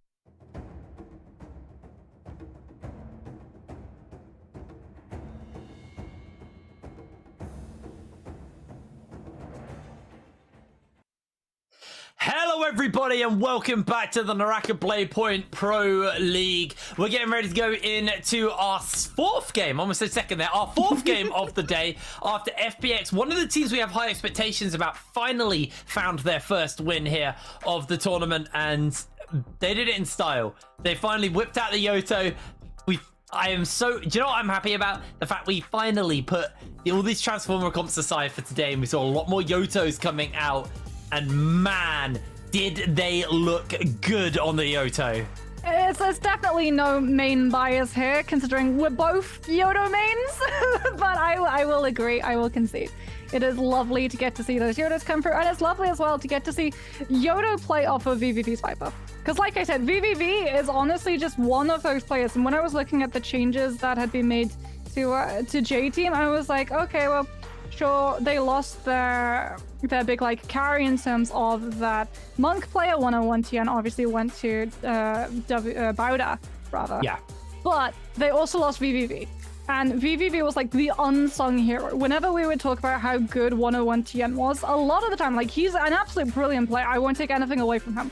But VVV was just always there, that constant shadow, just making sure that all of those set plays were there to make 101 TN's job easier. Yeah, absolutely. I mean, you know, it was, it's always been the case. It's always been the case in Naraka. But, you know, you need to have, you know, a very clear goal of how your team works and playing to it. You know, you've been very passionate about the Transformer comps and some of the mistakes that the Transformer comps have been making today. It's so weird too, because like everything was so clean in season one. Like everyone has always accepted the order. And like we haven't had a patch that's changed the order or anything. It's purely because, like I said, these teams with these new players, they've had like 3 weeks to adapt. And comms get hectic. When you're up against trios, there's so many players to keep track of, there's so many abilities to keep track of. You have to remember about your positioning, your loot resources, whether you're going to get third-partied. It can very quickly get lost in the comms, whether or not your Monk is starting a transformation, so you have to Kurumi out, or whether or not you need a Yuashan to like cover you for a little bit of that zoning potential. And we saw it happen. Like Alliance, I would say it was forgivable for them because they were rocking the Vermilion Bird's Might. So they were actually just using that Yuashan to control Courtyard and make sure that their Monk player was going to be safe. If anyone tried to challenge, you still had that Vermilion Bird's Might to fall back onto once the transformation comp had worn out. Everybody else, though, when we were seeing Yuashans popping those ultimates before their Monks, it forces their hand. It means that they can't actually go for that transformation until that Yuashan has cycled back into an ultimate. And it forces them to wait, and it means that you're not finding not just the spacing that you're looking for, but the kills that you're looking for. Absolutely. That's, you know, the kind of key thing. I'm not going to get baited by FPX once again. As much as I want it so bad, we're not going to, unfortunately, see the zipping coming in. If you tune in tomorrow, though, you might see, you'll probably see zipping showing up quite a lot in these solos. She, very comfortable and very heavily picked within the solos at the moment, but trios, feels like not too much has changed. We still have another hero coming out. I can't remember their name now. But we do have another hero coming soon, don't we? Yeah, so the thing for Zipping is, like, she's very tanky with her kit, right? The fact that she can just tank hits and make sure that she can't be interrupted with that F2 ability. The problem is, in trios, you already have a tank. You have 2 tanks, and it's called Yuetian and Tianhai. And you don't want 3 tanks on that same composition, because then, like, it's such an intricate layout, and that's why we see whenever that Transformer comp, it's very glass cannon. If you lose one of those players, whether it's the Kurumi or the Monk or the Yuetian, early on, those remaining players just get almost nothing done. They get zeroed down, they get focused, and without 2 other players to cover their back and cover the weaknesses of their skill sets, it's near impossible to be able to find any value. There we go. Game number 4 about to kick off. FPX did find their first win of the season, and they did it in style, in true FPX style. 30 points put together for FPX. A monstrous performance. Another good game like that could put them at the front coming in to Sunday, our final day of trios here on week 1. Here we go. Game number 4. Well, last time we did see that players had switched back their positioning. They were giving a little bit more respect to everyone else in the lobby. They were making sure that they were closer to be able to peel with. Hopefully we get to see a continuation of that, because it definitely meant that that final circle played really nicely into those Vipers' hands. But we're already getting a big old dust up. NAD going to go down very quickly. 17JL. Getting a lot of damage, but Venture also falling very low. All of them fighting on this low ground, so that Poison Splash very much a threat that they have to worry about. But Mauman just getting to use that longsword. They're going to go toe-to-toe with the Greatsword, gets the counter. 17JLZ going to be onto the floor, is able to pick up the Greatsword and should be able to get a little bit of spacing. But Mauman's still looking for that pick. Stone Bomb comes out, counter in return, and it is going to be ZU coming in with an absolute massive stun. Winning that duel, is able to get that teammate back into the mix. Absolutely beautiful, considering that felt like it was a lost fight, able to turn it around. Meanwhile, seeing the Justina roll come down, freezing everybody in place here from GBL. Han doing his best to lock everyone in place, using the full Dragon Rush 2-man combo onto the whole team. GD are slain by GBL, but there is a third party coming in, and this is getting a little bit hairy for GBL because their health bars are low. Han can freeze himself, recover that shield as much as possible. Gonna be quick on the getaway. Not gonna get the shield back, and down they go. Lion TT will take them out. Beautiful pickup here, and this third party from JDG is being absolutely destructive and disruptive to everyone. Rain gonna look for the lockdown onto a couple of members here for the side of KZ. KZ started off strong in the last game. Weren't able to really make it stick as we move later on in. Well, they've been able to chase out one of those members too from the side of GBL, so they don't have to worry about as potent resources coming through. But there's gonna be that Yoda ultimate coming out from LXX, goes up into the air, gets the slashes to connect, and now JDG thinking about chiming in. Terracotta Warrior transformation going to be coming on through, but again, it's going to be that chain reaction. You're not going to have a Monk transformation to fall onto if Changzhu gets focused down, and you need to use that transform to use this 3 health bar. As Viper ultimate and Yodo now comes through from XCG. Ventus going to be popping one of their own, as they're trying to just get a couple more of these picks. Ken comes through. F ability to go on top of it to make sure that they're not able to let anyone on the side of XCG get that resurrection off successfully. But Ventus are the ones who honestly came in really clutch in that engagement. Even though they don't have the best loadout at the moment, not when it comes to that armor, but weaponry is almost absolutely stacked. Aces gonna go for a usage of Moonbane Charm too, locking XCG into the area as XCG decides to lock everyone else all up into that Viper ultimate. Comes on through, stun, immediately gonna get followed through by so much damage. But Ventus now actually seeing that that Viper ultimate had gone out, allowing that stun, come in with the spear and the Crescent Slam, just absolutely obliterates the Cranium. And it is gonna be Ventus with that pick, just immediately booking it out of there. No punishment, no follow through. I'm pretty sure we just saw AOW get taken out there. I am 90% sure that they were just completely taken out of the lobby. We'll have to have a look at everything again in a moment as we're cutting back into the fight. A stun's coming down from Ventus here to lock everybody in places. They take out a whole other team as well. I think we just lost 2 teams already very early into this game. Really hairy stuff as the Yoto ultimate is coming down as well from the side of Ventus. Just trying to mop up a couple more extra kills. And Ventus, honestly, on fire to kick it off today is WBG. I think they were also knocked out of the lobby. KZ, yeah, also lost players to Ventus coming in with that massive Yoto ultimate as now they swap to the bow and they're just doing a lot more chip damage. And then immediately when you close up that distance, going in for the dual blades to stun lock the remaining players that they run into. Those stagger picks are absolutely brutal. KZ might just lose all of their squad members and it is gonna be Alex Z going down.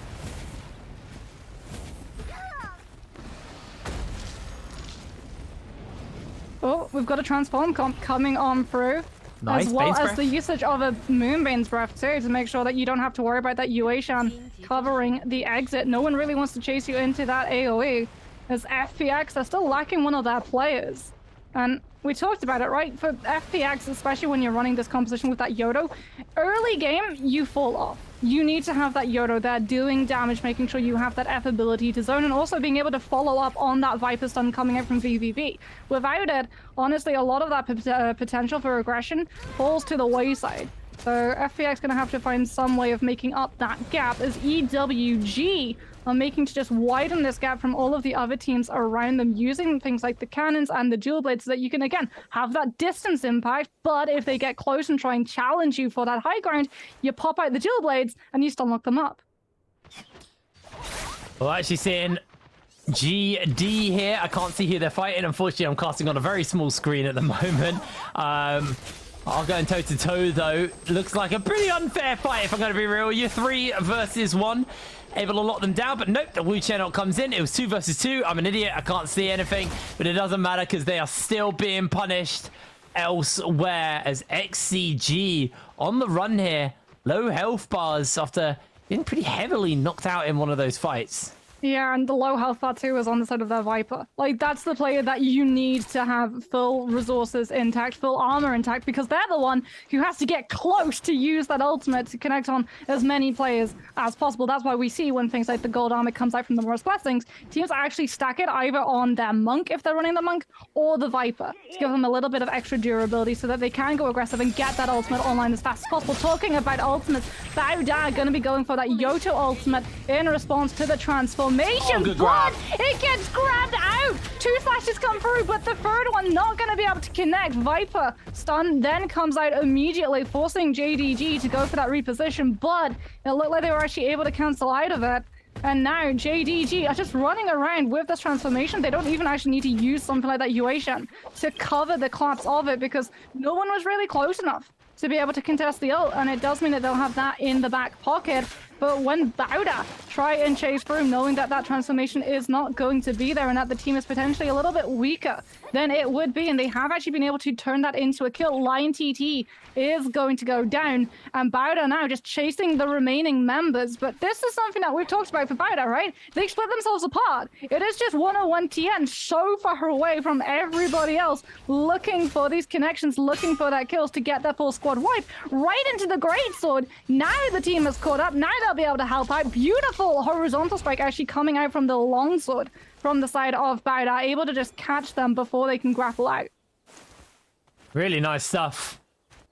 40 players still in the lobby, though. Pretty much everyone's used their revives from the beginning of the game. I'd like to see the points right now and actually see how many points people have got, because that early fight was so messy. NAD now up on the high ground using the ballista, but not actually going to be able to get too much more because NAD's 40 is going to get zoned off and yoinked away. Completely robbed. Actually, no, staying in the air. Yiran not looking to take the ballista, just wants to try and force NAD off it. And has been successful in that game plan. Wolves are within his sight as he has spotted out a couple of members. Wolves are going to lose a player. Was that Bird's Might communication issue, right? Because like 1/3 of them wanted to go aggressive and was looking for the engagement onto EWG. The other 2 members of Wolves are all the way off in the distance. You could probably send a postcard to where they were and it would arrive before the reinforcements would, as EWG are getting a very easy access to that Mara's Blessing. So too, actually, a 17 JL. No one's contesting these. Yeah, no, completely. There's a bunch of free Mara's Blessings getting picked up. This is all the buff it is, actually. I don't think we saw it on the other team. Maybe they're just holding until the opportunity is right for them to grab it. As Rain just gonna chill out for the side of KZ. KZ have been an interesting team for me because they've been so good early. They've been really, really good early, but they have been kind of unfortunately falling a little short, falling a little flat. The season one Wolves sort of. Yeah, like, it has been that Wolves style. For a lot of teams as well, like because it's the first day back into trios, you're finding your footing with the pacing.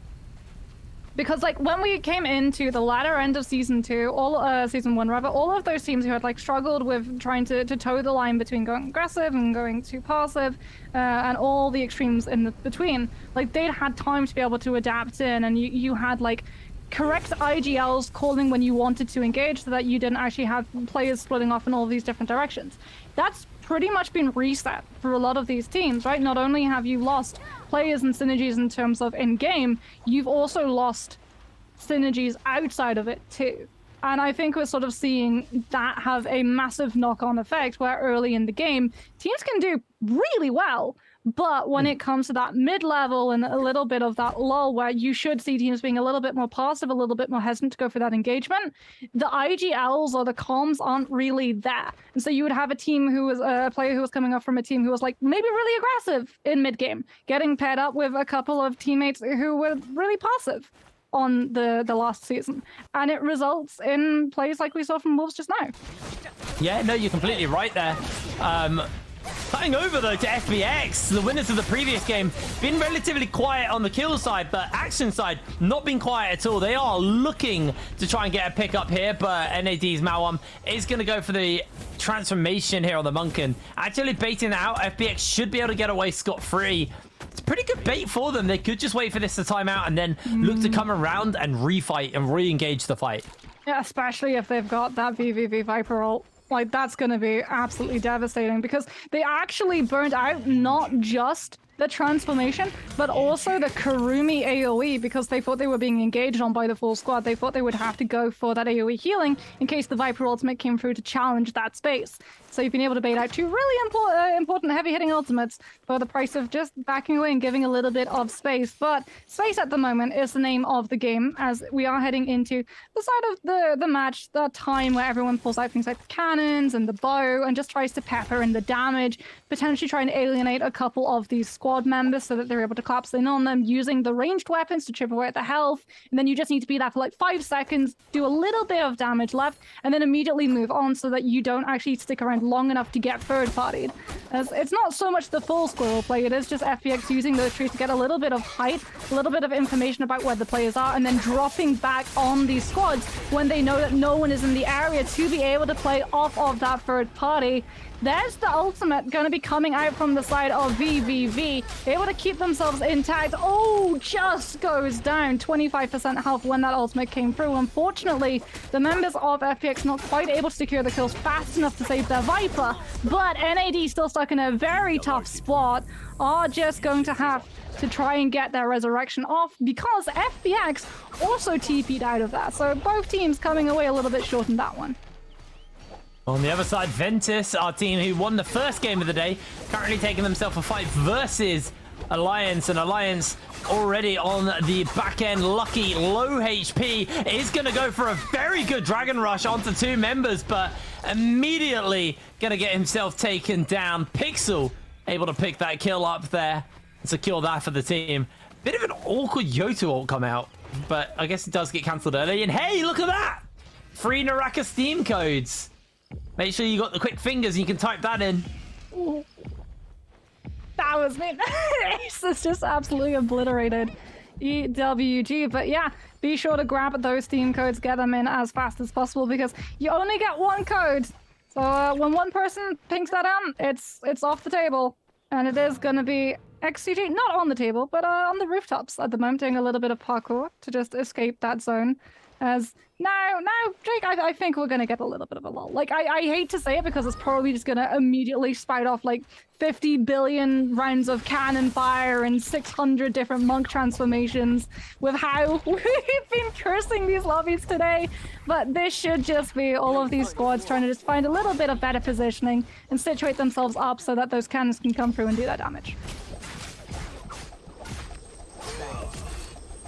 And oh look, Moxie cursed it because XCG were able to alienate out one of the members from the side of Aces who was caught away from the team in that zone, and now they can look for the stragglers as it is going to be just XCG chasing after. They've got that Viper ultimate, that safety line to make sure that they can go aggressive. They can put the blinders on, they have the failsafe in case they find themselves walking into too many trios. And it is just going to be them still holding onto that Viper ultimate, wanting to keep it for as long as possible as a transformation comes out from Wolves. Looking to grab one of those players, has been able to find one successfully. Just holding on as well, being a little bit of that force of pressure as the Morris Blessing is there. Karumi Teva keeping that health intact as well, so no one really wanting to step outside and push into that squad. They should be able to bag the Morris Blessing pretty swiftly. Should be able to, as we currently have another potential fight breaking out, but it is just a bit of control over the Morris Blessing here. You can already see lost a couple of teams from this game who are struggling, and already, wait, was that just another team we just lost? That was a third team. So we are now down to 36 players. 12 minutes left on the game though, so to be fair, we're actually on pace for a pretty typical game from what we've seen previously. Golden Jewel Swords here though. It's going to cause a real problem for anybody wanting to go toe-to-toe. Yeah, Dual Swords I think are definitely like those ones that you just want the golden version of, and it becomes so hard to counter it. Like the only way that you can really do it is if you put enough splash damage in with the cannons, and then you come in with a very quick finish so that they don't have that opportunity to stun-lock you for the rest of your teammates to pick apart. Something that Wolves really do like to use as that strategy. They have actually been able to get that Draco Storm too, so you can see all of that lightning additional AoE splash damage every single time one of those strikes connects, allowing them to be very aggressive and look for these fights, so that even if they don't manage to successfully chainlock the players, just by having to be in that vicinity when all of that AoE splash damage is coming through, they're able to just bully through all of the shielding, all of the regen that is available for their opponents. Well, Calaxy here. Well, the Purple Katana has got the best armor right now. Curious to see, you know, where this circle is going to be shifting the teams. Right now on the edge of a no ult zone as well. Okay, a little bit more scary, but we are in that low Moxie where, you know, the players do just sit back, wait for a little bit longer before they can get to the position where they're able to get the long range harass on each other with those cannons and just to chip away at those resources. Oh, we're gonna have another one of those zones where it's just the floor is lava, aren't we? Yes. This is gonna be absolutely brutal for those Transformer comps.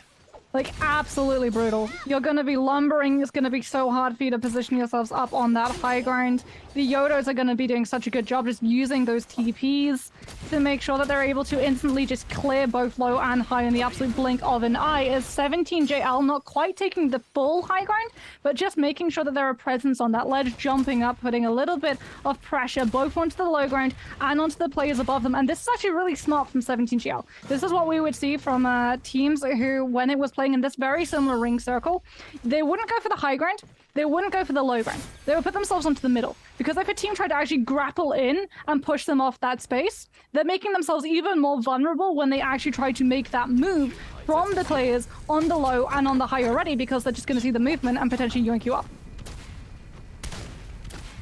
Well, for now, Now we're starting to see teams kind of collapsing. This is a bit more of an open area. If you play a Monk comp right now, you are very happy because this is a very open zone. In the are they poppies? I don't know what flowers they are, or are they the like the spider lilies, whatever they're called? I think they're spider lilies. Yeah, they are. They're not poppies. In the red flower zone, very open for the players, especially for these monks to be able to grab. And big thing to note as well is the fact that UN on this monk right now has got the golden armor. That translates into health once he transforms. Doesn't have a golden weapon, but still has a purple weapon, so that increases the amount of damage they deal. These monks directly deal damage based on their equipment, so having good equipment, giving good armor gives good health. Having good weapons means you have, you know, more damage coming out. As we can see the overall standings right now, we lost JDG, Aces, WBG, and AOW from this lobby. Ventus, though, currently leading the charge in kills, and they have been doing that quite a lot today, but it's been around now where they get knocked out way too early, so maybe another good game is on the horizon for them. But you have to keep in mind that Yoto comp from FPX is here and is a real threat. Yeah, this is when FPX really start making ground, right? The FPX strat is always, don't burn out too fast. Make sure that you've got accrued a really good loot pool in terms of having survivability, but also a lot of outwards aggression, and then all three players have to stay alive. You have to save your ultimates too. They always like to engage in with the VVV ultimate so that they can then go in with that Yodo up ability and connect onto multiple players, so it just supercharges into that ultimate ability as well. So you can really open things up with that Yodo ultimate to force them towards the Viper, then drop the F, and then recycle back into another Yodo ultimate off of all of the damage you do to those stunned up players. So we do have another Morris Blessing currently being opened. It is a Temi currently still alive, still able to drop that ultimate to secure it for the side of GBL. And it is actually going to be golden armor coming out from that Tem. So they know as well how important it's going to be to keep this Temi alive so that he can just drop things like that Sandstorm and the Zephyr Wisp, so that when we get into Final Circle and all of these players are so close knit and those cannons come out and you're eating so much damage from those projectiles, you're able to not have to worry about it. Absolutely. I think that's going to be the really big thing is, you know, making sure you're covering yourself as much as possible on these. And for now, it's just squirrel time. Everybody scramble up a tree, hide out as much as possible. I didn't realize that EWG are rocking a swarm, a golden swarm as well. So that is going to be a nuisance for people to deal with. Golden swarm able to do so much damage. Yeah, but now it's just a really good quite happy. Like, so much natural cover to hide behind. Like, look at the amount of damage that the EWG are doing. No one has actually chipped the health bar in retaliation. They're all just hiding from it. Yeah, absolutely. Well, just getting a little bit of damage off, but not really getting too much really to stick with, as scrambling up the skeletal remains. 35 players though still. This is going to be a very, very cramped lobby. And I think once we see these transformations coming out, it's going to hurt. Man, Swarm can be such an oppressive weapon. It's cannon on steroids. It does so much. It's so much AoE zone control, and it's the rate of fire. It can be a really, really oppressive ability to deal with. Yeah, and talking of dealing with, that's why we're seeing at the moment all of these players scramble for high grounds and line of sight breaking. Because we know that there are so many monks left over in this lobby. If you're out in the open and you do not have somewhere to hole up, it's going to be extremely hard to make sure that you're actually away from where those monks can potentially grab you. But here we go, we're seeing EWG actually open things up with the Terracotta Warrior, just trying to displace these players off of that high ground and chase them off of the low into things like the Flamer damage. And it's pushing all of these players up into the treetops, and they're trying to isolate them out, right? It's the Chaos comp. You put one player in, and your comms have to be so clean from the entirety of the team, because even when that Terracotta Warrior transformation runs out, if when you're running away from that ultimate, one of your players is out of position and easily collapsible on from the other team, they're going to be picked out. But EWG actually fall onto the poison mushroom, and they're going to be taking poison damage. That is really rough because that tick damage actually adds up. It's quite significant the amount of damage you can take there. So it's going to force them to burn a lot of resources to stay healthy. And if another team can punish them, they can continue to keep the pressure up. 35 players still. The circle very, very tight, but a lot of terrain to work around. So lots of places to hide away. Firstly, from the Vipers and from the Monks, but also means there's plenty of cubbies for people just to kind of hide behind. So I actually expect this to stay fairly cramped now until we're basically forced for more and more people to fight. But we do see EWG knocked out of the game here, taken down by 17JL. They're knocked out as Viper Stun looking to try and lock multiple people down. Not able to do quite so much there for now. They are just going to back away and out of the action. Everyone's testing to see if anyone's going to stick with the damage. How is Kakashi still alive? They were on literally a sliver of HP trying to go in with that Viper ultimate. Unfortunately, put them right inside the crosshairs of that Terracotta Warrior. But we're seeing multiple Viper ults now coming through as the floodgates have opened. All of these teams spotting the weakness. It's going to be a Wu-Chen ultimate from Baoda, so they're able to get that resurrection. But they've been followed. The Yodo F ability actually able to displace them from the Ken, and they're trying to grapple back. But the grapple onto KZ's Rain is still coming into play, and now they actually have to get back onto that really high ground to be able to get onto the control. And Ken and Baoda have pulled out the Flamer to be able to keep this one secured, as they can still play Flora's Lava. And all in the meantime, they're only dealing with one squad. Everyone else in the low ground is running into so many of their resources that they're having to use, as it is going to be Yodo ultimate coming out from XCG, trying to nail down some of these players on that low ground where it's out in the open and there's nowhere for them to hide. A lot of damage, but not a lot of picks. It's only really now that we're seeing Anna Snipe actually catches the Yodo's flank. NAHQ going to go down to a back shot from a bow, as Ventus's only remaining player is just playing a little bit out of reach, not wanting to put themselves into attention from other players, as Alliance pop that transformation. Ike just looking to try and land a couple of grabs, a little bit of damage onto the transformed comp on the other side as well, and everybody just hiding on that low ground, trying to find that cover, making sure that they're not going to be able to get yoinked, as Wolves' 14 is taking a lot of damage from things like that repeating crossbow, which is just hammering into that health bar. It's gonna pop into that Karumi Tether to make sure that they're able to survive, but the Tether tick isn't enough to save them, and 14 is actually going to go down, as KZ with this Yodo F ability still controlling a lot of this ledge. 17JL now opting for a transformation of their own. Yoda ultimate going to be coming on through to try and deter anyone from pushing on to that monk, as the grab is there and they just hold them in position for the ranged weapons to do the damage. Yeah, making it really stick here. 2 minutes and 17 seconds. We've still got 19 players as well. Getting very, very hairy here. Duation gonna lose his transformation for the side of Wolves, and look how many players there are, but there's just so much terrain for people to hide behind. I can't see who's off on the right-hand side of the screen right now. Oh, it's FBX. They may actually just wait for the perfect time to spring their trap. Viper Stun atop of the bones here coming in from KZ. I wanted to see them make it all the way into an end circle. Let's see if they can keep it going, as Rain was able to pick up a single kill there for his team, just to pad the stats a little bit more.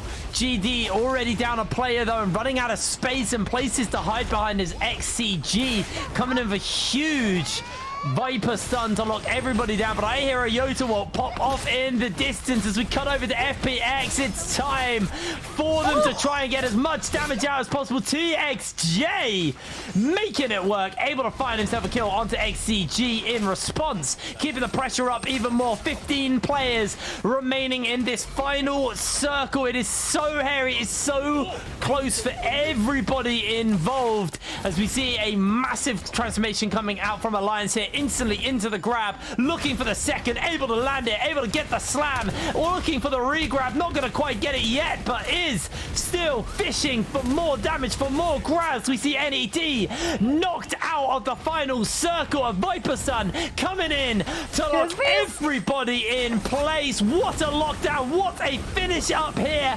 We have so many players in such a tight circle. The Monks are just ignoring each other, but the Yotos are able to finish Wolves off. A beautiful pickup there as we're seeing even more players, even more teams being knocked out of this game. It is so tight. 7 players, 6 players, 5 players remaining. Everybody is dropping so quickly in this circle. FPX keeping themselves in this game for as long as possible. They take their second game in a row. So you know how in The Shining, there's like that moment where it says, here's Johnny! I feel like every single time that V's goes for that Viper ult in Final Circle, we just need, here's V's! Because, oh my goodness. You had like 2 Transformer comps popping off at the exact same time, and then V's just comes in with the stun lock. Granted, only stuns them for a matter of moments, and then actually gets grabbed up by another Transformer comp. But you've done enough to actually allow your Yodo to come in with that ultimate, get a lot of damage done, and then using that Viper ultimate to actually change the position so that once you've used that ultimate and you don't have that reposition tool, people don't know your position so they can't chase you down. And you're able to actually keep yourself alive, not have to worry about the Transformer comps, and then when that final circle is closing up once more, just uses that first slash to get a little bit of extra damage, and then TPs into the zone so that no one's really actually looking at you behind them, and you're able to get 2 very clean slashes onto all of the players remaining. And at that point, the zone takes damage because that's the only damage that you're taking. It isn't enough to take you down, and you're able to just control the fight. Well, it was FPX who took first place there, but 17JL did actually win the whole game just on the points alone. So a really solid game coming in from them, denying FPX 2 victories back to back. I'm curious how KZ did. They made it quite late into that game. They had quite a lot of kills early in this game, so they could have had a good multiplier and honestly put together a fair decent amount of points. So my eye very much on KZ right now is maybe they are a team to watch going into future weeks. You know, I feel you had the Wolves and the Mike, which are, and I'll have to explain this, it's a bit long-winded. So, Wolves, very good early, fall apart mid-game into late game. Mike, in the solos, very good early week 1, then just fixed all his late game problems and was like just one of the best players in the lobby. Are KZ going to follow the Wolves pattern and be very good early and just crumble in the mid game? Or are they going to follow the Mike pattern and play this well early and then translate that into the late game in the next few weeks? That's really where my eye is on. I think KZ could be a team to watch. Yeah, I think for KZ, it's a matter of confidence, right? So they go really well in that early game because they know if the squad goes down, they have the resurrections, at least if it's in the first ring. So they go super aggressive, they look for the kills, they look to have that sort of safety cushion so that even if they play very passively towards mid, as long as they survive with the kills that they picked up in that first circle, if they make it to final circle, the kill multiplier is not going to mean that they're winning lobbies, but it's also not going to mean that they're coming last. So they should actually consistently, and that's the key thing for them, right? Consistently be able to post up a good average so that you're able to beat out these coin flip teams where we look back and we're like, oh, well, FPX had this amazing game and then they just consistently weren't able to hit that high again. And it's something that we've seen from BIWEEKLY as well. It's something that we've seen from J Team especially. They were one of those teams that were really good on pop-off days and then consistently were never really able to hit that high. I think something that we've been talking about, me and Ruin spoke a lot about over last season, but consistency is key. I don't think we've seen consistency from anybody yet. I think that's probably the big thing, other than WBG and Bowder being consistently a little disappointing. But 17JL are going to be the victors of Game 4 here. KZ go out in second, 22.2 points, and then FPX with 19.4. So FPX, they got the most placement points there, but they did not have the kills to really carry the momentum into a decent standing in the scores. Yeah, the thing is for FPX though, right? Like their biggest problem 100% was the tailspin of emotions. Like we saw it on season 1, we saw it on the bi-weeklies, we saw it on the bi-weekly finals, and we saw it on the playoffs too. Honestly, to see them improve when you base that performance on like the first game of the day and you look at those 3 matches that we've had since, they've been able to check off that box. They've been able to keep that emotion in check, and it means that they're going to be a really strong team when we head into these long days. Because remember, it's not the free game series rather. You're playing 6. So now even more than ever is it important that you can consistently keep your emotions in check. Well, here we go. We have our MVP, 17JL's AS on the Monk there. 17,000 damage, 5 kills and 8 assists. Not quite the numbers we saw from FPX's TXJ coming out of the last game, but even so, AS, solid game coming forward for him and the team, and they had a pretty even kill spread. I think they had like 15 or 17 kills this game. That wasn't bad. And then, you know, their MVP only had 5 of those kills. Like, a very even kill spread for the team. Yeah, Transformer Comp tends to be very even as well, right? It's not like the Yoda where you're basically doing everything you can to chip away at the health and then the Yoda comes in with the final pick, because then you get that refresh of the F ability. Transformer Comp is very much sometimes the Monk goes for the slams and does like the massive damage and gets the pick there. Other times you actually see the Monks just use it as a zoning tool, so you would hold that player in the hand as long as possible so that the other the 2 teammates on your team are able to get the pick, able to get that connection and build into their ultimates a little bit faster. Absolutely, really solid stuff coming in from 17JL, and what I'm liking is we've had Ventus, we've had Aces, we have FPX, and now 17JL all take a game. No team is dominating right now. Is that nerves? Maybe.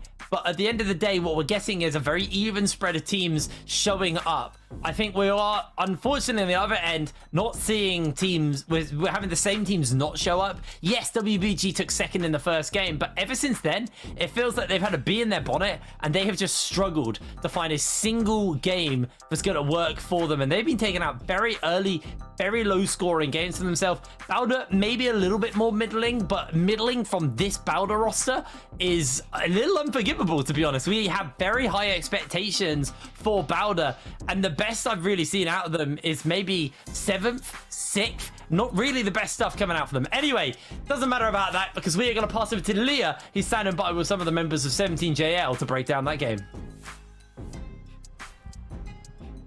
Hi everyone, welcome to the post-game interview. I'm Leah. Congratulations to 17JL to be the winner of this game.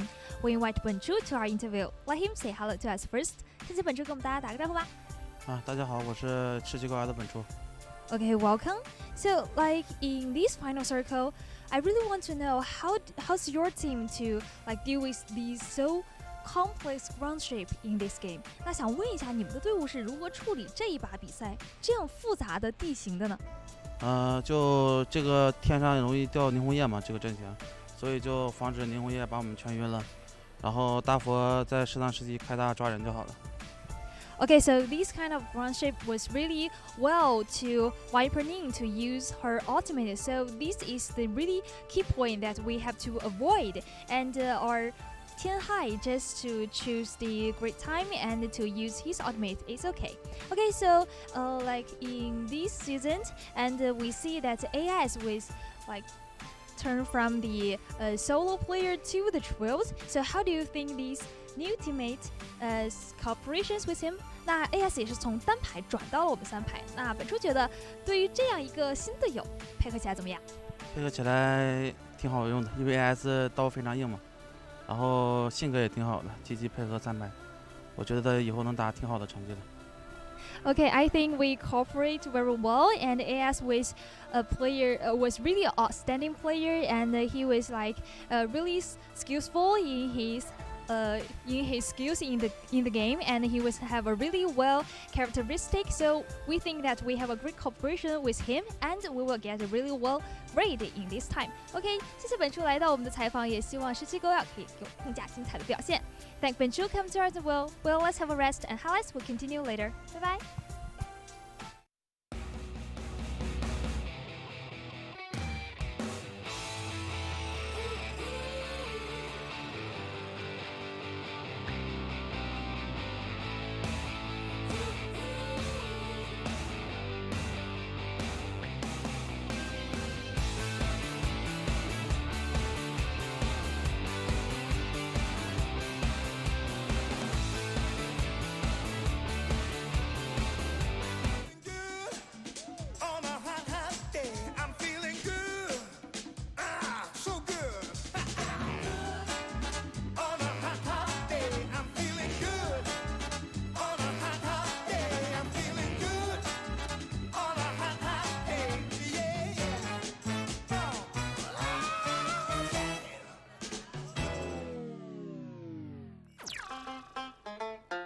攻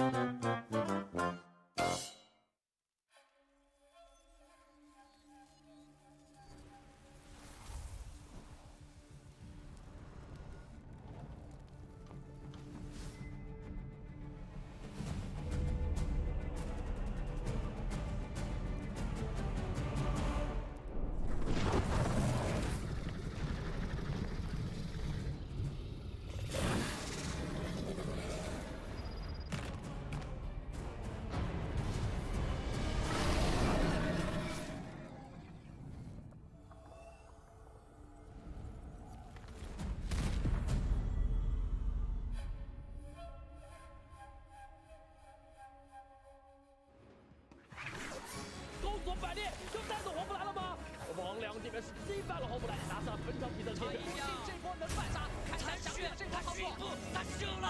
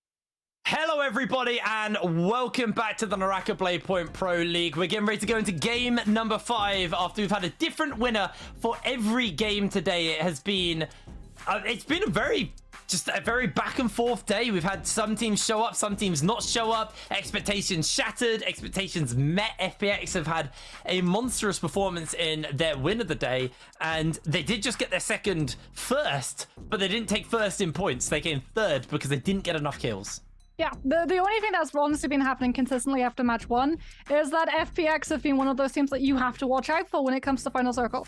And they are very aware of what they're doing, right? When you were like, oh, who's that team that's on the right side? And I'm like, without even looking, I didn't need to just go, yeah, it's probably FPX. Like the minimap. Yeah, wouldn't you know? It is FPX. Like, this is what they do. They pick a corner where people don't really look at them. They accrue up their resources, and then they just come in with the wombo combos. And it is normally enough, even if they're not able to like win in terms of kills, it's normally enough to push them from either like 5th place, or I think it was 12th place was actually where they were sitting at before. Yeah. We hit Final Circle, catapulted them all the way onto a podium position because they're just able to come in and connect to so many of those players in that enclosed space. Yeah, it was an interesting final circle in that final game as well. Just because of, like, you know, we had quite a lot of transformer comps, but there was just so much terrain, hills, bones, rocks, everything, that the monks were honestly struggling, and the Yotos can reposition in those kind of terrains way easier with that F ability while you're in the ult form. And it just made, you know, that's why the Yotos are good. This is why we're seeing TXJ popping off 2 games in a row now on that Yoto Hime. Really, really clean stuff coming in from them. So I am, you know, I'm very excited to see, you know, what the circles are going to look like. I think we've had a good variety in circles so far. We've had, you know, our first circle of the day was very northern, and we instantly lost a lot of real estate just to the water around the map, and the teams were basically working on less space. And then an even harder shift following that, we've had more typical ones. We haven't had a city finish yet, and we didn't really get too many of those last season either. Maybe we will now. Maybe we've spoken it into existence. But something that I feel like definitely needs to be brought into existence is just better expectations coming out from some of these teams. Like when we were coming in, we were like, okay, Bauda is going to do really well. They're really stacked. Like WBG as well. GD was another team. I've actually had Rune be like, oh, how's GD doing? Because like he's a big fan of the roster that they have, and the fact that Duncan coming in, who used to be both the solo and the trio player, has now like sort of established for a lot of these players, paved the way that you can do both. You can be sufficient in both, and you can honestly do really well in both. And that I think having that experience as a solo player when you move into trios as well is really good, because you're able to switch seamlessly between when we're playing trios and when you're playing solos. So if you want to go a little bit more aggressive in terms of that monopoly estate control that we were seeing from a lot of these teams very early on today, there is less punishment and less chance to muck it up, because you have a player who's experienced with just having themselves to fall back onto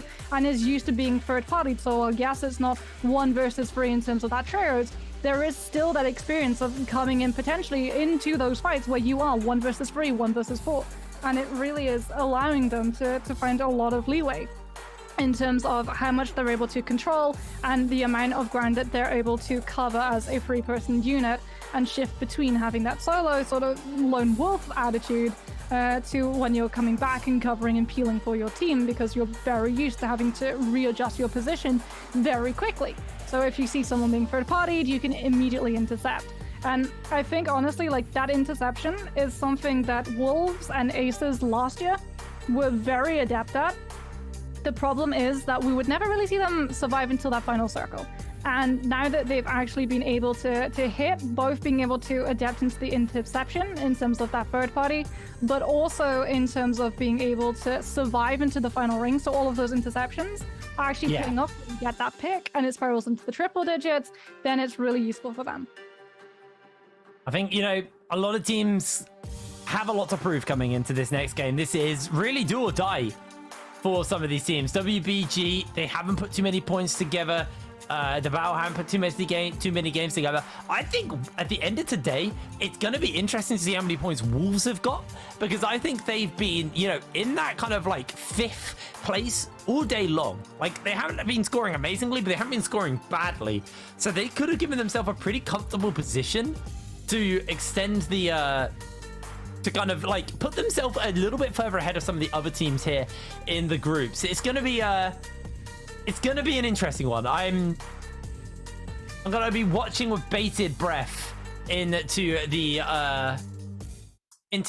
game number 5, because, you know, there's only 2 games left.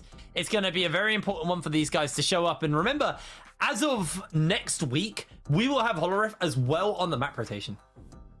Yeah, I can't wait. Holoref is going to definitely change the meta entirely here. Yeah, absolutely. Sorry, I'm having a complete brain fart. I've got there's a whole bunch of problems at home, guys. I didn't realize I was watching an interview, but then we're not actually on the interview. It's us. So sorry. Hello. I'm just watching Sleepwalker talking about everything. But it's yeah, I think, you know, for the side of WBG, they've got a lot to prove here. If they've not had a good day, like I say, Wolves could be up there. I think FPX, you know, they're going to be a little bit annoyed that they took first there and only walked out with 3rd place. So it's going to be, you know, these last 2 games are going to be very interesting. And kind of going back to my point about the Holoref, sorry, I completely threw myself because an interview came up on my screen and I thought we were in the interview. Holoref will shake things up because it changes the momentum. It changes the pace of the day for everyone. To kind of change the pace for everyone at home, not at home, sorry, playing the game. So it's gonna be an odd one. But anyway, we actually have that interview that I was watching from Sleepwalker for you guys to watch now. 当时奖杯坏的时候，压力其实还好，因为那个奖杯就是双手抱着的嘛，它那个环掉下来了，就我也没有什么办法，但是当时就挺崩溃的吧，就刚夺冠刚捧了个奖杯回来，然后奖杯就没了，当时就有点小小的崩溃，就刚夺了个冠，就奖杯就这样没了，就还没放到休息室探一探呢，就还没细探奖杯就已经碎掉了。我觉得 S2 最有夺冠实力的队伍，一个是 Go Team， 另一个是暴打。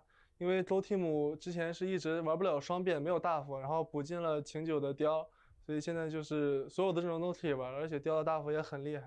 然后暴打就是引进了就是阿肖嘛 ，FMVP， 然后又加上了打架非常厉害的昊天，再加上捷杯世界冠军文龙，就是豪华阵容，就是压力非常的强，就是感觉打起架来非常的厉害。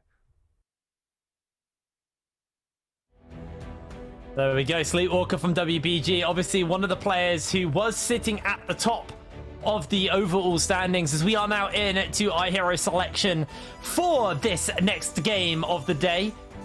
See how this is going to go down. Just having a quick look. Again, unfortunately, we're not going to see any zipping. That's probably a solos thing only at the moment. But we are seeing, again, a bit of a lean towards these transformation comps coming out from some of these teams. I don't know if I can trust VVV, whether or not this Takeda is actually coming for. I would assume not, but we have seen a couple of teams dabble with the Takeda. It hasn't really worked out, which is a problem because like Takeda, like Transformer Comp, really relies on final ring, so that when you come in with that ultimate, you're able to connect it onto multiple players in the area, and you can get the full amount of increased damage when they're in the air to apply to everybody in the zone, as opposed to just using it to pick apart one person that you've been able to alienate. Oh, I'm a bit sad we haven't seen too much variability. We got a couple of Mataris up here by JDG and both Bowder. Bowder actually going for that Matari Tamulet comp with the Justina in there, but other than that, it's pretty standard stuff going on across the board. I'm sad we haven't seen any Bowders. We have had a few of these Takedas as FPX are they sticking with this? Are we actually getting the Takeda? We are. Oh, interesting. Okay, FPX whipping out the Takeda. Yeah, and sacrificing the Viper for it too. That's gonna mix things up. That's really gonna mix things up, because now you're not gonna have that Viper stun to sort of have that safety card on your side. So I wonder if they're gonna like use the fact that you can guarantee the weapon counter to make sure that you can still go aggressive. The problem is like that's gonna work for one player, but it's not going to work so well in final zone when it's multiple players that are there and you can only counter one of them. Alrighty, well, we are getting ready for this fifth game, our penultimate game of the day, as it is nighttime on the Morris Isle. Yeah, number 5, 17JL. They didn't place amazingly, but man, their points were hot coming out of that. Well, we're going to keep an eye on whether or not Ventus are going to be able to do a good job as well. But NAD already falling extremely low, just not able to find that pickup in time. And it is going to be FPX. We said, watch out for them. They're extremely brutal. They're really going aggressive in that first ring and then just toning it down so that they're able to survive into that last. Just coming in with the better weapons on that one too, able to find that pick as GD have been able to pick themselves up a great sword, which works really well when you're in those trio environments, just being able to zone out some of these players and lock their movements down.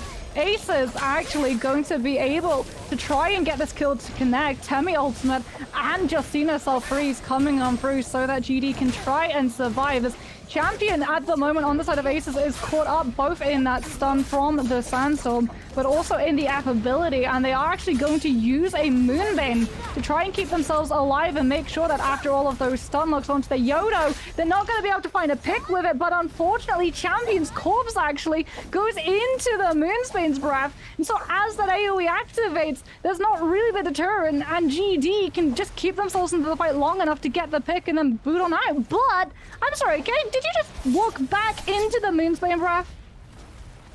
What can I say? Some people just really like standing in damage. Over on the other side, we actually have Ventus taking on the members of Wolves here. 14 is going to find himself able to dodge away on the Viper stun there. It's getting a little bit hairy on that front. They are just going to be able to force them away for the moment. 14 looking to try and find a counter off for the moment, as One Feng has pops that ultimate, able to take out Pixel nice and easy, lining up those last couple of shots, and is going to be able to just arch around the edge of the tree and find the snipe there. Two quick kills over the walls, but in comes Bowder as they're looking to play interrupt themselves here. They've thrown down the tornado, and Wolves are going to be able to ping their way out to safety, but Bowder going to stay hot on their heels and keep the chase up.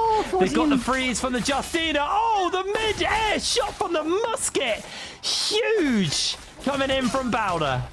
Wolves, you can tell that they're not looking behind them either. Like, it's a sort of return to form of Wolves from Season 1. They were able to get that pick, and then they think that they've got a safety line when they don't actually, and Bowder just sees this team grouped around this Ken, not checking any of their surroundings, and absolutely pounces. And unfortunately for Wolves, the Predator very quickly becomes that prey as we move now on ahead with 17JL.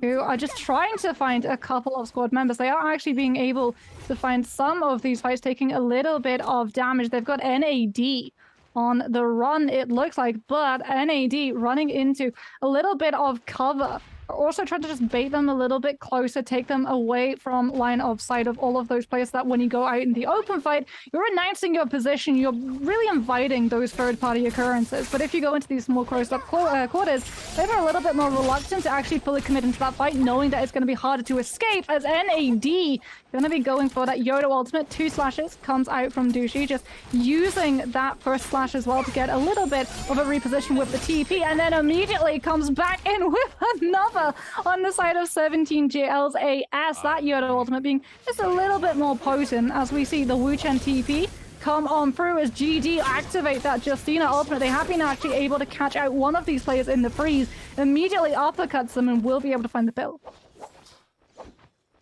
Well, Bowder already down 2 players. Do have those revives though, so Wenlong going to be the only player holding on to their revive. However, is going to be a-okay, and the team can regroup, but Bowder, not the start they wanted. Losing those revives early, definitely going to be something that could hurt them somewhat, as Dongqing gets caught out for the moment. Again, caught out, going very, very low, looking for the stun down onto multiple people, is able to break all of those lines of sight and get away. They are just looking to step away for the moment. Champion, very, very low. Oh, he's down. Oh my god, what a beautiful prediction. Goes for the Nezza's might, actually, to catch that stealth player out before they're able to grapple away, and catches them because of how wide that arc is. They're able to just spy check it, and it is now going to be WBG that we follow along with.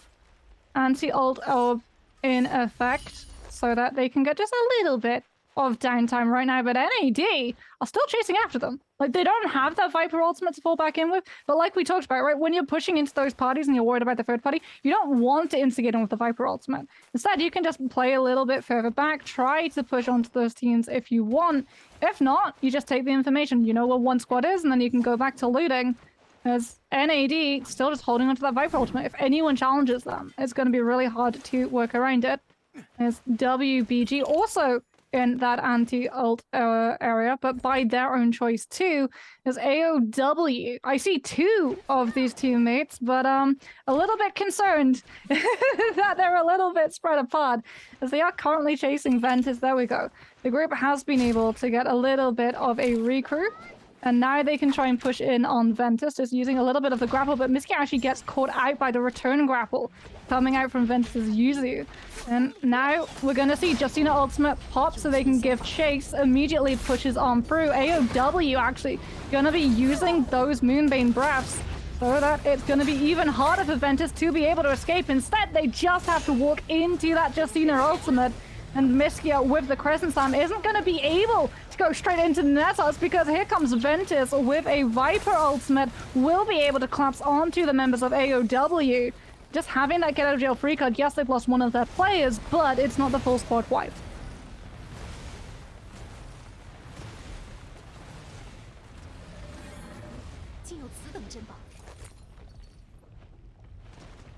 Four kills now put together for the side of AOW. Not the full squad wipe like you're saying, but they're going to be okay with that, as GD taking a fight with WBG. WBG, you're going to see the transformation coming out. The freezes to follow into the grab.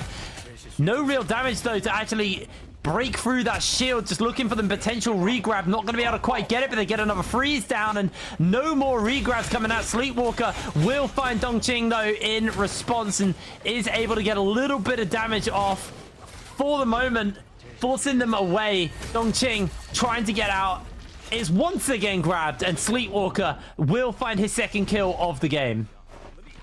It's gonna be Sleepwalker. I mean, we touted this guy, like one of the best monks in the tournament, doing extremely good, as we now move over to Alliance, who are still moving away from that Transformer comp. Ica just being there on that Yoda with the full brunt of the damage. GGG.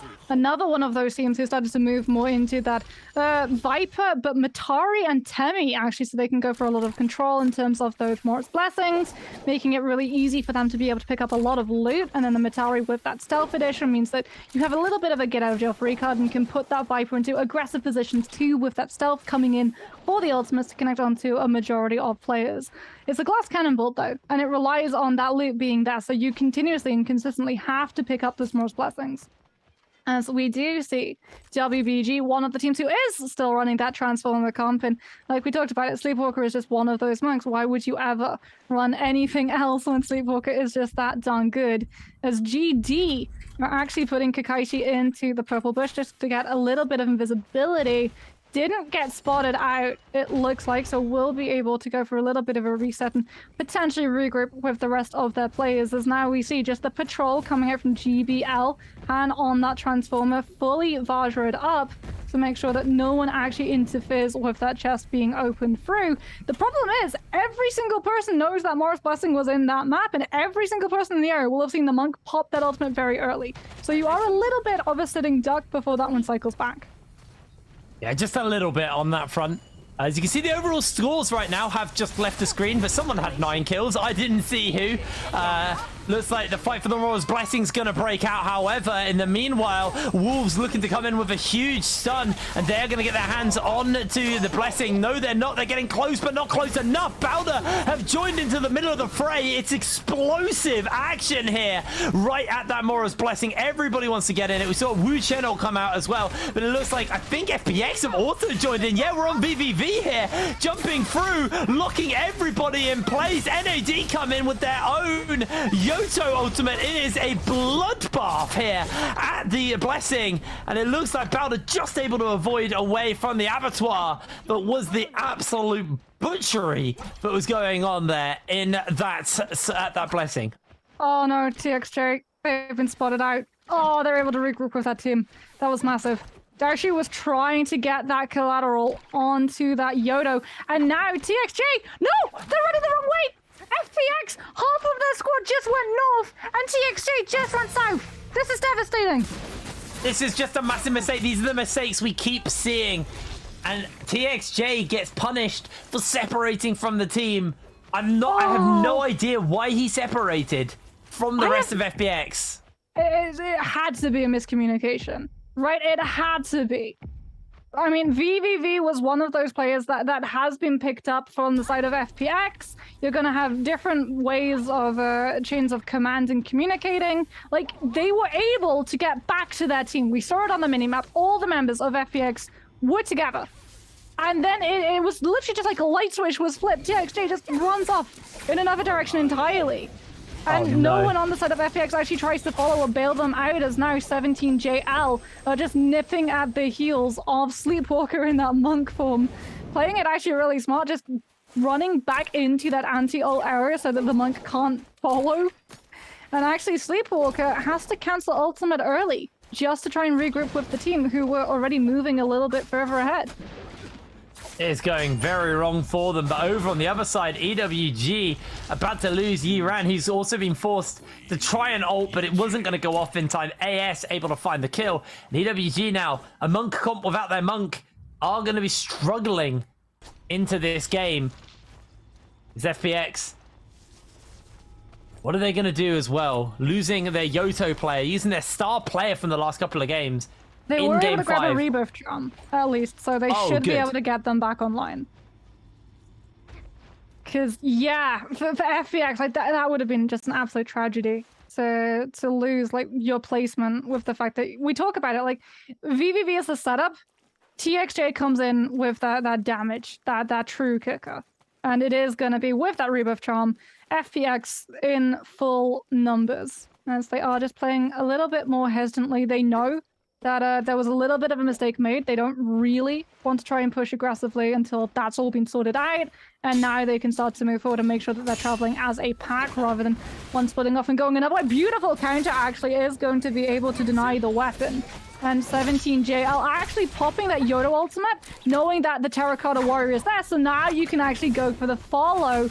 Absolutely gorgeous. Making sure that that jump from that Yueshan is not the burst of distance that they were looking for. The 17JL still looking for that pick. EWG aren't going to lose Sanzi. And it is going to be 17JL feeling pretty happy with that pick, as we do see Soul Blade blocks come through to make sure that they can actually have the time to reset and reap the benefits of the can. That was a lovely little counter, actually, as well. Mostly because, you know, they got the weapon off them as well, which means when they transform, they lose some damage. So any potential did just evaporate fairly quickly there. Over on the other side, you're seeing XCG, a team who, again, I think have been, you know, pretty consistently good today. Not, like, amazing. We have high expectations of this team. But they have been, you know, they've been kind of coasting by, unlike some of the other teams who I think have just been either completely fumbling, to be fair. GBL, again, another team who I think it's been a little bit quiet from. They've got the Bird's Might right now, and actually they are just they're killing going for the reset. Yeah, they're killing themselves on the poison tick damage so they can get the reset and the reposition. That'd have been really unlucky if it timed out just as they died. It's ticked over. It's like, I was like, please don't let that buff disappear. Because like poison smash damage, it may do a lot of damage like over the whole like duration of it, but it's a slow, painful way to go. As aces have the cannons out once again, everyone just fighting in the anti-ult area to make sure that people like that Viper just can't come in with that stun. And we can see 2 Morris Blessings going to be online, everyone gravitating towards that northeastern one. Sleepwalker to the side of WBG, gonna make it a little bit harder to contest that one, but we did see that zone shift south, and it sort of baited everyone who had been moving towards those Morris Blessings, right? Yeah, now they have to all fight their way down, and there's an element of, if you don't get the Mora's Blessing, just go south now. Get yourself set up and maybe catch out on the teams as they slowly start to rotate in. Everybody is now rotating down in that southern direction and trying to catch out. But actually a little bit further ahead from his team, but you can see they are within distance of him, so not what we've seen quite a lot of these players do and just can be completely separated from their team. They are playing as a team. Meanwhile, WBG, they might be as a team this time, but they are still getting absolutely slammed in the fight here. Wolves able to already take down 2 of the members. Jing has to somehow beat out everyone, but he is locked down. He is stunned, and he will be taken out. WBG, it just hasn't been their day at all. They are eliminated. Oh, it's not like death by 1,000 cuts, it's death by 1,000 repeating crossbow bolts. There's that one Viper stunned up into the repeating crossbow. There's not a lot you can do to counter that one. And yeah, we talked about it, right? This was one of those teams that we had expectations for. They have not been having a good day. Another team that hasn't really been having a great match at the moment is XCG. Already down to just 1 member, having to play for survivability, just using that hang technology to make sure that you get a sort of sense for your surroundings before people can really figure you out.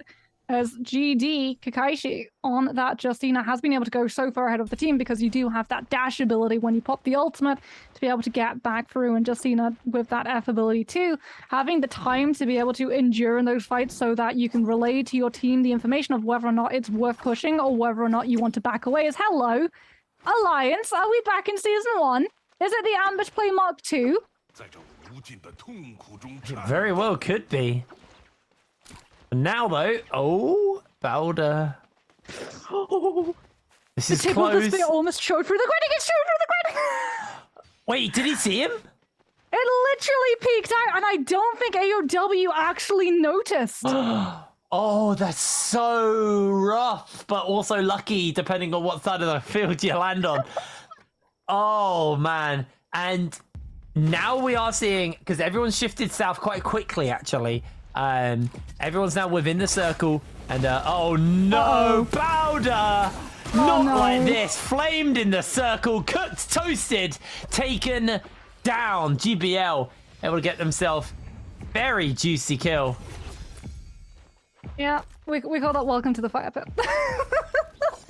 That's unfortunate for Bowder. Just shows himself at the wrong moment. As XCG are another team that are making sure not to shoot themselves. Look at how far Xiaonan is actually going into the zone just to survive, and now you cycle through all of your resources to make sure you live for as long as possible. Like, you're so deep, and then immediately just gonna keep yourself on the edge, make sure that you can just stay alive, not be spotted out. Unfortunately, though, by sticking around the ring, we're running towards Wolves. And Wolves are feeling pretty confident. They've got that Draco Storm.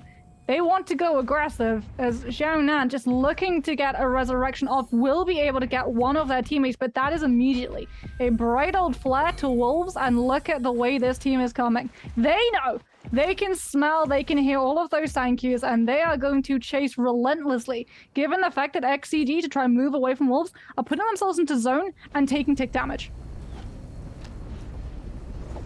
Alrighty, well, AAW, Mikasa got the golden armor as well, so pretty stacked right now.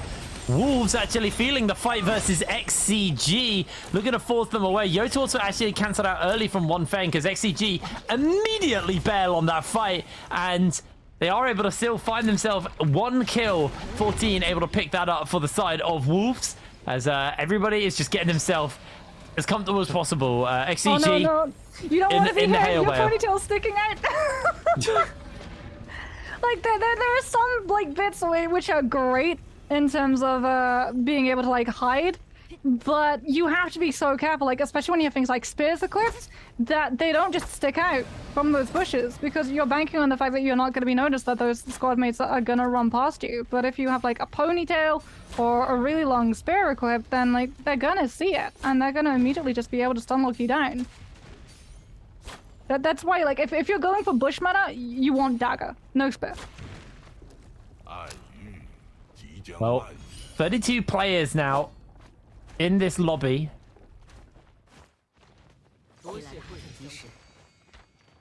Holding fast. Again, in that lull phase. Seen a lot of those today. Which is interesting because I felt like the lulls kind of got shorter towards the end of last season. Like, we didn't have as long of a kind of like a quiet phase. I feel like today we're returning a little bit to the beginning of the season. And I think that's just people just kind of readjusting to competitive and just trying to find their feet. That's what I feel like this is all about. As Sandstorm is going to come down. Giving a little bit of space to 17JL right now. Them to work behind. And man, there is just a lot of Sandstorms coming out across the board. FPX also popping theirs. Get onto this Mora's Blessing.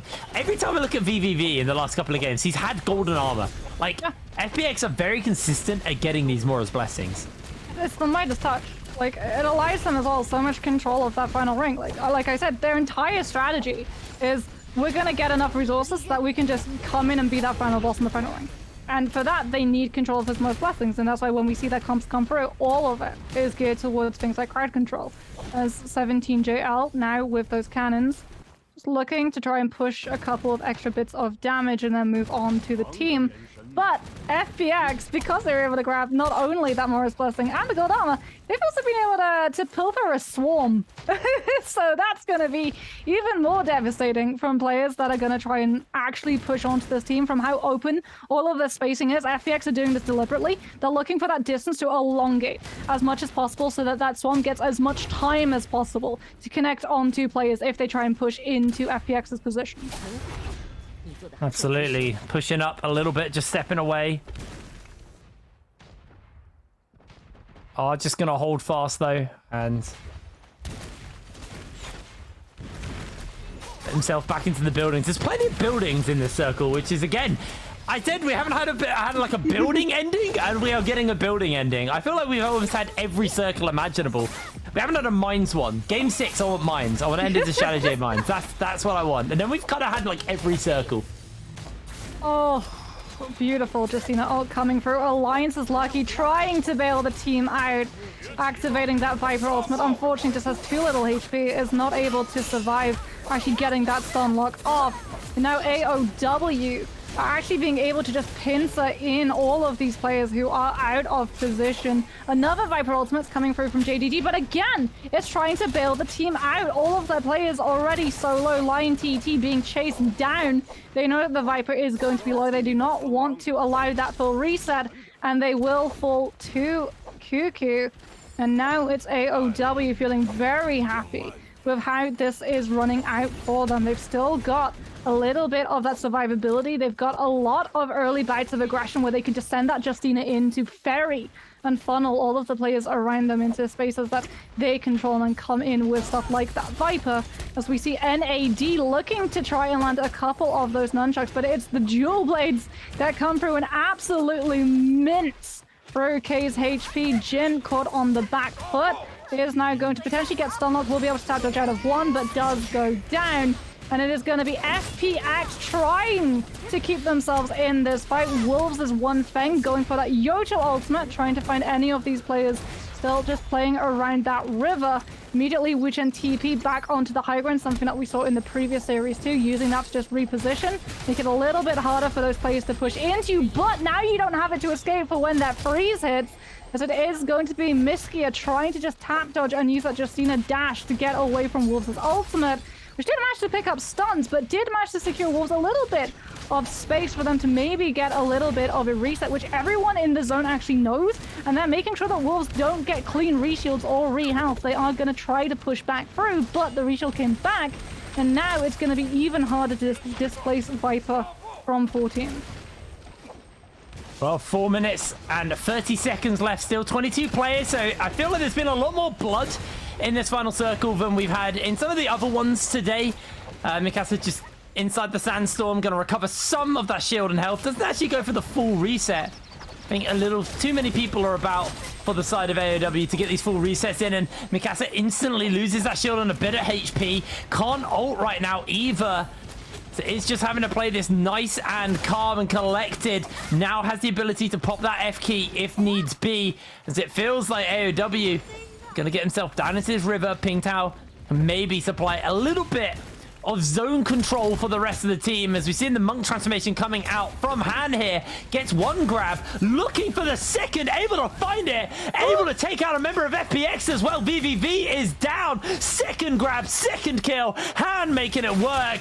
Really clutch stuff coming in from them. Finds the third grab to follow as well. AS in his grab, but he can't get it because he's slammed and he's sliding down, so he can't find the grab. Han needs to get himself out of danger. It's about putting the damage down here on the Yoto. The ult doing so much work. Han has lost his life to Dongqing in the meanwhile, as NAD moving out into the zone. Another stun coming in from 17JL's Viper to get even more damage out. 17JL with AS now on the Yoto, just sinking as much damage as possible into everybody in this circle.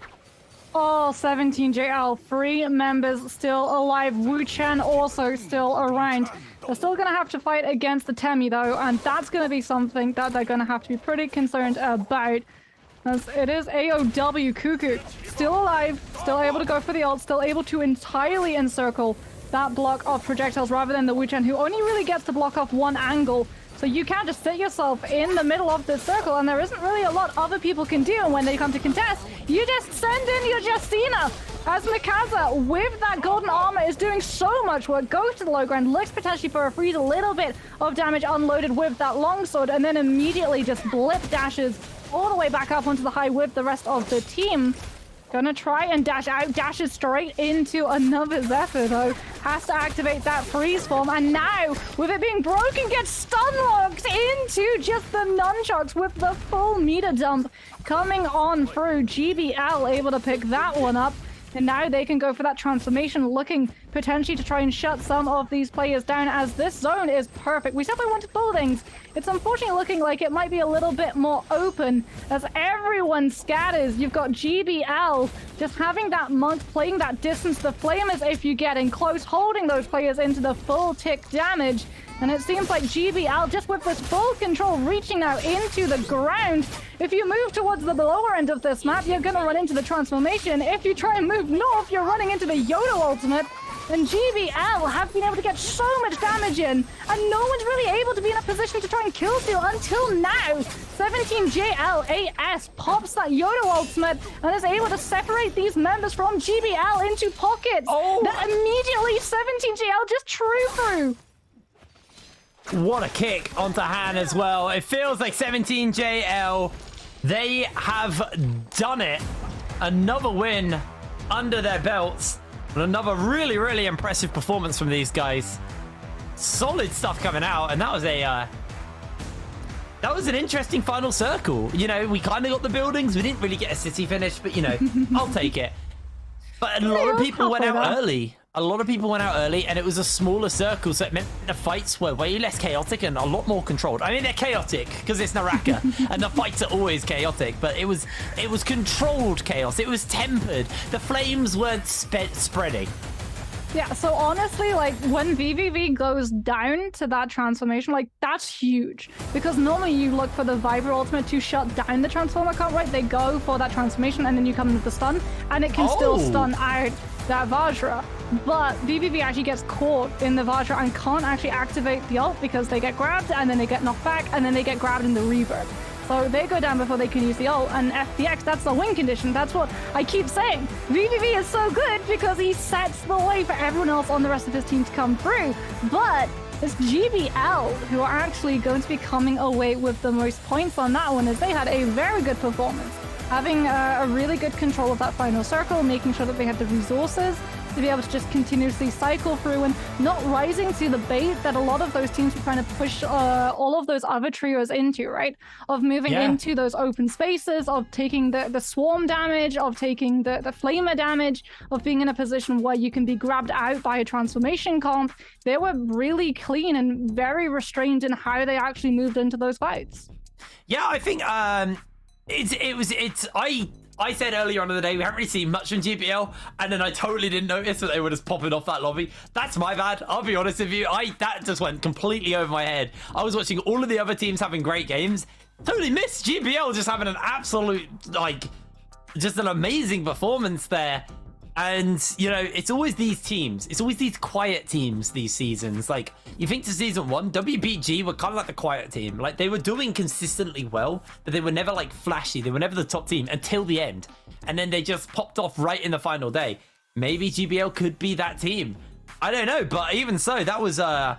You know, I actually couldn't even tell you what comp GBL was playing. How bad is that? That was like, they literally, I was focused on everyone else. It just went completely past me on actually who was, on what was going on there. But GBL, they do take the game. I'm going to be excited to see I'm going to be excited to see, you know, how many points they got, how many kills they got, because that must have been a pretty solid game from them to take first when 17JL had a really phenomenal performance in the tail end of that game and took themselves first overall. Yeah, and honestly, like, being unnoticed is really a skill. That is a massive boon in Naraka because it means that you're quietly accruing a lot of kills very early on. You're not being contested mid-game, so you can still carry through. All of those resources that you've been ever so slowly just picking up, and it's something that FPX did. It's something that J-Team actually started to do a whole bunch of as well when we saw them in the previous season towards the tail end. It was also something that XSG were a big fan of, where they would basically do a little bit of a performance, a little bit of noise at the beginning and then very slightly in the middle, and then they would coast through until that final circle. They would wait until everyone exhausted all of their resources, and then they would chime on through, and you can see it's reflected. GBL come in with 12 kills and are able to survive for a really long time. So yeah, it's not the 29-point game that we've seen from teams so far today, but it's still very respectable. I feel like the curse is, there's a new curse going around. If you take first, the next game you're taking third. FBX did it, then 17JL have just done it. Maybe GBL go third next game. I'm not a betting man, but you know, it might not be a bad bet. FBX 8.8 points for themselves right there. WBG and Bowder 4.9 tied up on that front. KZ 0-point game for them. I've been singing their praises today, but that was not particularly the best game for them. Han, though, on the side of GBL, 11,000 damage, 5 kills. His Monk, very, very good at the end of that game as well. Seeing some really solid grabs coming out from him. That re-grab into re-grab. And, like, Sojade's, you know, mostly just blue as well. So not even, like, rocking the best gear. Yeah, and there were actually moments as well in the fight. Like, this tracks back to being able to distance yourself from a fight and survive, like people not chasing after you. There were moments when Han would actually come out of that transformation and have to use the bell. And I remember looking at his health and going, there's no way that he's actually going to survive. But then the peel from the team comes through, and Han's actually able to grapple away and get the reshield, get that rehealth, get that reset, and survive, and then come back in again on that transformation. And that's absolutely massive, because normally, like, if you get that monk low and you've exhausted the bell when they're coming out of that transformation, you chase after them. But so much peel just comes out from the two members on the squad that he's able to distance himself from the fight and not punished when he should have been dead. We're keeping it going though. A different team has won every game today. It's been exciting. You know, we've seen very different stuff. We still have one more game to go, so maybe someone can get a repeat win. I would like to see another team win, another new team win, just to kind of keep everything alive, keep all the excitement going into this final game. But it's gonna be an interesting one. Again, how are the hero points looking? I don't actually know. That's one thing I'd really like to see, how many points they have to use on their heroes and stuff. Because I expect this lobby again will be a different lobby from previous from the previous games. I feel like we've had a lot of Yotos, a lot of transform. It's like, how many more times can these players actually pick it just because of the way the rules work? So we could have an interesting game in our final game, Moxie. It could be quite the different game, but I think it's time for us to throw it over to Leah, who's standing by with one of the members of GBL after that game. Hi everyone, welcome to the post-game interview. I'm Leah. Congratulations to GBL to be the winner of this game. We invite 打爆 to our interview. Let him say hello to us first. 先请打爆跟我们大家打个招呼吧。Hello， 我叫打爆。Okay, welcome. So, like in the final circle, I see there was a really hot fight in the low point of the final circle. So, how do you think about that? 那在这一把的决赛圈，看到大家对于低点有一个很激烈的争夺呀，这个是什么情况呢？因为他们玩的阵容吧，可能，沙加兵嘛，大家都在抢低点，觉得低点好打一点，拼刀什么嘛，就。看他们技能教的差不多了，然后我们就下去收头。Okay, so because the other team, they're all choose like, Justina Gould, Tamuche, and like Matari. So they want to choose the low position of the ground shape.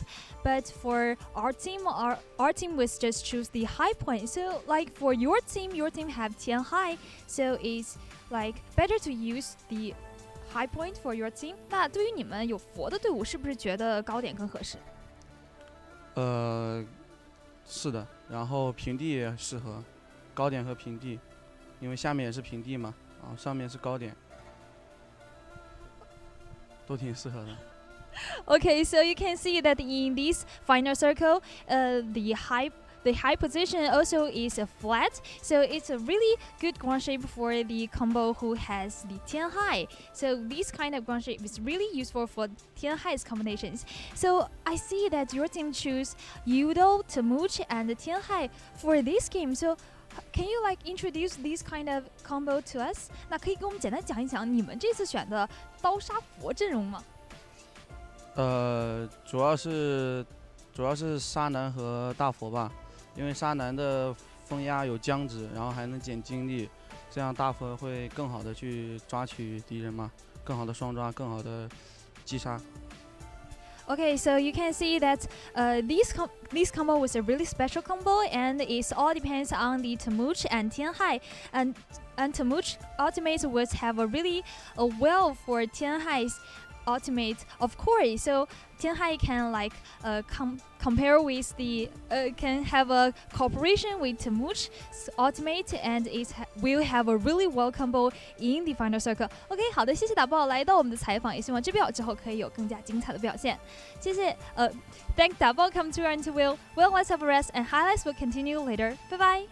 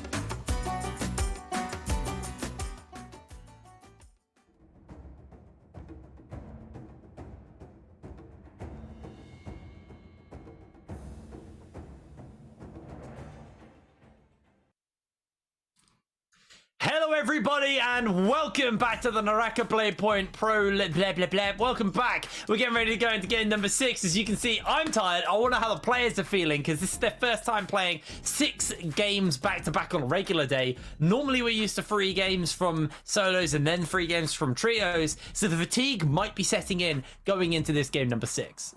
Yeah, and that was something that was always a real advantage for GD's King, right? He was always playing both the solos and the trio, so he's gonna be used to long days of Naraka in terms of regular season. Everyone else, maybe not so much. And hopefully we do sort of see, though, that those teams, the nerves have settled, all of the communication issues that were a little bit more prevalent, and the first couple of matches have started to smooth over. We're seeing teams play a lot closer together.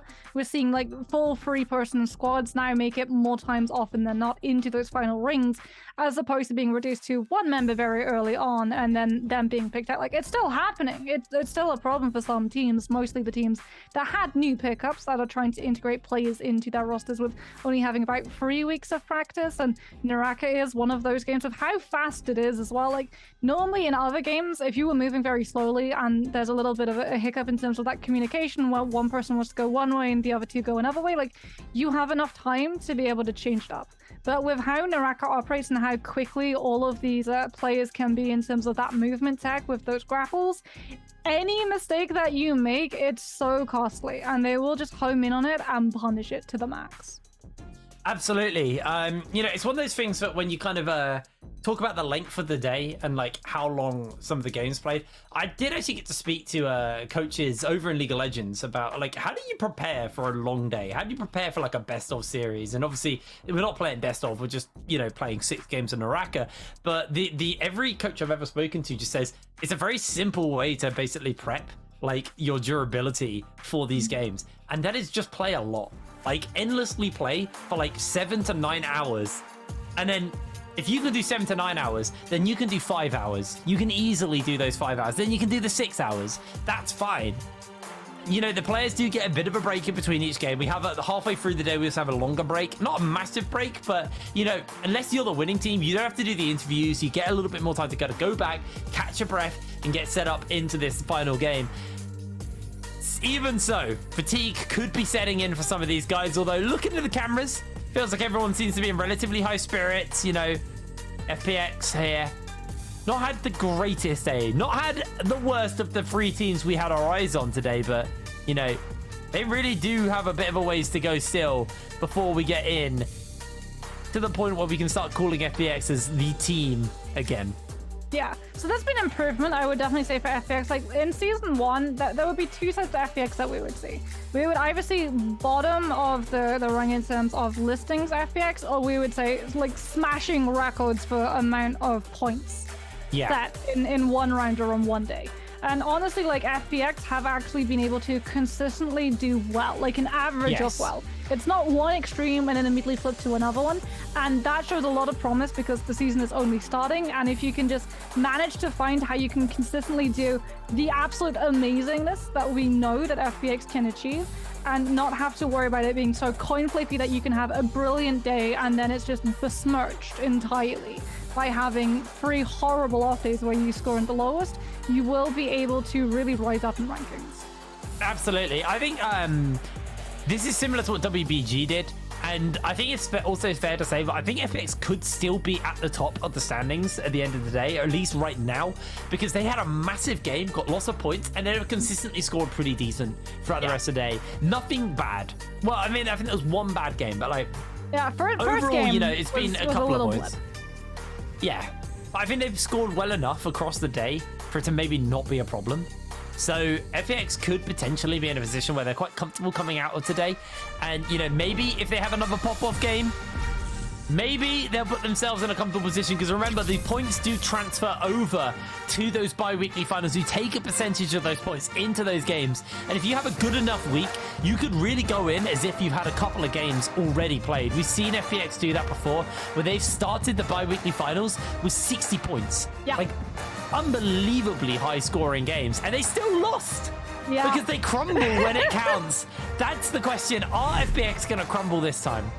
Yeah, and honestly, I would say like the way that they've honestly been able to just have that emotion just consistently carry through. Like they had a really bad game on the start, and then they've been able to like pick up the pace and pick up the confidence and aggression. Like that is all the right signs. It's not the red flags that we saw when we headed into those bi-weeklies. I'm going to be keeping my eye out though on GBL, because it's really interesting that like in the interview we actually like heard that they talked about like why this composition is working. I don't think we're potentially going to see the Valda. I would love to see the Valda coming out from them, especially because like they still have that Temi, so it's a lot of crowd control, and you can sort of do the same thing that you do with like a Monk, that you do with when you buddy up with the Temi, that you can do with the Valda, which is that you trap them in the enclosed space. And so if you're trapped in with a Monk, he's going to be able to get a lot of that space to be able to go for those grabs, but potentially the Valda could also use that bubble that you've created with the Temi ultimate to land some really nasty ultimates of her own with those spears, but we got baited. We saw the Valda. It was just a tease though. Everyone else is also switching over and just kind of finalizing their comps here. Curious if FPX actually do stick with the comp they've got locked in. Would be a fun one to play, fun one to watch, but we'll see whether or not they actually decide to do that or not. The other side. Got a Valda. There's less than 40 seconds left, and JDG are still showing Valda. Oh, please give me the Valda. I actually don't mind the Valda. I think the Valda, I'm a bit confused why Valda hasn't really shown up at all, because it was something we were seeing in trios. Saw it a lot in solos as well, but like it was showing a little bit up in the trios. Keep my eyes on whether or not that Valda and that Takeda do stay here. Yeah, so I think... we're getting it. It's staying. So I think the issue with the Valda is like, how do you put it into those comps? You can try and put it with the Kurumi so that when you have that elemental aspect of the circle, you can have like that sap, that's slow. But if you try and move it away from like a Monk transformation, then you're giving up a massive amount of damage. Effectively, I would probably have seen it like swapped out with the Viper so that you can go for that CC. But they're actually playing the Yoto, Viper, and Valda together. So this is going to be a control all of the map essence play, where they have a lot of CC that they can just chain lock you up, stun you up, Viper lock into a whole amount of damage with that Valda, and really set play for the Yoto. So in theory, yeah. Yeah, it's similar to FPX's comp, where it's like, in endgame, it's going to be massive, but all three of your players have to survive. Because the Valda having that stun, like the fact that she can grab you up and guarantee a hit before that bubble breaks, is going to be massive for potentially a Yoda ultimate to come through. Especially if you go for either the third version or the second version, where you get multiple bubbles to catch multiple people out, and you can combo that up with a Yoda ultimate. You'll connect onto so many of the members around you. Yeah, I think in theory, it's actually a really nasty comp as a... Oh, no. Secret Tunnel strikes again, and we lose some players. I think that was GD who were taken out there. Yep, they are in ghost form right now, as they lose that pretty heavily. But over on JDD versus AOW, JDG using their Yoto, not able to quite get all of the extra damage in place in time, but still getting a whole bunch of damage onto Cuckoo, and AOW are slain by JDG. Yeah, this is what I was talking about when I was talking about the dual blades, right? Rune and I, like, I'm gonna immediately put Rune to this as well, so it's not just me. We were discussing what's more effective, the katana or the dual blades, and we both say it's the dual blades. Because it has the same thing with the charge, right? Left click, you can normally confirm into an uppercut, but not just that, the fact that you can just charge it up and it doesn't have that blue focus immediately giving away that you can counter this move. It's massive in trios because there's too much chaos. You're not really able to track it. And you're able to just sunlock those players into absolute eternity, as we're seeing KZ actually sending Wenlong into a little bit of the Shadow Realm at the moment. They should be able to get that respawn coming back through, but Bowda once again going to be falling very quickly. It's just going to be Aksha out, left alive, waiting for the team to come back in with those reinforcements. Is KZ looking for a chase? Ace have been found out. They do have that longsword if they want to try and go for those horizontal slashes to be able to land a little bit of damage. There's the vertical gonna come through and catch Alex, who does actually manage to not get grapple locks into Oblivion. Should be able to just put a little bit more distance behind them. And Aces now are just trying to go for that distance play so that KZ don't want to fully commit in, because they don't know how close other trios are for this third party. With how long this fight has gone on, it's going to be even harder for them to be able to keep themselves alive. But now KZ comes in and they're able to collapse onto Aces, who were a little bit on the fence about whether they wanted to engage or not. But here comes the third party. This is what happens if you take too long to either decide to actually push onto an engagement but stick around in the area, or you engage and you don't manage to get the kills in time. So there's going to be the Temi going to be able to just airborne up Kakashi, so they're not able to find the clean third party that they want. And KZ, with that Justina ultimate, are very quickly turning the table to GD, who thought they were coming into that fight fresh. They had all of their resources, they had all of their cooldowns online, but KZ's composition just had a little bit more crowd control. Just a little bit more as we cut over to WBG, taking out Sansi. Maybe looking for a little bit more, but Jing going very, very low, and he will be taken down. NAD able to pick him up nice and easy as Jing will get traded out in a 1-4-2 trade, I believe, there. Didn't see what happened to that third member. Maybe they were taken out a little bit earlier. Do still have those rebirths, though, but not a great start for WBG. Once again, the reigning champions...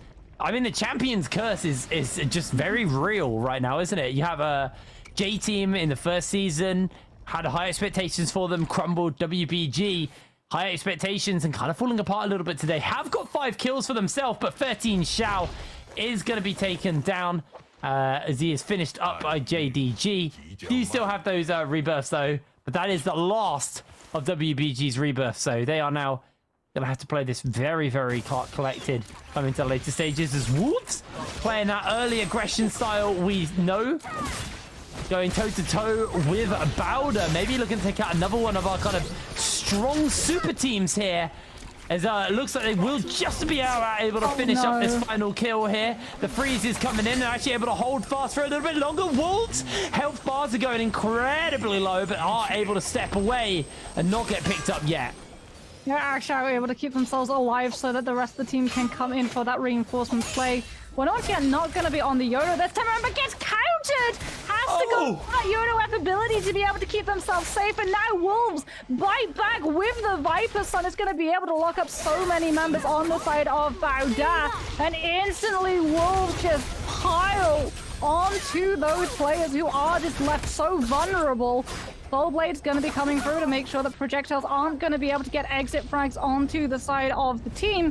And Wolves, it's all off of that counter. It's absolutely massive. And they know, like, there's no way that Bowder can really come back from that. Not at all. As Xiaonan looking for this grab, not going to quite land it on TI, is able to get away. XCG will lose their transformation. XCG are an interesting team for me. They've been a team that, you know, last season were kind of in the shadow of another team with a very similar name in XSG. But this time around, no XSG to kind of note. And XCG have always been consistently, you know, pretty middle/upper bracket, but never consistently in the upper side of the bracket. Maybe this season they're going to try and prove themselves as, you know, one of these teams that are up in the upper echelon of our teams here in the group. As XCG, as I say this, are currently getting pretty heavily beaten in this fight, but a great meter dump coming in from Xiaonan, able to get a whole bunch of damage off. Maybe he can find himself a little bit more here, but gets himself knocked back by the charge click of the longsword, countered and finished up. Able to finish this one up, and XCG's final member is going to have to really pull a cat out of the bag here, but not going to happen when you're in the middle of the sandstorm. It's going to have to be one hell of a counter coming out, and I don't think it's going to come down in time. Juggled in the air, but no, the backup has come in. They've got the revive, and maybe XCG have found their opportunity to turn this around. Ike is going to go down there, and all of a sudden, Living Hen is giving Living Hell over to Alliance. Oh my goodness. Living Hen, how were you able to survive for so long? The fuel comes back, the reinforcements are able to arrive back into that fight. And Alliance just not being able to kill that Kurumi fast enough, unfortunately. Just had to use so much resources to actually be able to kill the team the first time around. They don't have anything left in the pocket for when they come back. And it is FPX now going up against a couple of spats as WBG are just finishing off one of theirs. Wolves is going to lose that engagement. WBG going to be walking away with that one as FPX still just playing very passively at the moment, making sure that they're going to be out of sight, not wanting to go down early on in this engagement, given one of their members is currently missing from that mini-map view. AOW, on the other hand, going to look for the engagement onto GD. There comes the Justina ultimate, tries to just ping through immediately. The players all caught up in that middle. Duncan comes in with the Yodo ultimate. They're actually going to use it to transition into the Wuchen TP so that the follow-through pulled out from AOW, that Justina is going to find next to nothing as the grapple chase does come through.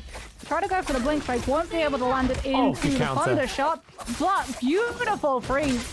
Able to come on out, and now Duncan goes a little bit too aggressively away from that team. Has been picked up by AOW.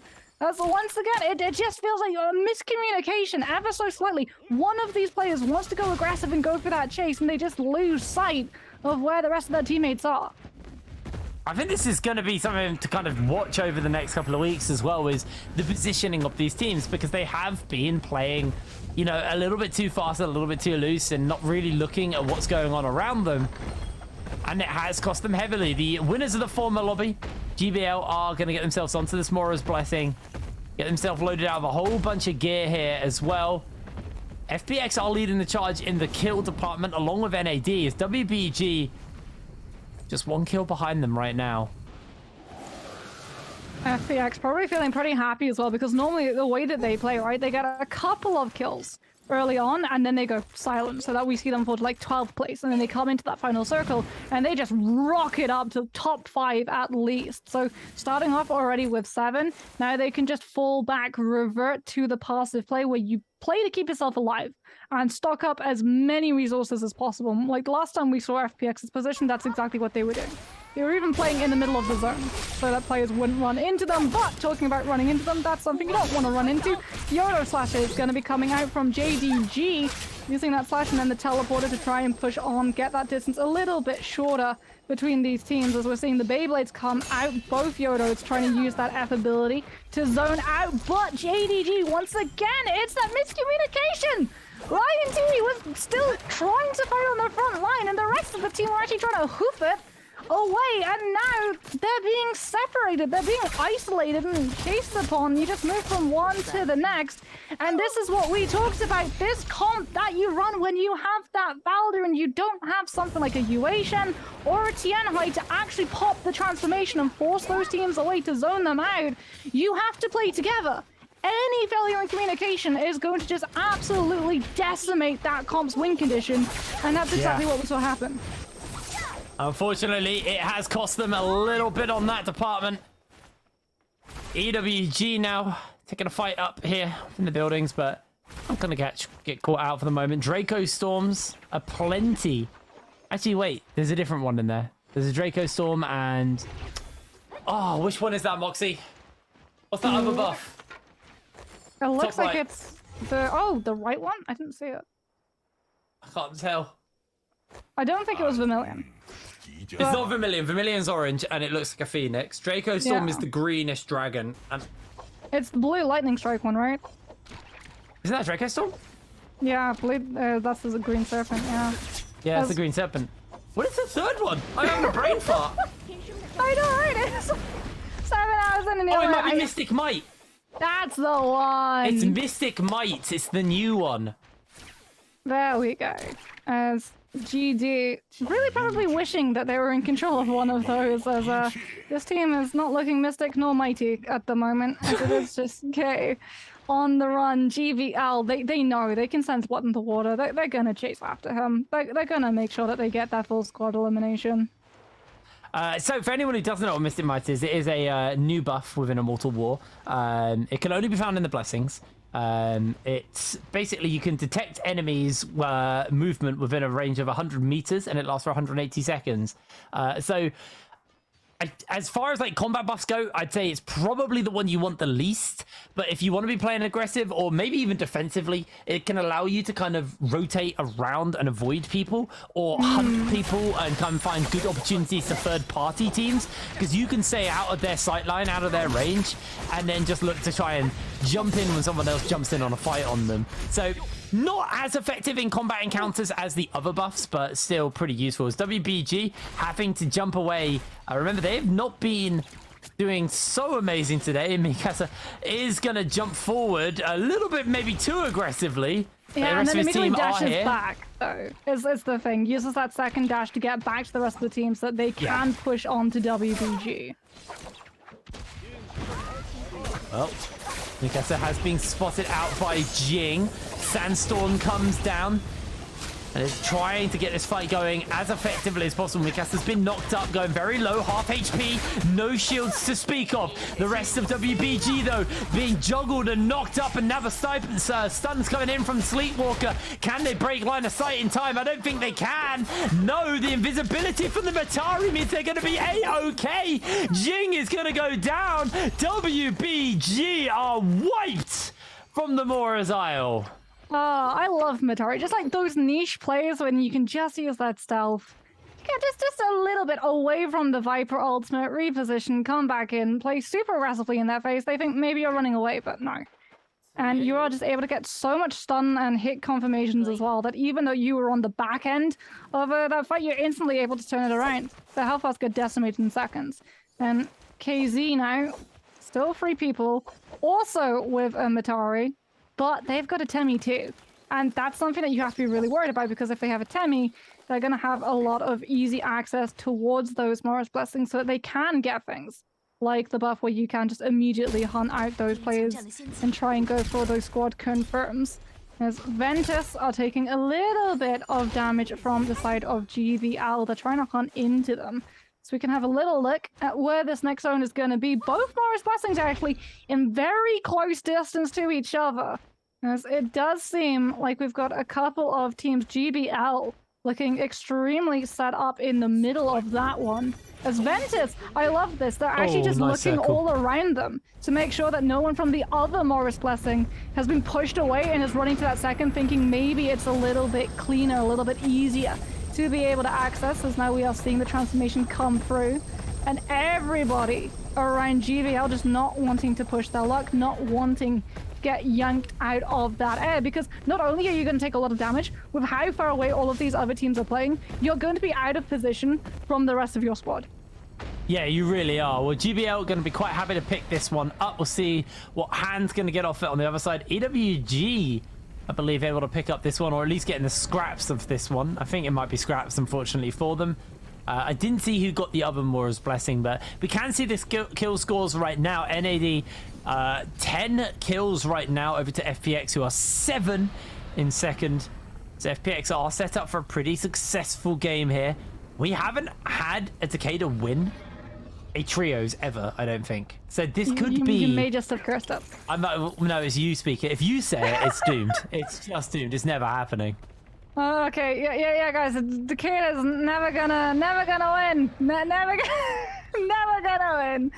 There we go. We'll see if that balances it out. But 17JL are just gonna play for a little bit of control of tower at the moment, as we do hit that lull, a little bit of a patch where everyone just takes a little bit of time, gets their ranged weapons online, make sure that their soldiers are going to be kitted out so they can get the most amount of AoE, because that's something else that like cannons are really good at, the kill steal potential. I think it was yesterday, Luring King actually came in with 5 kill steals off of the back of cannons, because just with that splash AoE damage. And the worst thing for these teams is you do so much damage, you like 95% off a health bar, and then a straight cannon shot comes through and just steals that point away from you.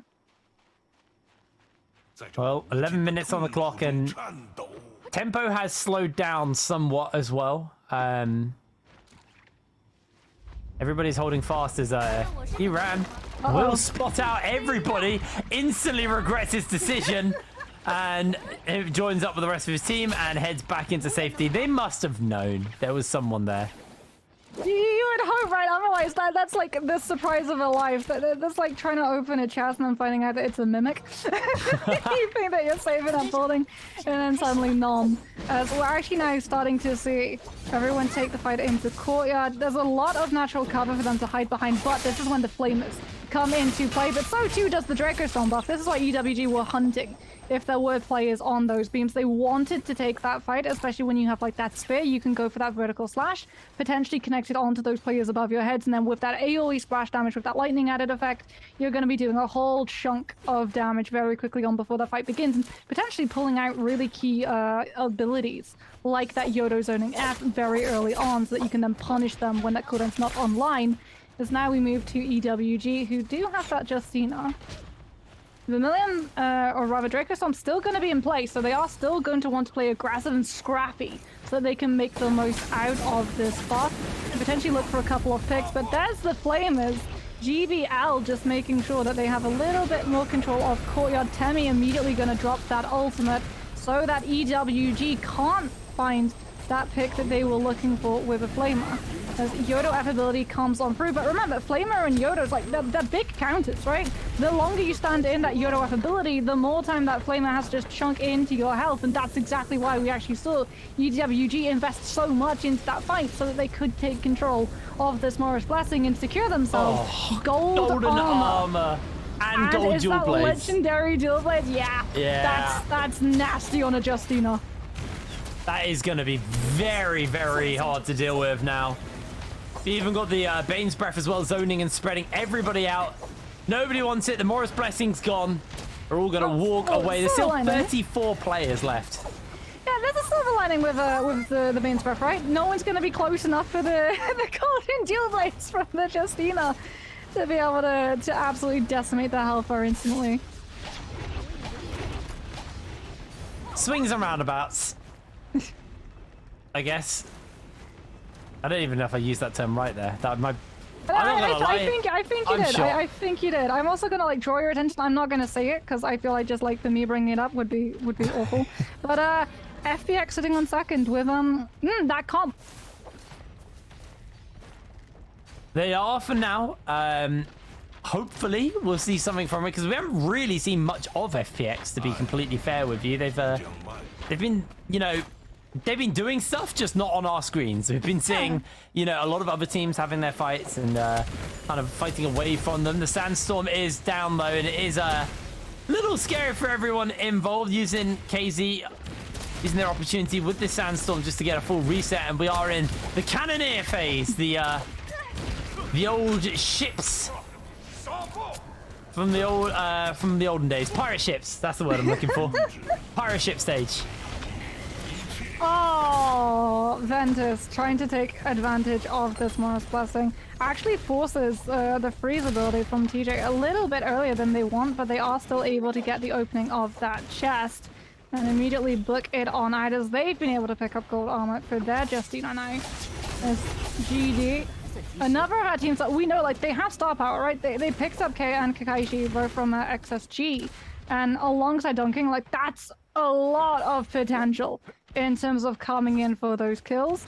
But again, it runs back to the fact, like, you want to save your star power, your true just blitzing for all of your resources for final circle, especially if you're running that Temi and you take full advantage. You use the Sandstorm to get the full 360 coverage of that zone. Everyone gets trapped in there with you, and you're locked in there with them. And it's going to go absolutely perfectly. In theory, that's how it plays out on paper. In theory, yes. Again, it banks on the fact that your Temi has to survive. You have to have your ultimate on cooldown for when players start to move in with things like the Monk ultimate. But EWG, just having, you know, writing on paper, they're also burning a couple bits of paper too, because there comes the Flamers. And it is actually going to catch GBL, who takes so much damage from the cannons on the exit, trying to escape that one. GBL with the Temi ultimate to be able to cover up harm. This is what they were doing in the previous series, and they were able to find so much value with it because he can literally just go for those grabs, and there isn't really a lot other people can actually do until that Sandstorm is actually going to subside. But now that the Sandstorm is gone and about not being there to actually cover the transformation with the Yodo damage, Han goes down. And Sansi quick to follow as well from EWG. Feels like the space is starting to run a little bit low, and the areas to hide also drying up as 14 here looking for a big stun. Wu Chen was forced out. He's going to use this opportunity just to kind of get a cheeky reset off. Wolves have now got this high ground thanks to the work from 14. They're going to be quite happy because they've got a wall to hide behind as well. They're going to be able to use this very, very effectively on that front.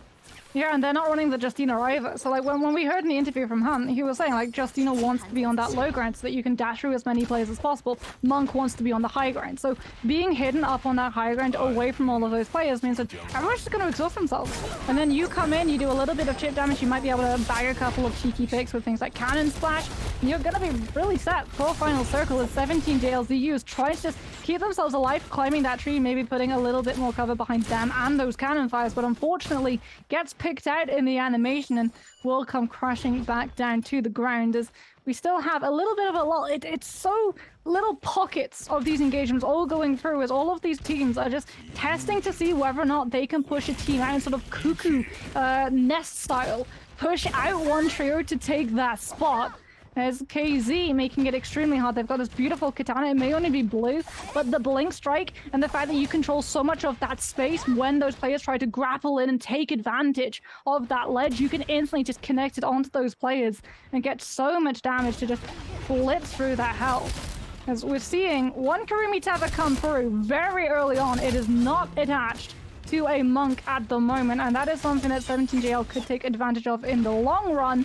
But 17JL, they can't stay still for too long. Like every single time one of these players stops for about 1 second, 2 seconds, they're just being hammered by all of these projectile ranges from afar. Yeah, it is a bit of a problem for them on that front. Constantly getting punished every time they try to even think about stepping up. Meanwhile, FPX got a... Is that a cannon or a flamer? I think it's a flamer, actually, for FPX to work with. So, oh, no, it's a cannon because it's grey. Flamers can only be purple or legendary. So it's just a grey cannon because they are recognizing cannons are king right now. And Wolves, they're going to punish NAD. Health bar going very low. He's going to force the Viper stun out from Mauam. Instant Viper, instant Wu Chen ult in response to teleport away to safety. Well, transformation comes out from XCG. There's the high ground that these monks want to have control over so that they can just look down and potentially grab those players away from that team, forcing them to either go for that full grapple commitment to peel for them or just allow the sacrifice to be made for the greater good. Viper not going to be able to find that stun. Slam is potentially going to be there, but Xiao Nan is taking so much damage. Kurumi ult is going to be coming on through, so that the transformation will be there in time. But out comes the Temi. Immediately just sunlocks and throws everyone in with that CC of the Zephyr. As AOW's Nixia is trying to look for a scale rush to connect on some of these players and do a little bit more damage. Has to actually pop that freeze bomb a little bit earlier than they could potentially want. But 17JL are the ones who, even with that poison splash damage that they're suffering from, are still able to just stunlock those players. Oh no, Doshi gets stunned out of the Yoto ultimate. And unfortunately, with that Zephyr just immediately has to come out from the Yoto ult and try to push back in with it as GD Kakaishi with that golden armor still there, still being one of those players that you have to watch out for on that Viper. Does not actually have the ultimate online, so it is just going to be an arms race. Trying to hit that one as fast as possible, just using that longsword. All of these threatening horizontal and vertical slams to make sure that no one's able to actually try and push in on you until the ultimate is ready, as now we see another Yoda ultimate coming from Doshi, just again to reposition, be a little bit of a threat and push onto those teams so that you're not isolated away from the rest of your teammates, and then immediately claps in upon cannon comes through for a little bit of extra splash damage, a little bit more set play, as we do actually see KZ still up on this high ground, still unperturbed, still on that ledge, still holding a lot of sway in terms of the splash damage coming from those projectiles. As FPX, they've tried to do what they've done previously, just be a little bit smaller, a little bit quieter, so that people ignore them, but their spot has been pushed out, and now they're going to have to start scaling up that cliff into the waiting arms of XCG, who, yes, does not have the Kurumi, but because of how high up you are, no one's really actually able to try and return fire against that monk. 17JL, though, playing from the low ground, will be able to come in with a Viper stun, but no picks actually able to come from it until Ventus comes in with the dual blade pick onto Dunking. Nice stuff. Everyone is down in this pit, though. It's so hairy. Doshi finishing up onto one. Ventus will lose WX98. He is taken down. Doshi, huge ultimate with the dual blades, golden dual blades on the Yoto. That is a scary, scary scary Yotohime, but on the top of the hill, there's even more action breaking out. The circle getting tighter and tighter. We still got 13 people jumping up and down this cliff edge, trying to fight for some level of dominance, some level of comfortability up here. LKK getting a revive off. No way. No way did they get a revive off in this circle with a minute left. Oh, they are getting goodness. flamed from above, though, from FPX. Slowly but surely taking quite a lot of tick damage. FPX picking up a couple of kills, but not able to finish up quite anyone yet on that front.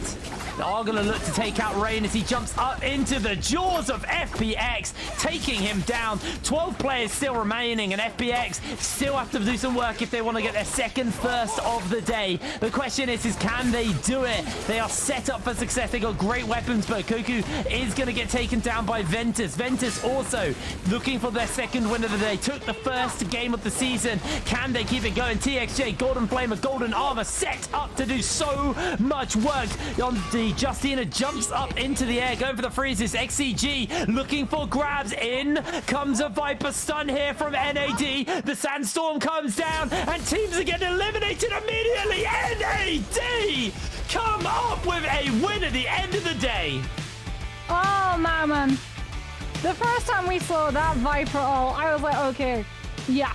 Merriman has that potential to be very similar to VVV, to come into that final thing and just ult everybody in the zone. And they do it again. And honestly, I'm so happy that they got that win. Because Merriman deserved it. From the way that they've been playing Viper all the way through the game, but also in those final circles. Just absolutely clutch. And it seemed, right, that FPX had that one in the bag. They were able to have that high ground, they had the Flamer. The problem is, they were doing chip damage with the Flamer, and it wasn't actually securing the kills fast enough.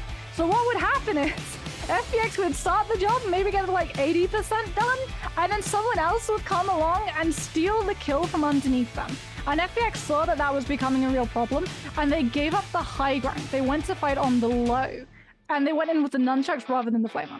And immediately everyone just turned around and decimated them, because they knew if they just left FPX to their own devices, that Flamer would come back through, and all of that control over that space would just be removed. That zone would be too small. No one would be able to actually challenge FPX to get close enough to them, because they would just be walking into the barbecue.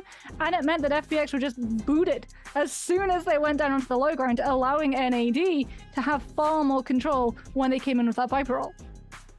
And there we go. We had a different team win every game today as well. So I think there's still a lot up in the air coming into Season 2. I think there's a lot of teams who have some stuff to prove. I am excited to see on Sunday some of these Group A teams play. I want to see what GG are looking like. I want to see, what J Team are looking like. There's a whole lot of teams that have a lot to prove right now. But I think FPX definitely proved... They proved us that they've learned. I didn't want to say improvement, because that was a lot of proofs. But I feel like from FPX, we look at them as a team who were really hit or miss. And when they hit like Mike Tyson. And when they missed, I mean, I can't think of something appropriate. So, they miss real hard. But FPX today they had the biggest single game score with that 30-point win. Phenomenal game coming in from them. But at the end of the day, they've also been pretty consistently good.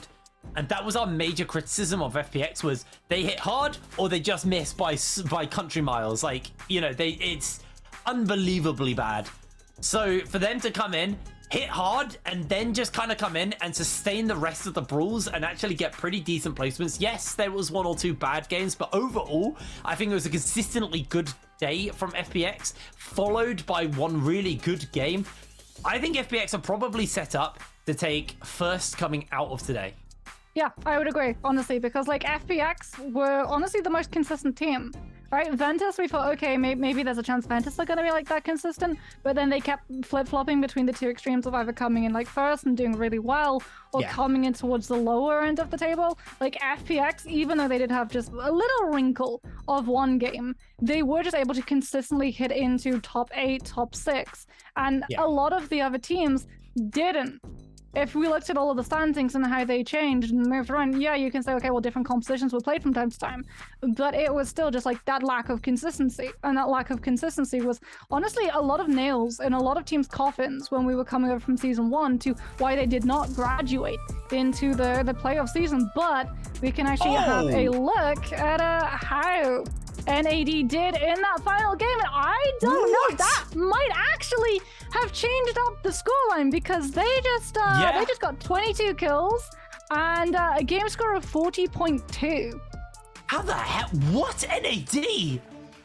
Where were you all day? They've had a pretty decent day, but like that is something else. And then KZ as well, coming in second with a 19-pointer. FPX fought 17 points though. That's just under 20. They did pretty good. Yeah. But KZ, I said there was. I've been seeing some glimmer of hopes from them today, and they definitely proved me right on that. WBG was 7.1, mostly just carried by the fact they had like a really good start with kills, but crumbling heavily. Bowder a 0 point, a big old donut for them coming out of that.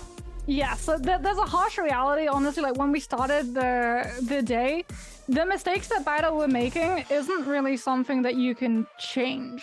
When you notice them and you're going into a couple of other games afterwards, it's literally just synergy problem. They need to have time to be able to adapt into how they play off of each other, because you just had V's as your Viper, and V's plays Viper very aggressively, right? So you're very used to aggressive playstyles. That's something that you can really help and practice with time. It doesn't change on one day. But look at the amount of damage that Doshi did for NAD, because that is 21.8k, 12 assists coming out from the Yodo. Absolutely killer performance coming in from Doshi on the Yoto Hime. I think it's all of our high damage games have been Yotos, and they've all had Universe Slash as a legendary Soul Jade. Like, I don't know, man, it's something else. They are playing super well.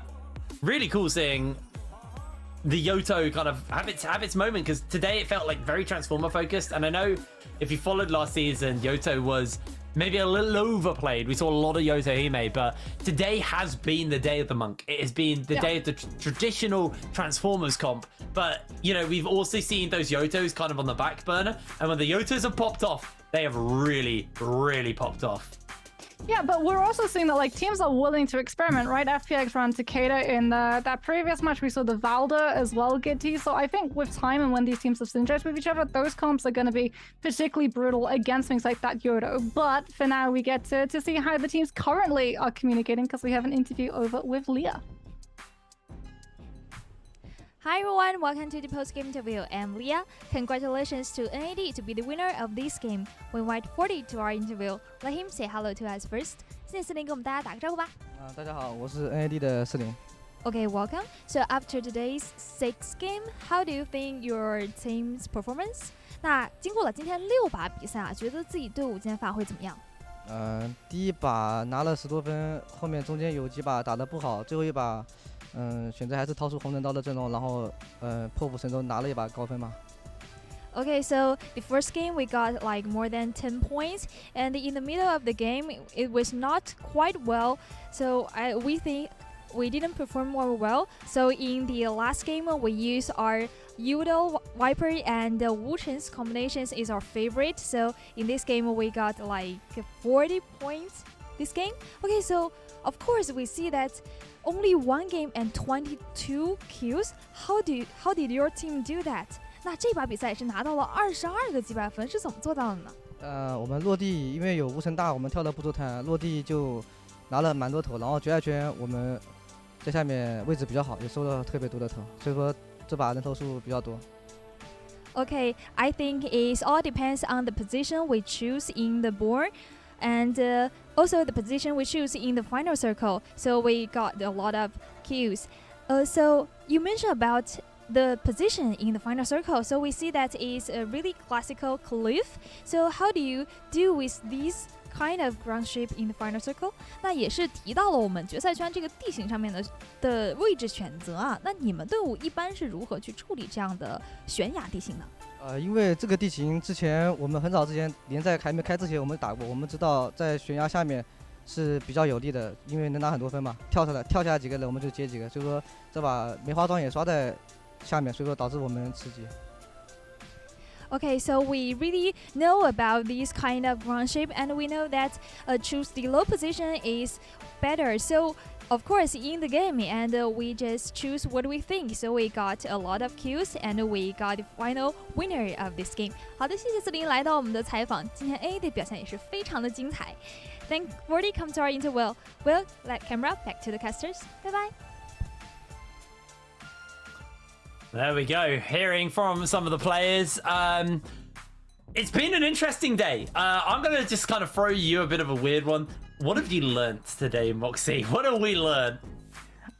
Probably that changing up your roster 3 weeks before the next tournament is probably not gonna do the best in terms of when you're going up against teams that still like have that consistency and that roster that's carried through. Like I said, like all of the problems that we saw for those teams who did have a lot of those change-ups, like teams like BIWEEKLY1, teams like WBG, we knew that there was like drastic changes, right? Yes. And there are signs, obviously, that there still needs to be a little bit of adaptation, a little bit of integration. But like we said, like that's the stuff that has to come naturally and with the flow of time. That's not going to be something that you can cram in after seeing, okay, on one game we didn't manage to communicate well. It's literally we have to go back and practice until we can. In fairness to some of these teams, next year we won't have 3 weeks between seasons. We will have more time, so the off season gives more time for the players to get more comfortable with each other and play with each other. But here we go, the overall standings right now. Yes, this is exciting, but let's see the top end of the table. FPX are running the roost here with an 82-point lead, but NAD only 3.5 points behind them. Then 17JL, then Ventus, then Wolves, then GD, then AOW, then Alliance. There is only one team on the top end of this table who I expected to see on the top end of the table. Yes, you could put an argument for Ventus and Wolves after playoffs, but for the likes of Alliance, for the likes of 17JL and NAD, I am happily surprised. Yeah, so Alliance have always been survivors. Like, they've always seemed to make it really far in because, like, they're crafty. We use, when we see teams, like, use the bushes to keep themselves hidden, it tends to be Alliance players. They do it in solos and they do it in trios too. The difference was that they would survive long enough, but the kills that they were able to pick up because they were playing for survivability rather than, like, playing aggressively didn't really reflect a good scoreline. But now that they're trying to like balance the two out, they are starting to creep up and really have a lot of experiences. We can have a look at how tomorrow is going to pan out because it's going to be groups A and C, and we said we wanted to know how the changes would affect a lot of these rosters. One of these rosters that changed the most dramatically is one of the teams from A team. It is J team, our former world champions. They lost 2 of their star players, and I'm really interested actually to get to see how they're going to be able to fare as we go into solos tomorrow. Yeah, solos tomorrow is going to be fun, but I think you are right. A-team, very, very fun, just because of the fact that we'll get to see the defending world champions, because they're not the former defending. They are still the defending world champions. They had a bad season 1 of the regular split, but that's not Worlds. They've made it through to the finals this time around, but I'm very excited to see how that's going to go down. But obviously, over on the other side, A versus C in solos tomorrow is going to be very, very fun. But that is going to do it for us here at the Naraka Blade Point Pro League. Thank you very much for watching us. We are not done yet because we have a little bit more time to talk. I think we have something else to come up. So give me a moment on that one. Are there any solo players you're excited for, Moxie? I mean, I think I'm just excited for the meta shift, to be honest. Like, obviously, Don King has got to be one of those players that you're excited for since he was literally just known for playing both trios and solos. But the fact that Ziping Ying is really coming into play and we are getting to see her challenge the pick rate, because remember last season, it was Yodo or Justina. That was all that the lobbies were, and then occasionally you would get like the curveball thrown in of the Taka so that you could counter that Justina with the free shell form. Now it's like Ziping, Ziping, Ziping, Ziping, Ziping, Yodo, Ziping, Ziping, Ziping, Ziping, Ziping. True. Yeah, I mean, you're right on that. We did actually have towards the end like a lot of Wu Chens, because like different versions of Wu Chen's ultimate, instead of pinging your whole team out, the old switcheroo, like the teleport behind you, nothing personal kid ult. You know, there was quite a lot of adaptation. The Valders, the Wu Chens, the Yotos, you know, all of these things. Maybe Ziping is is a little strong at the moment. I guess we'll find out tomorrow. We will have that answered. We are going to throw there. Thank you very much for joining us. We'll be back same time, same place tomorrow for the solos action here at Naraka Playpoint Pro League. You don't want to miss it. Good night.